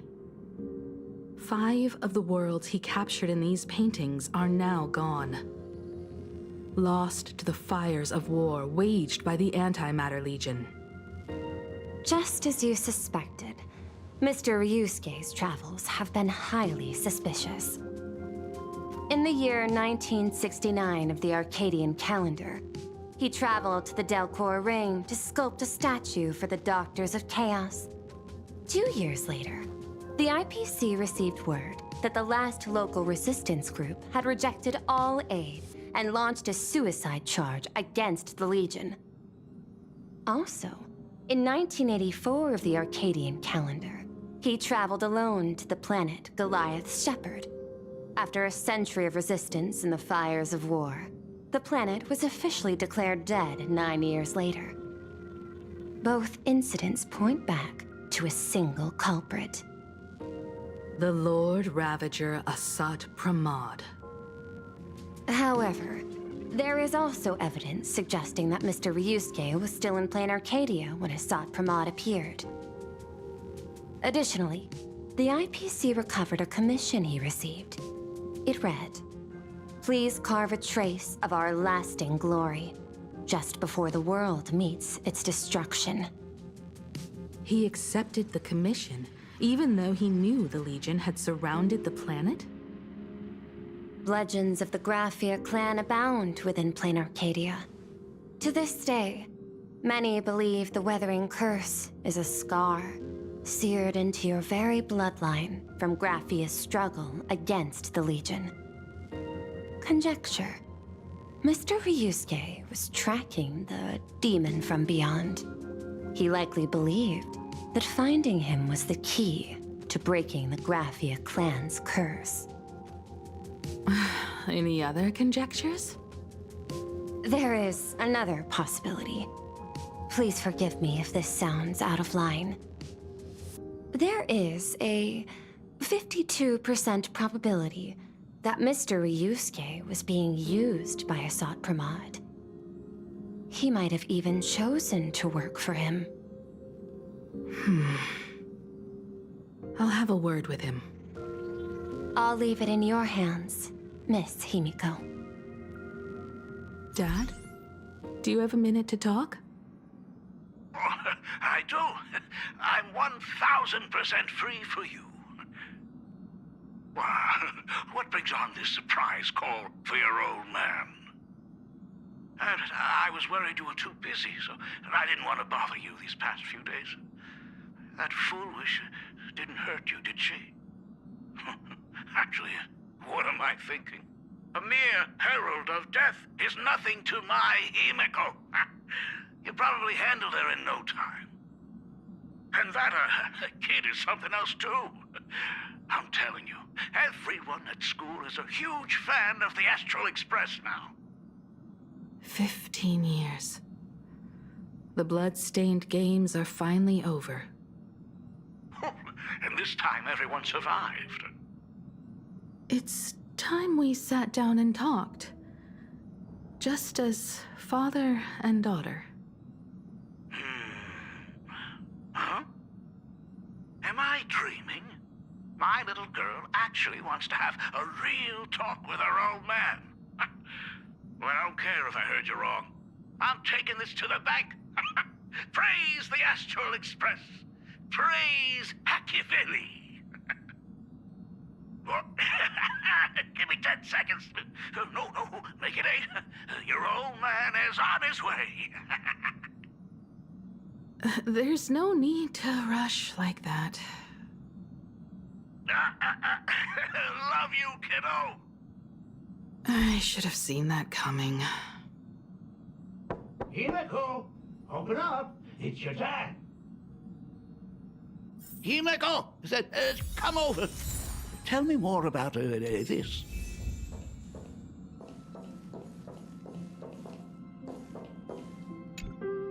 I originally planned for us to meet at the school, but since you're already here, let me show you around the Express. Oh, I would love that. I was in such a rush last time. I really want to get a good look at the place where you spent the last 15 years. Who could have imagined it? The thing that connects this nearly infinite universe is not some distant godlike sheephead, but a single express. I have met many artists who dreamed of boarding the Express just to get a closer look at the legacy of trailblazing. So I am curious, how will the great artist Ryusuke evaluate it? Me? Well, I'll give it my all. I was only joking. There's no need to be so serious. There's actually so much interesting stuff on this express.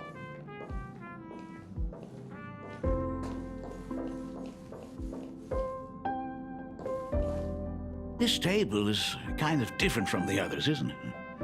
I mean, they all look alike, but this one doesn't seem authentic. A lot of old furniture was destroyed when the Express crashed. Pom-Pom and I spent quite some time picking the right replacements. Out with the old, in with the new, huh? Well, the Express has been running for years, so it's only natural to have to patch things up every now and then. You must have had a hard time keeping it running.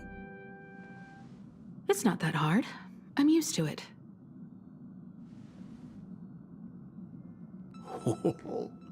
Just as I thought. The Astral Express looks amazing inside. These chandeliers. The designer used the skeleton of a void song whale as a reference. They say it's been here since Dolly's days on the Express. It catches the eye of many people who board. But the light seems a bit dim in here, doesn't it? It's always been this way. Oh, well. Have you tried swapping in a polarized conductor? Or rinsing the light units in an alkaline solution? Are you an artist or an electrician, Dad? Well, I am just speaking from experience. Don't forget, your dad was once the one who set up all the lighting in those classrooms. Is it there? Oh, let me see. It's bigger on the inside. Oh, the phonograph also has music from all sorts of worlds, just like the versions I've heard before. Oh, it's a shame I didn't get to see the legendary infinite ice cream machine. Dad, you actually believe something like that exists? I thought only kids would fall for it. A long, long time ago, such a thing did exist on the Express. When the Express passed the desert planet Talon, Granholm left the machine there. Now, it has become a popsicle planet. Conductor! Long time no see.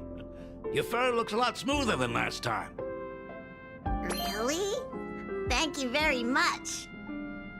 Hey, my daughter Himeko finally opened up to having a heart-to-heart with me. What a special moment. Pom-Pom will leave you to it then. They say family is one of the most precious treasures. Pom-Pom believes we should cherish them. See? I told you. This time, Dad wins. Oh, Himeko, you may be a fully capable navigator now, but sometimes experience still beats youth.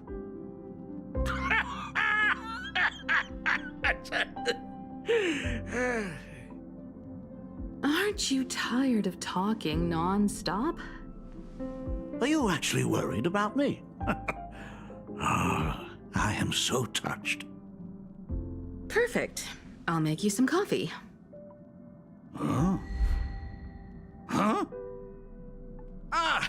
Well, might as well swing by the meeting car to say hi to that, Intellitron buddy.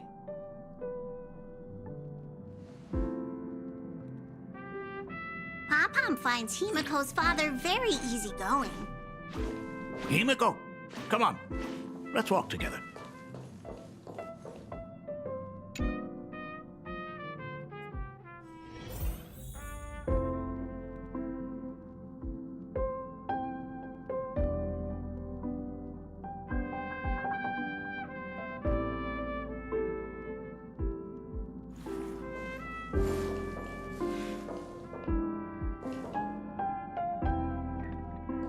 Intellitron, buddy!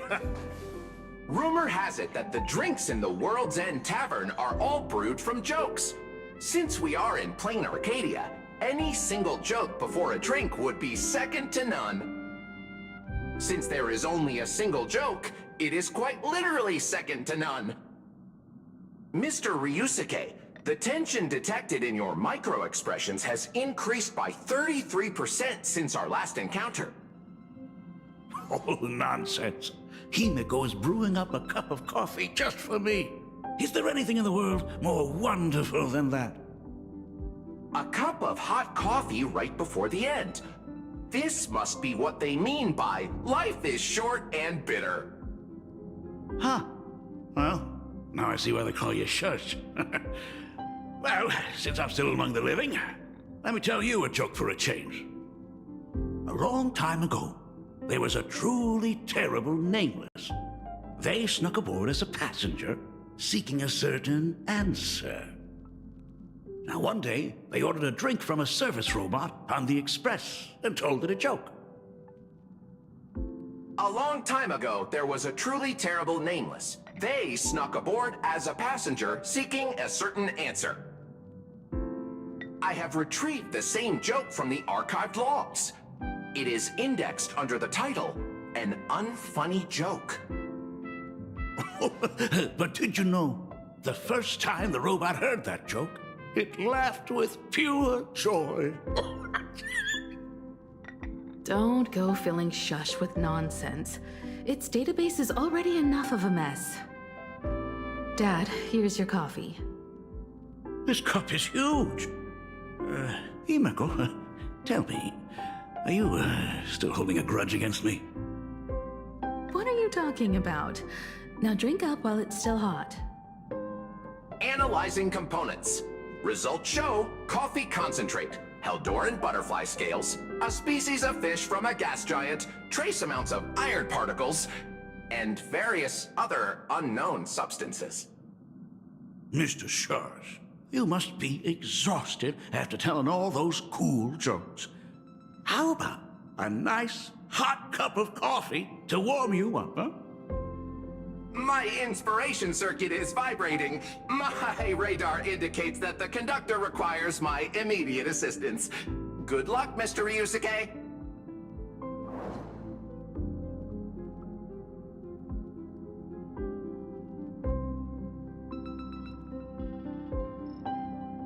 Oh, Himeko, if I do not make it out of here, please deliver my resignation to Miss Dolly. Tell her I will not be coming in tomorrow, which is really no different from any other day.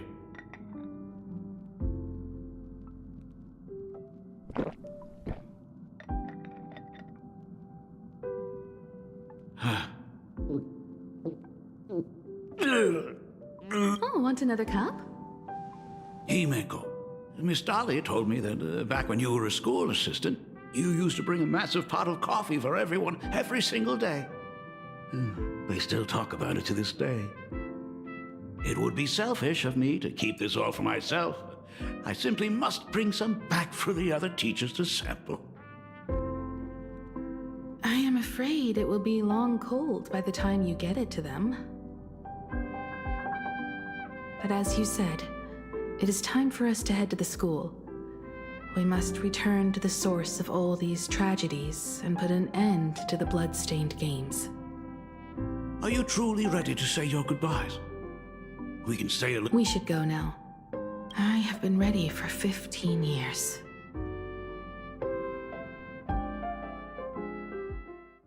It has been 15 years. Those ghosts have been repeating their final day over and over, trapped inside the classroom you imaginated. Even if they are merely shadows of the past, they deserve to be set free. Oh, you're right. Let us use one final goodbye to close the chapter on the hell. Senior, you are back! We're all waiting for you. Sorry I'm late, everyone. It's okay. Thank you so much for coming. Himeko, we don't have enough time for the lobby. Could you please use your amazing imagenesis skills to decorate the stage for us? I am begging you. Mia, stop bothering Himeko all the time. If you and the others hadn't slacked off on the rooftop, we wouldn't be in this mess right now. But the school anniversary is tomorrow. If I do not get this done, Ms. Dolly is going to skin me alive. You should start by tidying up those ribbons. Once we are finished with the classroom, we will all come and give you a hand. Hey, Careful. You're always bossing around. Wait, did you hear that? It's him. He's back again. Everyone, hide! Don't let them find us! Run, Senior! The Herald of Death is back! Don't be afraid, Belle. I'm here. No more running away. We don't have to face any Herald of Death anymore. Really? When have I ever led you astray? Look, even the Dean has arrived. Let us run through the anniversary program one last time. Right now? But we still have so much left to do. The decorations are nowhere near finished. Oh, it is all right. We have plenty of time. This sunset will linger for a very long while. I hereby declare that the Graphia Academy anniversary and the graduation ceremony of 19... Since the other grades are not with us today, we shall keep the proceedings simple. According to our school motto, every student must truly understand their purpose before they depart from these grounds. Students, have you all discovered who you... Why so serious? It's only a rehearsal. I plan to study at the Intelligentsia Guild. I want to learn how to create even more interesting Imaginae. I want to study cinematography and become a director. I want to capture every single moment of happiness in the Arcadia. I hope that in 10 or even 20 years, you will all still hold these dreams close to your hearts. And now, please welcome our distinguished graduate representative, Himeko, to the stage to offer her final blessing to the graduating class. Our senior is doing this? That doesn't happen a lot. Himeko? Are you nervous? Relax. Give us a smile. I do not know what to say on an occasion like this. All I know is that this is a comfort the living leave for themselves. But take that step forward. Go and embrace tomorrow. Become someone that the person you are today would be proud of. Congratulations to the class of 1984. Senior, don't miss us too much. Himeko, see you around. Himeko, what's with the sad face? It's not like we'll never see each other again. Farewell. Belle, Full Wish, Mia. Safe travels, everyone.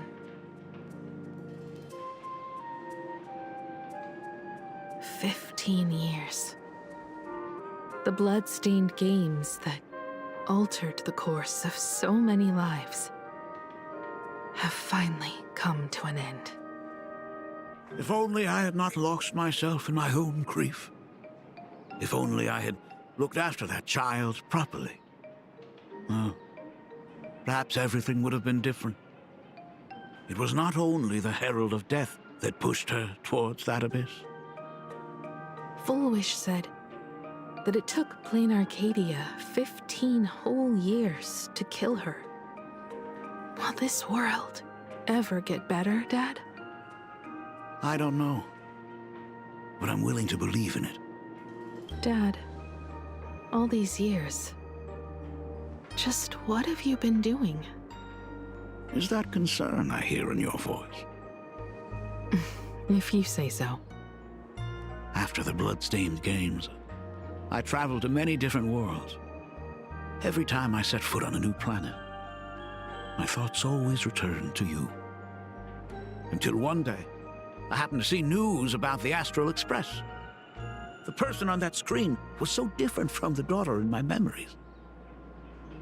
I was afraid, to be sure. I did not want to disturb the life you had found. As long as I never saw you in person, I could keep telling myself that lie. My daughter had fulfilled her dreams to soar among the stars. Von Walk, Owenley, New Londinium. Step by step, I made my way into the very bedtime stories you used to tell me. Were they beautiful? In this vast universe, nothing holds more beauty than the lands en route, yet to be reached. You may have been a poor excuse for a father, but even so, thank you for setting me on this trailblazing path. Same here. Thank you for fighting so hard to be here alive. It's still early, huh? Let's have a walk around the campus. I have something very important to tell you. But it can wait. Something very important? No. Give me just a moment to gather my thoughts.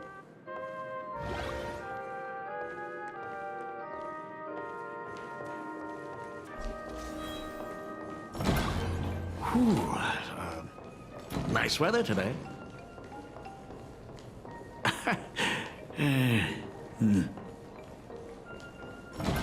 Let's go downstairs. Oh my god, it's her! Oh my gosh, I'm such a huge fan of yours! Oh, go on. Keep those compliments coming. Senior Himiko! Oh wow, she actually looked at me!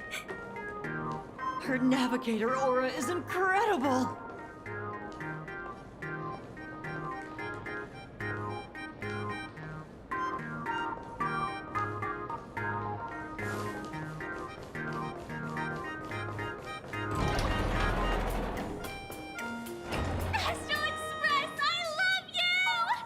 Like a love song, baby! Baseball Raccoon didn't come? Oh, Himiko is so... It gladdens me that my daughter is so popular. But you're all supposed to be in class right now. The Herald of Death incident just ended. It is only right to let them breathe and relax for a while. To think that it all happened only yesterday. Young people really do have a way of returning to their carefree selves so quickly. I suppose it is because they believe the astral... That is true. That little fellow had quite a temper. He was so determined to fly higher and higher. To this day, I still wonder if it ever truly reached the moon. Dad, do you still remember it?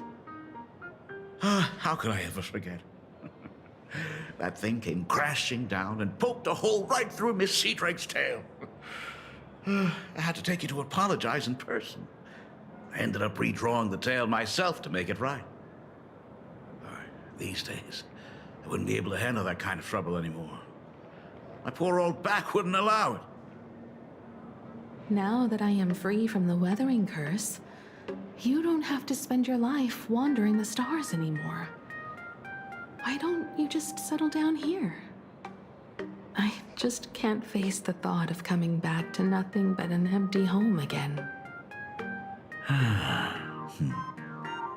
Don't worry. I'm not going anywhere.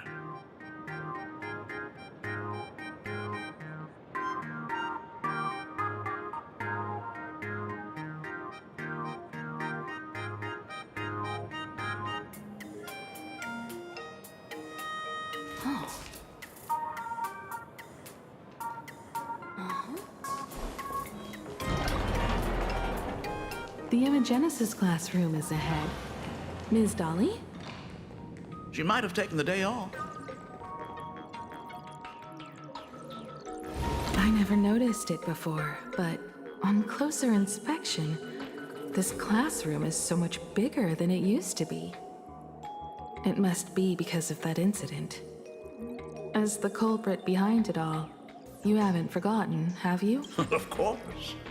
Well, since I couldn't get you onto the real Astral Express back then, I figured drawing you a substitute instead would be easy enough.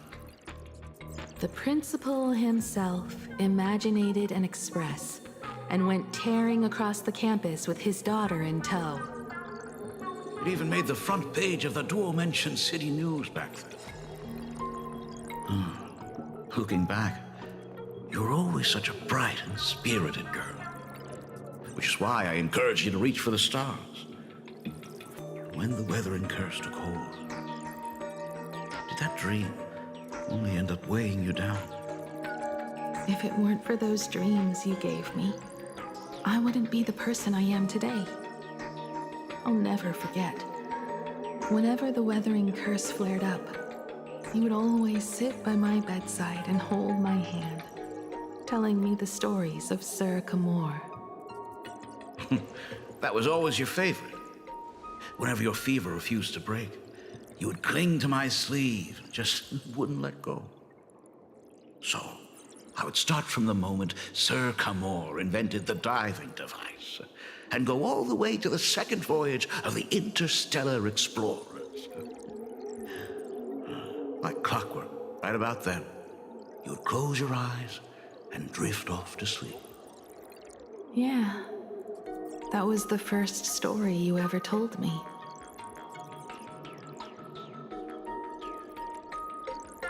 And the very story that helped me make up my mind. Even if I could never leave this place, if fixing the Express meant sending just one soul to the stars, that would be enough for me.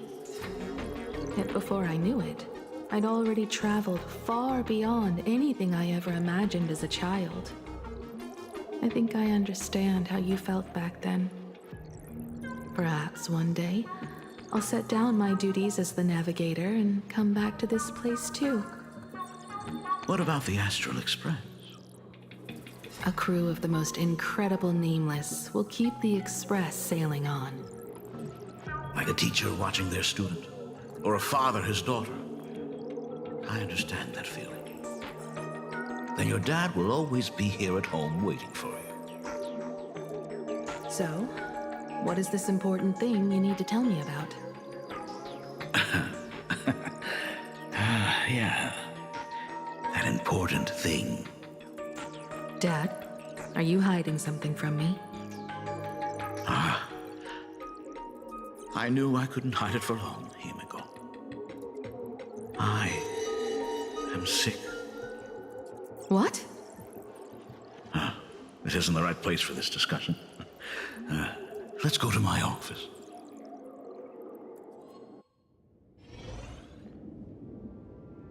So? It's the weathering curse. I know what you're about to ask. I do not share the Graphia lineage, which is why I believed I could find the demon from beyond and save you and your mother. But in the end, Ryusuke was just a useless man who couldn't save his wife or daughter, or even himself. Tell me, what happened in the past 15 years? You've seen my portfolio, haven't you? Those worlds are just like plain Arcadia. Every single one of them has fallen victim to the demon from beyond. In those places, luck is a very real thing, and the demon from beyond can manipulate misfortune. What does that even mean? In ways beyond comprehension, you feel misfortune crashing down like a tidal wave. Solar storms, diamond rain, system failures, one disaster after another. But if you make it out alive, bizarre strokes of luck come swarming back to you. And so the cycle repeats, washing over the world, tearing it apart. It sounds more insane than the Phantasmoon games. The universe is sheer madness, beyond all reason. I survived over and over, yet my body has become as fragmented as Graphia once was. Is this his way of torturing the rebels? I don't know. But by the time I realized it, there was no escape. Why didn't you tell me earlier? I could have reached out to the IPC's doctors. It's no use. I've been chasing after him my whole life. I know him better than you do. Himiko, remember when you first learned to paint? I told you then why we must paint the beauty that we see. Because the ugly, the despicable, and the cowardly, they endure forever through evasion. Beauty remains ever fleeting. Just as heroes find their end in sacrifice, and stars dissolve after they shine, humans have surpassed their animal nature.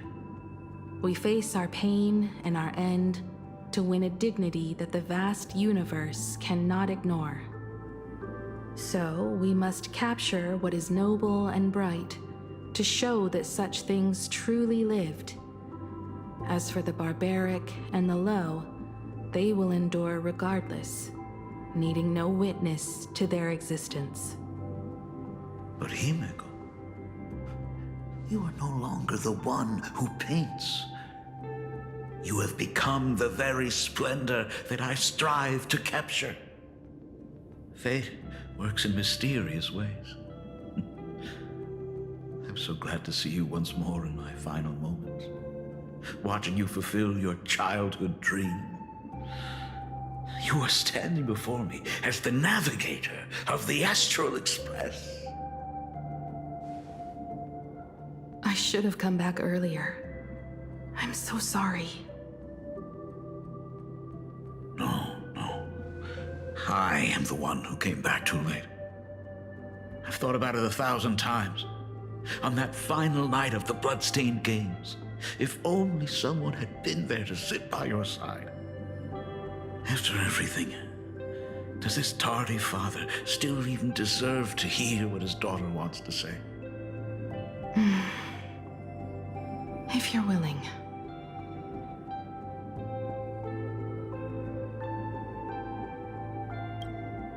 Thank you, Akiveli. Thank you, Himeko. All of this happened after you went away. You were jumping from one job to the next, and for 4 long years, I had heard nothing from you. During those 4 years, I found the stranded Express deep in the canvas world and kept trying to repair it. Watching the Phantom Moon grow fuller, I remembered the mask that had been handed down through our family for generations. If I could claim victory in the Phantom Moon games, then perhaps by harnessing the divine authority of elation, it might just be possible to set the Express in motion once more. But the Herald of Death was a complete madman, and he smashed every dream to pieces.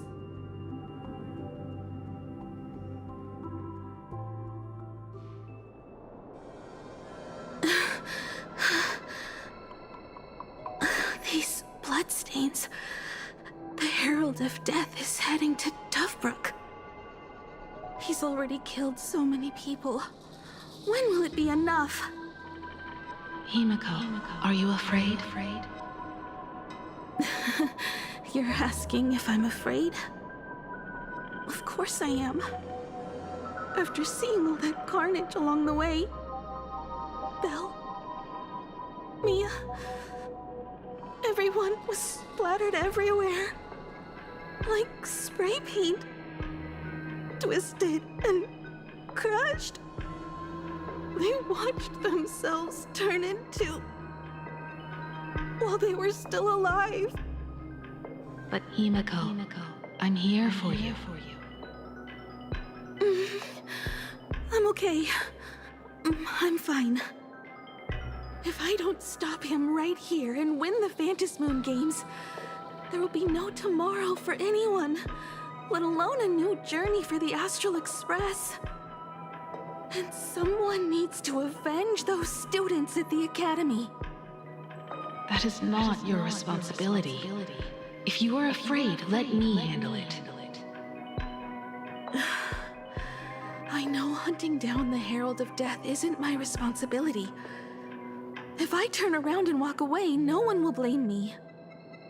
But I am already here. I can't let him get away.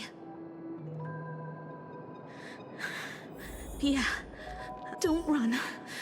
If I turn back now, there's no one else to hold that demon back.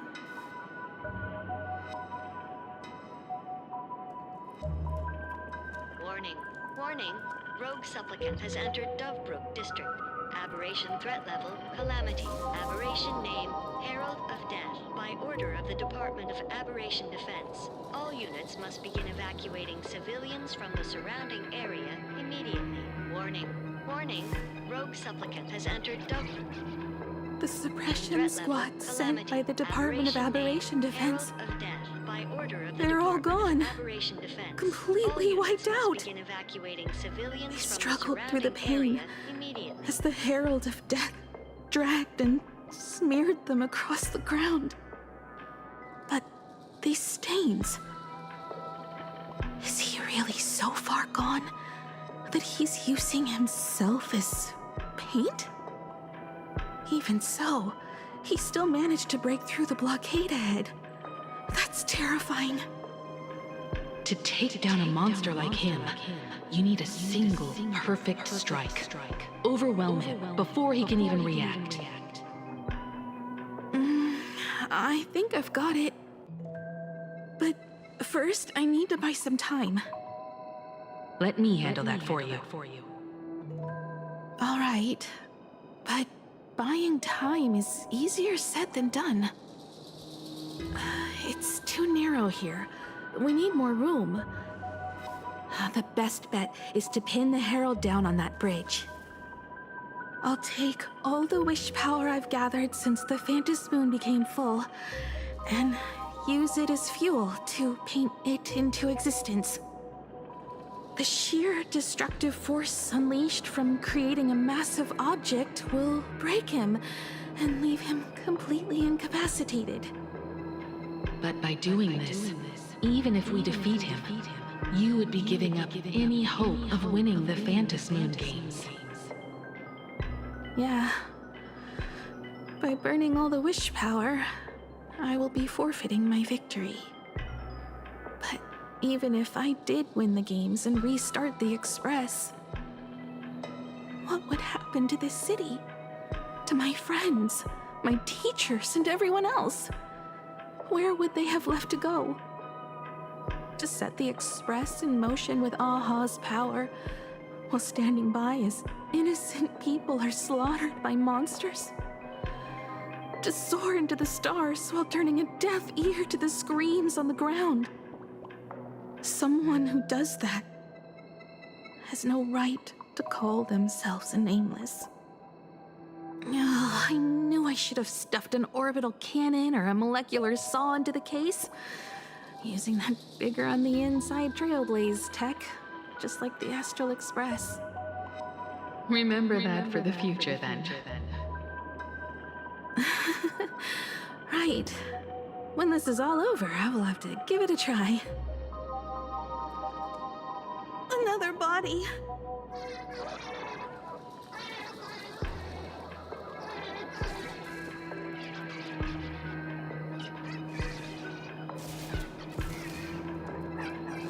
Don't run.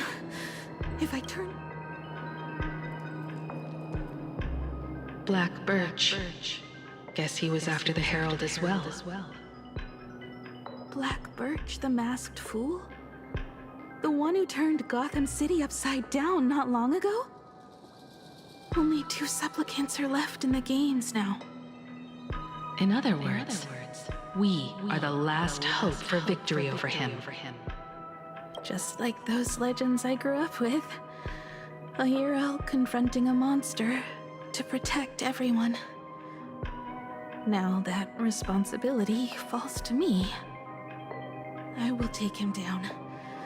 After that, I will repair the Express myself and see it fly over the horizon and break out of the atmosphere. What a beautiful sight that will be. Then consider this the first world to be saved before the journey on the Express begins. The very first stop, then? It'll certainly be quite memorable. The stench. It's about time.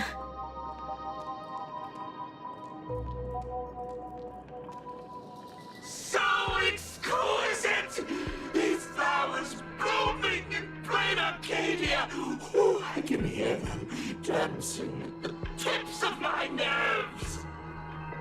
What is that? You say this is not enough? Still not enough! I need more pigment! I will mix my colors with screams of terror and brave department head. I shall show you the error of your what? I shall become another new shade, dazzling, shattered crimson. Are you perhaps the color I've been missing all along? Step into this masterpiece! Become one with me. Stop right there.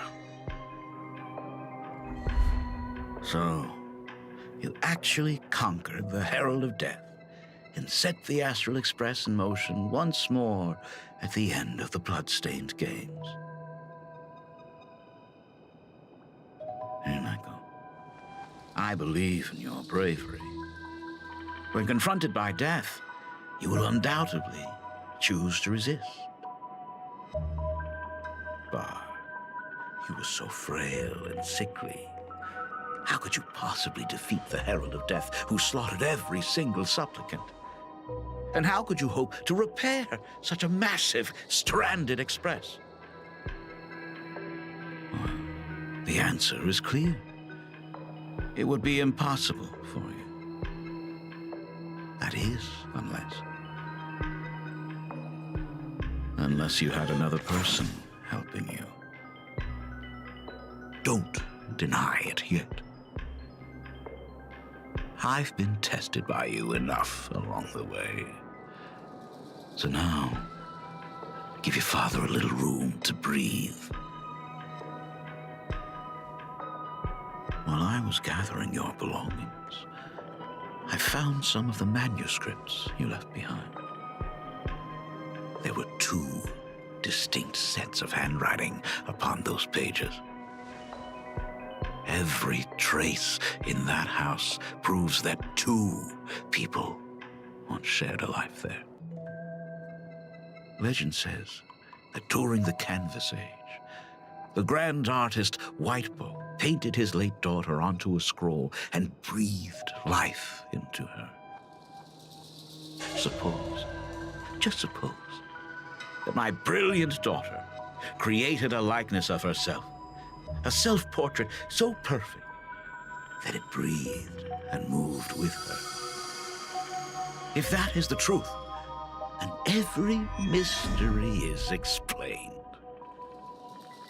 During that night of the Bloodstained Games, a girl at death's door and an imagination she created followed the trail of the Herald of Death all the way to Dovebrook. As a monster bearing Shuhu's flesh and a supplicant lost to madness, Marcus and Tali defeated the pair before him without lifting a finger.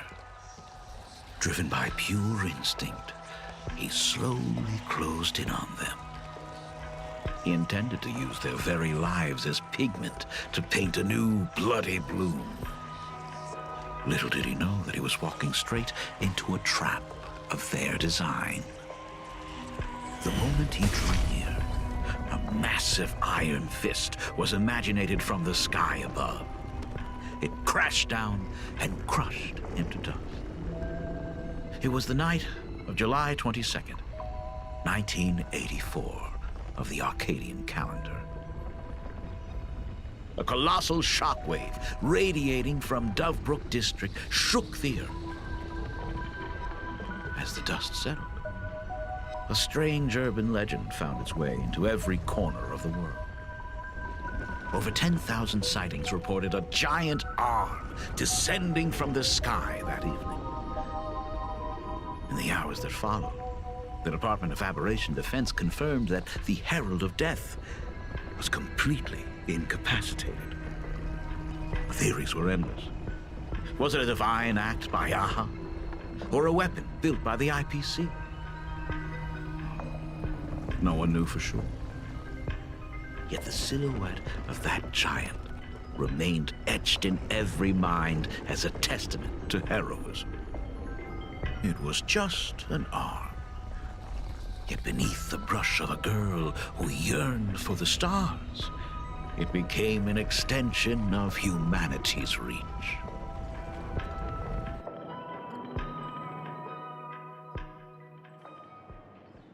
The girl achieved her dream, and the stars set sail once more. Truly a most romantic fairy tale. And now, unfortunately, I have to destroy this fairy tale myself.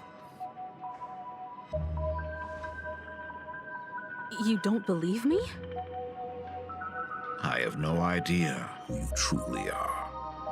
But that little girl who longed for trailblazing, my frail and sickly daughter. From the very beginning, Himeko never left Plain Arcadia. That is not something you should joke about. You know better than I do whether I'm joking or not. By the way, things outside aren't looking good. The Arcadia is drowning in problems. Is it really wise to stay here instead of helping the younger crew members? Those kids are all grown up now. They can handle their mission. And as for myself, I am staying right here to deal with the biggest problem of all.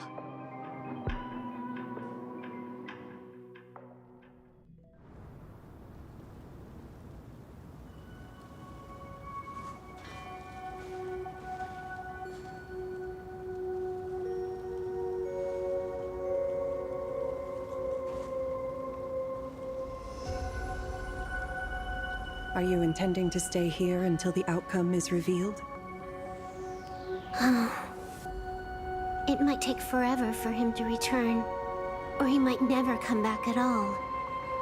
Or maybe, if I just complain and say, I wish Blade were here, he'll just show up. Anyway, it was his choice. We already said our goodbyes. Thank you for staying with him until the very end. Now, it is time to deal with your matters. Gray-haired girl, you seek me out with her token in hand. What is it that you desire?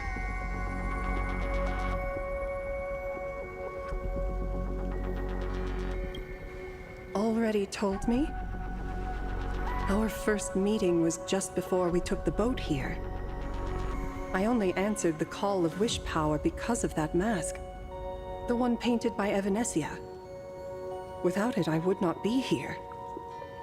So, who is this me you speak of? Me, of course. Not you again. A meanie will always be a meanie.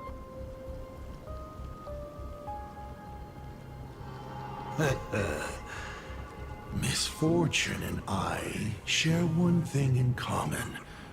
We both enjoy dropping in uninvited. A reunion after 1,000 years. Graphia, it has been a long time. Asat Pramad.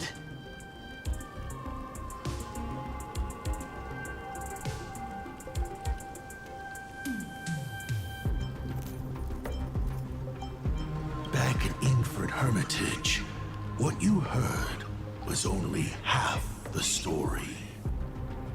1,000 years ago, amidst the ruins of Ahatopia, I found a baby girl on the verge of death. Her cold, lifeless body reminded me of the legend of Elation. Aha heard an infant cry and burst into laughter. Too bad I never did get the joke. So I came up with a much better one. I infused that child with the power of destruction, giving her the rebirth of a Void Ranger. I taught her to paint her monstrous beasts using the life of the veracity as pigment, all to carry out the Legion's divine will. Graphia, your name was your commission, to paint the world and carve a trace of our lasting glory just before the world meets its destruction. You were doing so well, right up until you saw that express crash. It gave you ideas, Graphia. Unrealistic, foolish ideas. Since that day, I have had nothing to do with you or your destruction. Your failure began the moment you tried to destroy the Express. All you did was turn the spirit of the Nameless into a rallying cry for rebellion. I took the power you forced upon me and used it to save the innocent. You commanded me to record the end of worlds, but instead, I created a sanctuary. So, you think putting on a human mask makes you one of the Trailblazers? How amusing. Look at yourselves. That weathering curse is still eating away at you and your kin. It is the inescapable price for being a child of destruction who dares to betray her fate. World and canvas, a total disaster. Yet you still try to dress it up as a victory. Do you know why I haven't spared Ahatopia a single glance for an entire millennium? Because you bore me. But now, things have changed. Someone far more interesting than you has returned. And unlike you, she is the real deal. A genuine Nameless. That is why I have returned. Simply to tell you all this. Himiko? I've had my fill of this drama. Now, I'm dying to see how your face handles my fist. For 1,000 years, I have painted them over and over again. Every innocent life you extinguished during the Sind Earth Age. Tell me, Asat Pramad, are you prepared to face their fury? I have more important things to do than linger here. But this little parting gift of yours? Why not let them have a taste instead? Come forth. Demonstrate your defiance.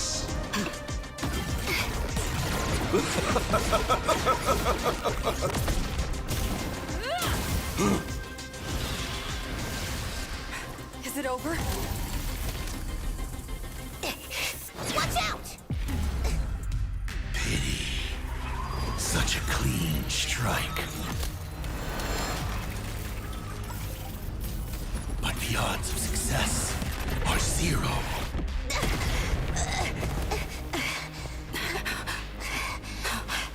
The restraint check failed?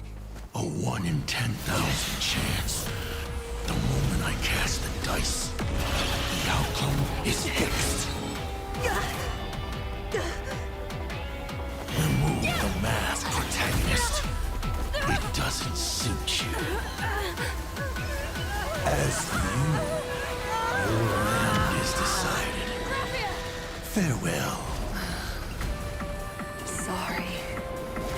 I have failed. Minions of destruction! I will drive you all from this world! We must force her back to her senses.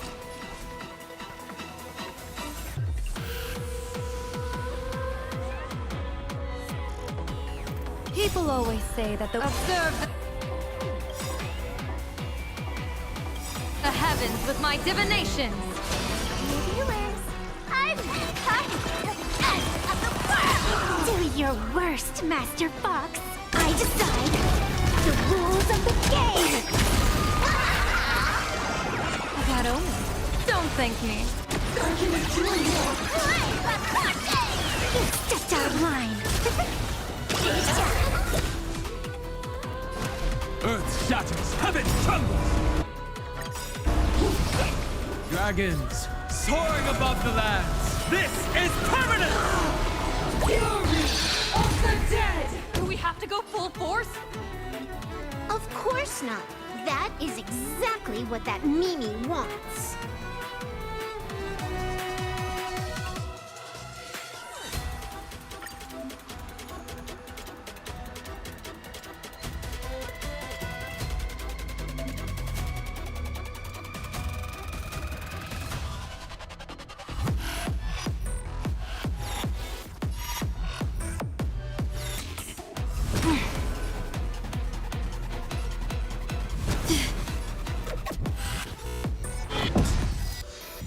Whoa, you're way over the limit. See you later! Do your worst. I decide the rules of the game. Game's on. Lead alike. What about...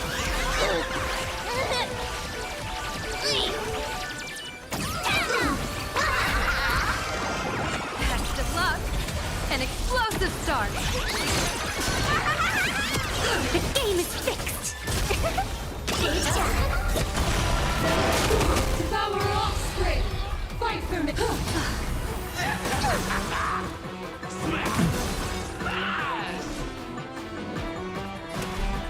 Earth shatters, heaven trembles!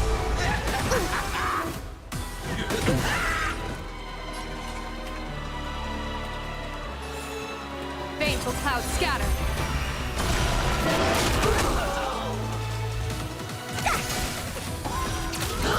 That's all the spark you got?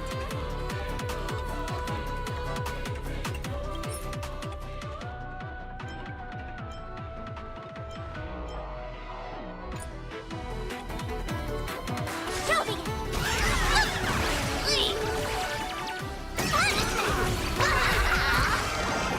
That only. Don't thank me.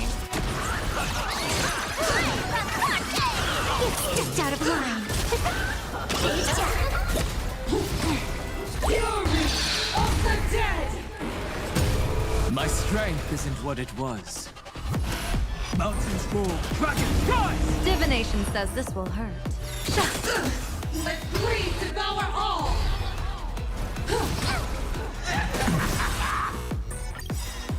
Dragons, obey, soaring above the lands! This is permanent! I'll endure.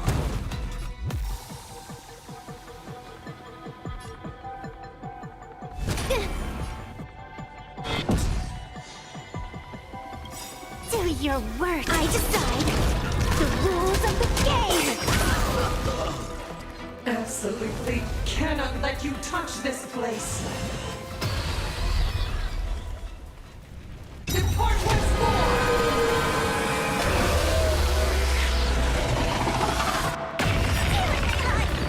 We need to finish this fast and catch up to Asat Pramod.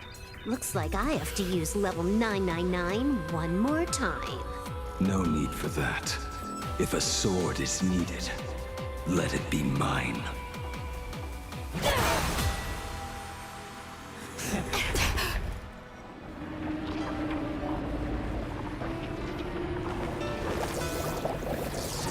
Have you thought it through? What defines a blade?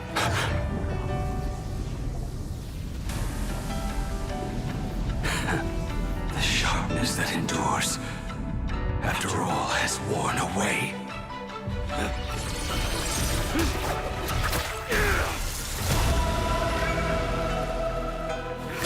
I shall take veracity as my forge, and abundance as my iron.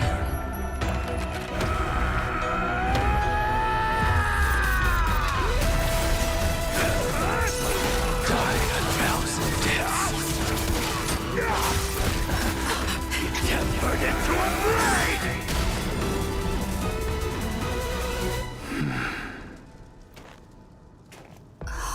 What?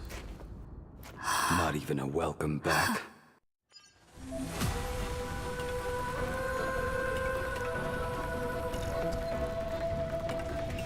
You will serve as the tempering fire! No way! Blade! You answered my prayers! 1 in 10 chance of survival. I choose to survive.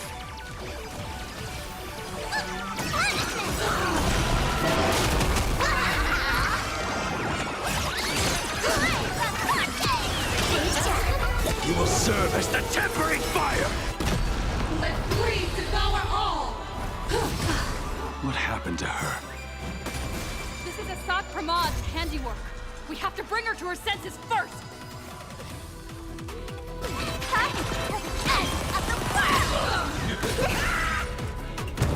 Troublemaker? I'd like to be one too.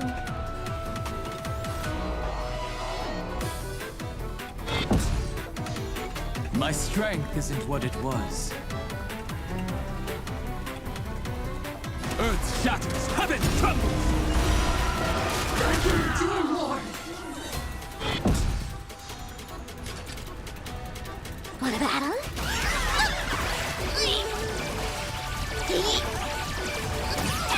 Thank you, dear Lord!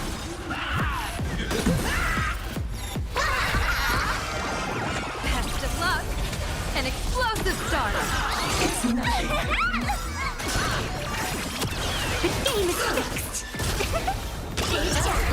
People always say that. Observe the heavens with my divinations! You will serve as the tempering fire! Thank you, dear Lord! That only. Don't thank me. It's just out of line. Hesitation means defeat, you know. Hate the pain! Blessing in disguise. You will serve as the tempering fire! Thought I was just a Dragons, mascot. obey the soaring above the lands! This is permanence! I'll fix it, Dark can endure more! Let greed devour all!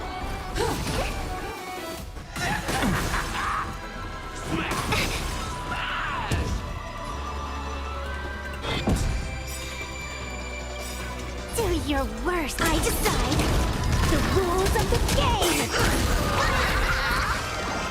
Best of luck! An explosive start!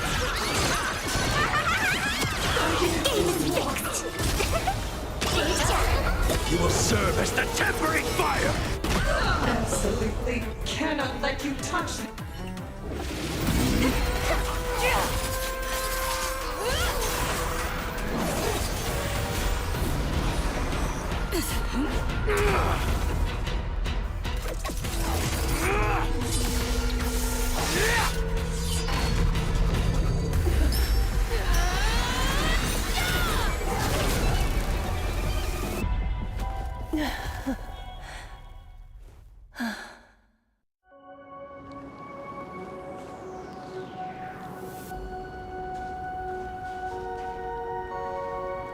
I hope I am not too late. Are you kidding? Your timing is impeccable, Blady. But isn't this a bit much? How did you even change outfits? What happened down there?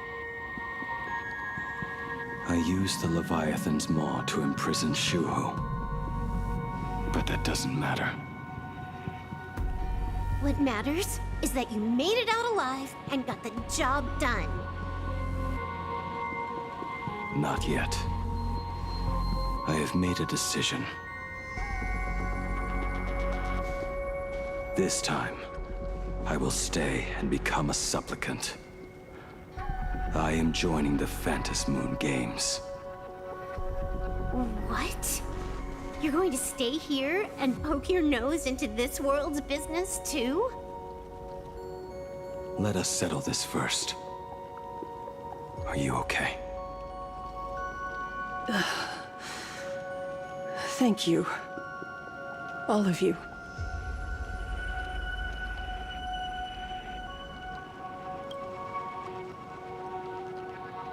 I will do everything I can to help you. As long as the canvas remains, Asat Pramod cannot kill me. You have fulfilled what Evanescia entrusted to you. It was all me. For 1,000 years, I was the one obsessed with bearing every responsibility alone. Asat Pramod was right after all. I have been a ghost of 1,000 years past, arrogant enough to think my seal over the world and canvas was unbreakable. I really believed that accumulated wish power would be enough to strike him down when he returned. We are up against the same nightmare that survived a whole Cinderth age. The same monster that an entire era could not even overcome. Just how did he even sneak into the world and canvas? The first time I stepped into Inkford Hermitage, a strange Wispe tried to latch onto me, but it didn't succeed. Maybe that was the first step in Asat Pramod's plan to infiltrate this place. Then, he took on Graphia's form to tamper with my mask, and even taught me the way to summon the real Graphia. In the end, he got what he wanted. So, this guy has only been after one thing this whole time.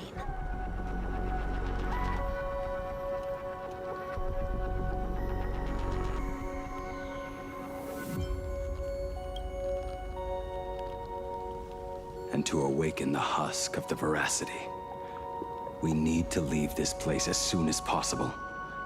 The giant maw that swallowed me is starting to stir. But he mentioned he had something more important to do.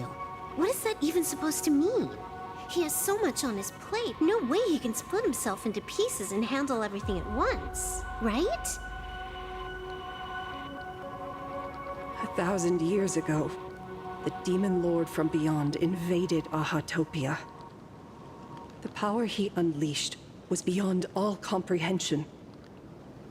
He could appear in places thousands of miles apart at the exact same time, as if he possessed countless incarnations. What? He said he was meeting a genuine nameless. Himiko! She's in trouble!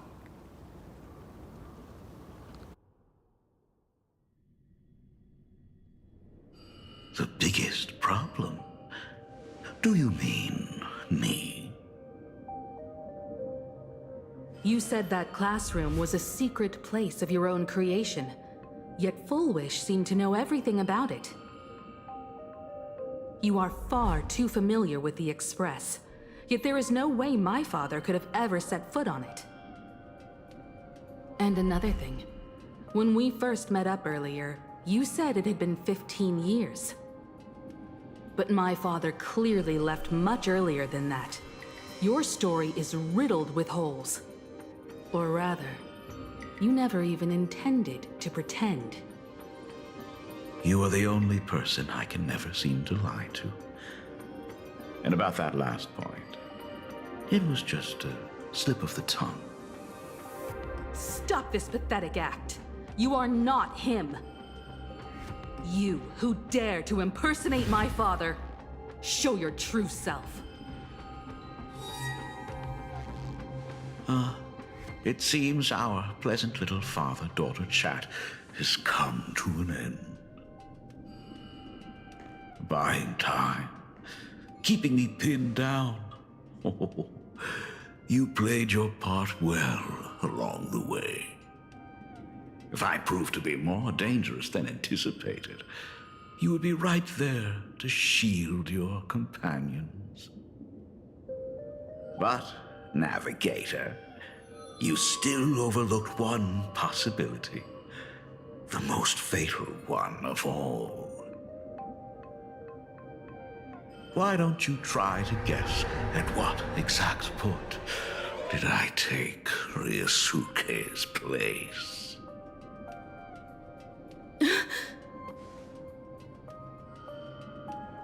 It happened on the day that man, in his desperate search for the source of the Weathering Curse to save his family, was destroyed by me.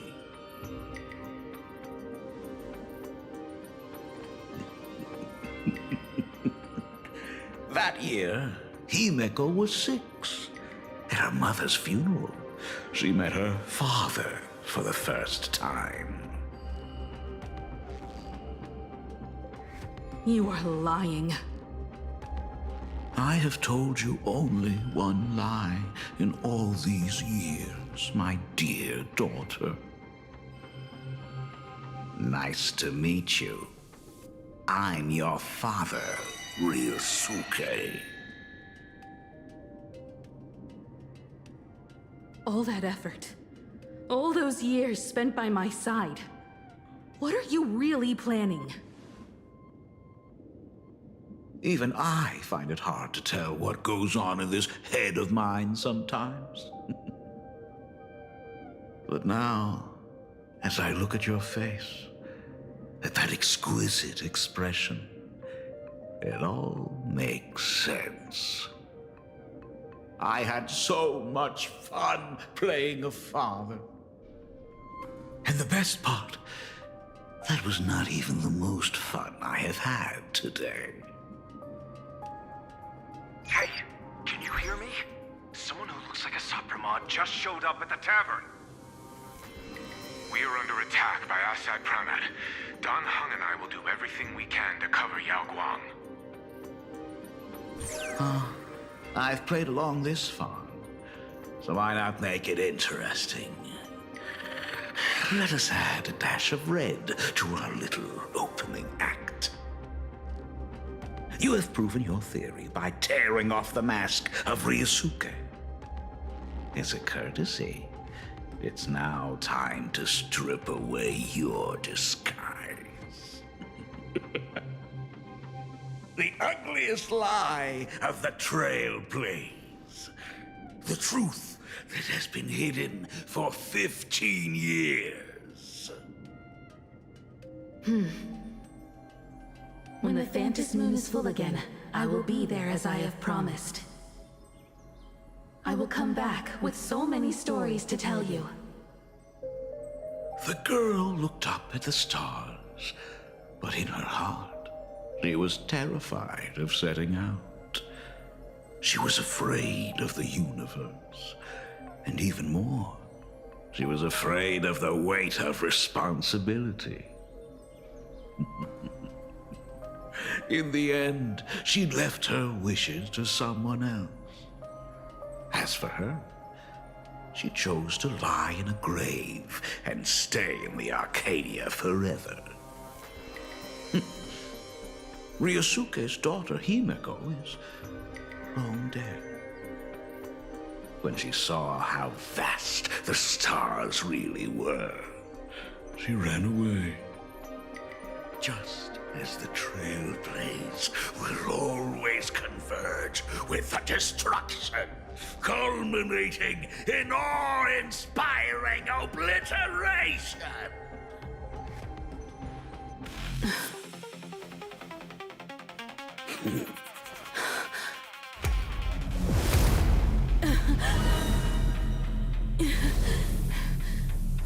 So, you really are a fake. Right back at you.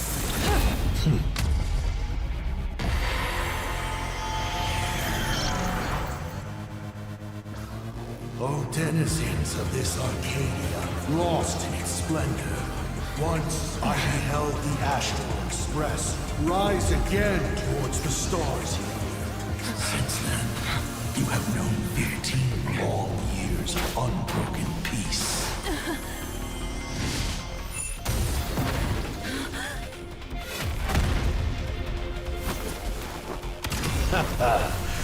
It's been a while, old friend.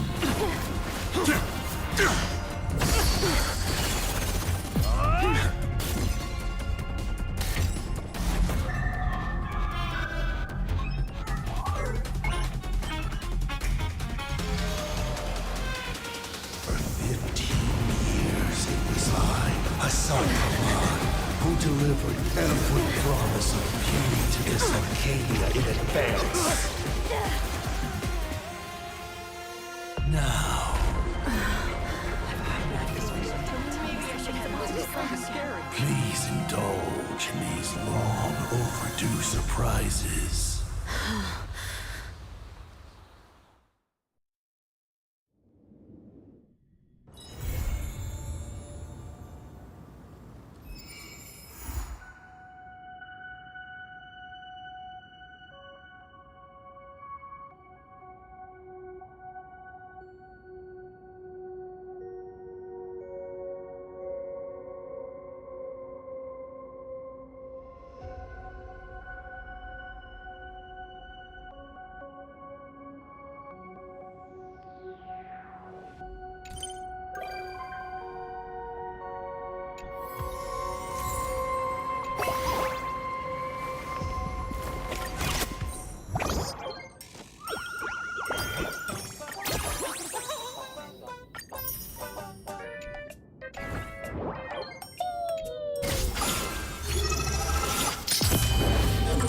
Truth and lies are a hair's breadth apart. Only the heart can judge.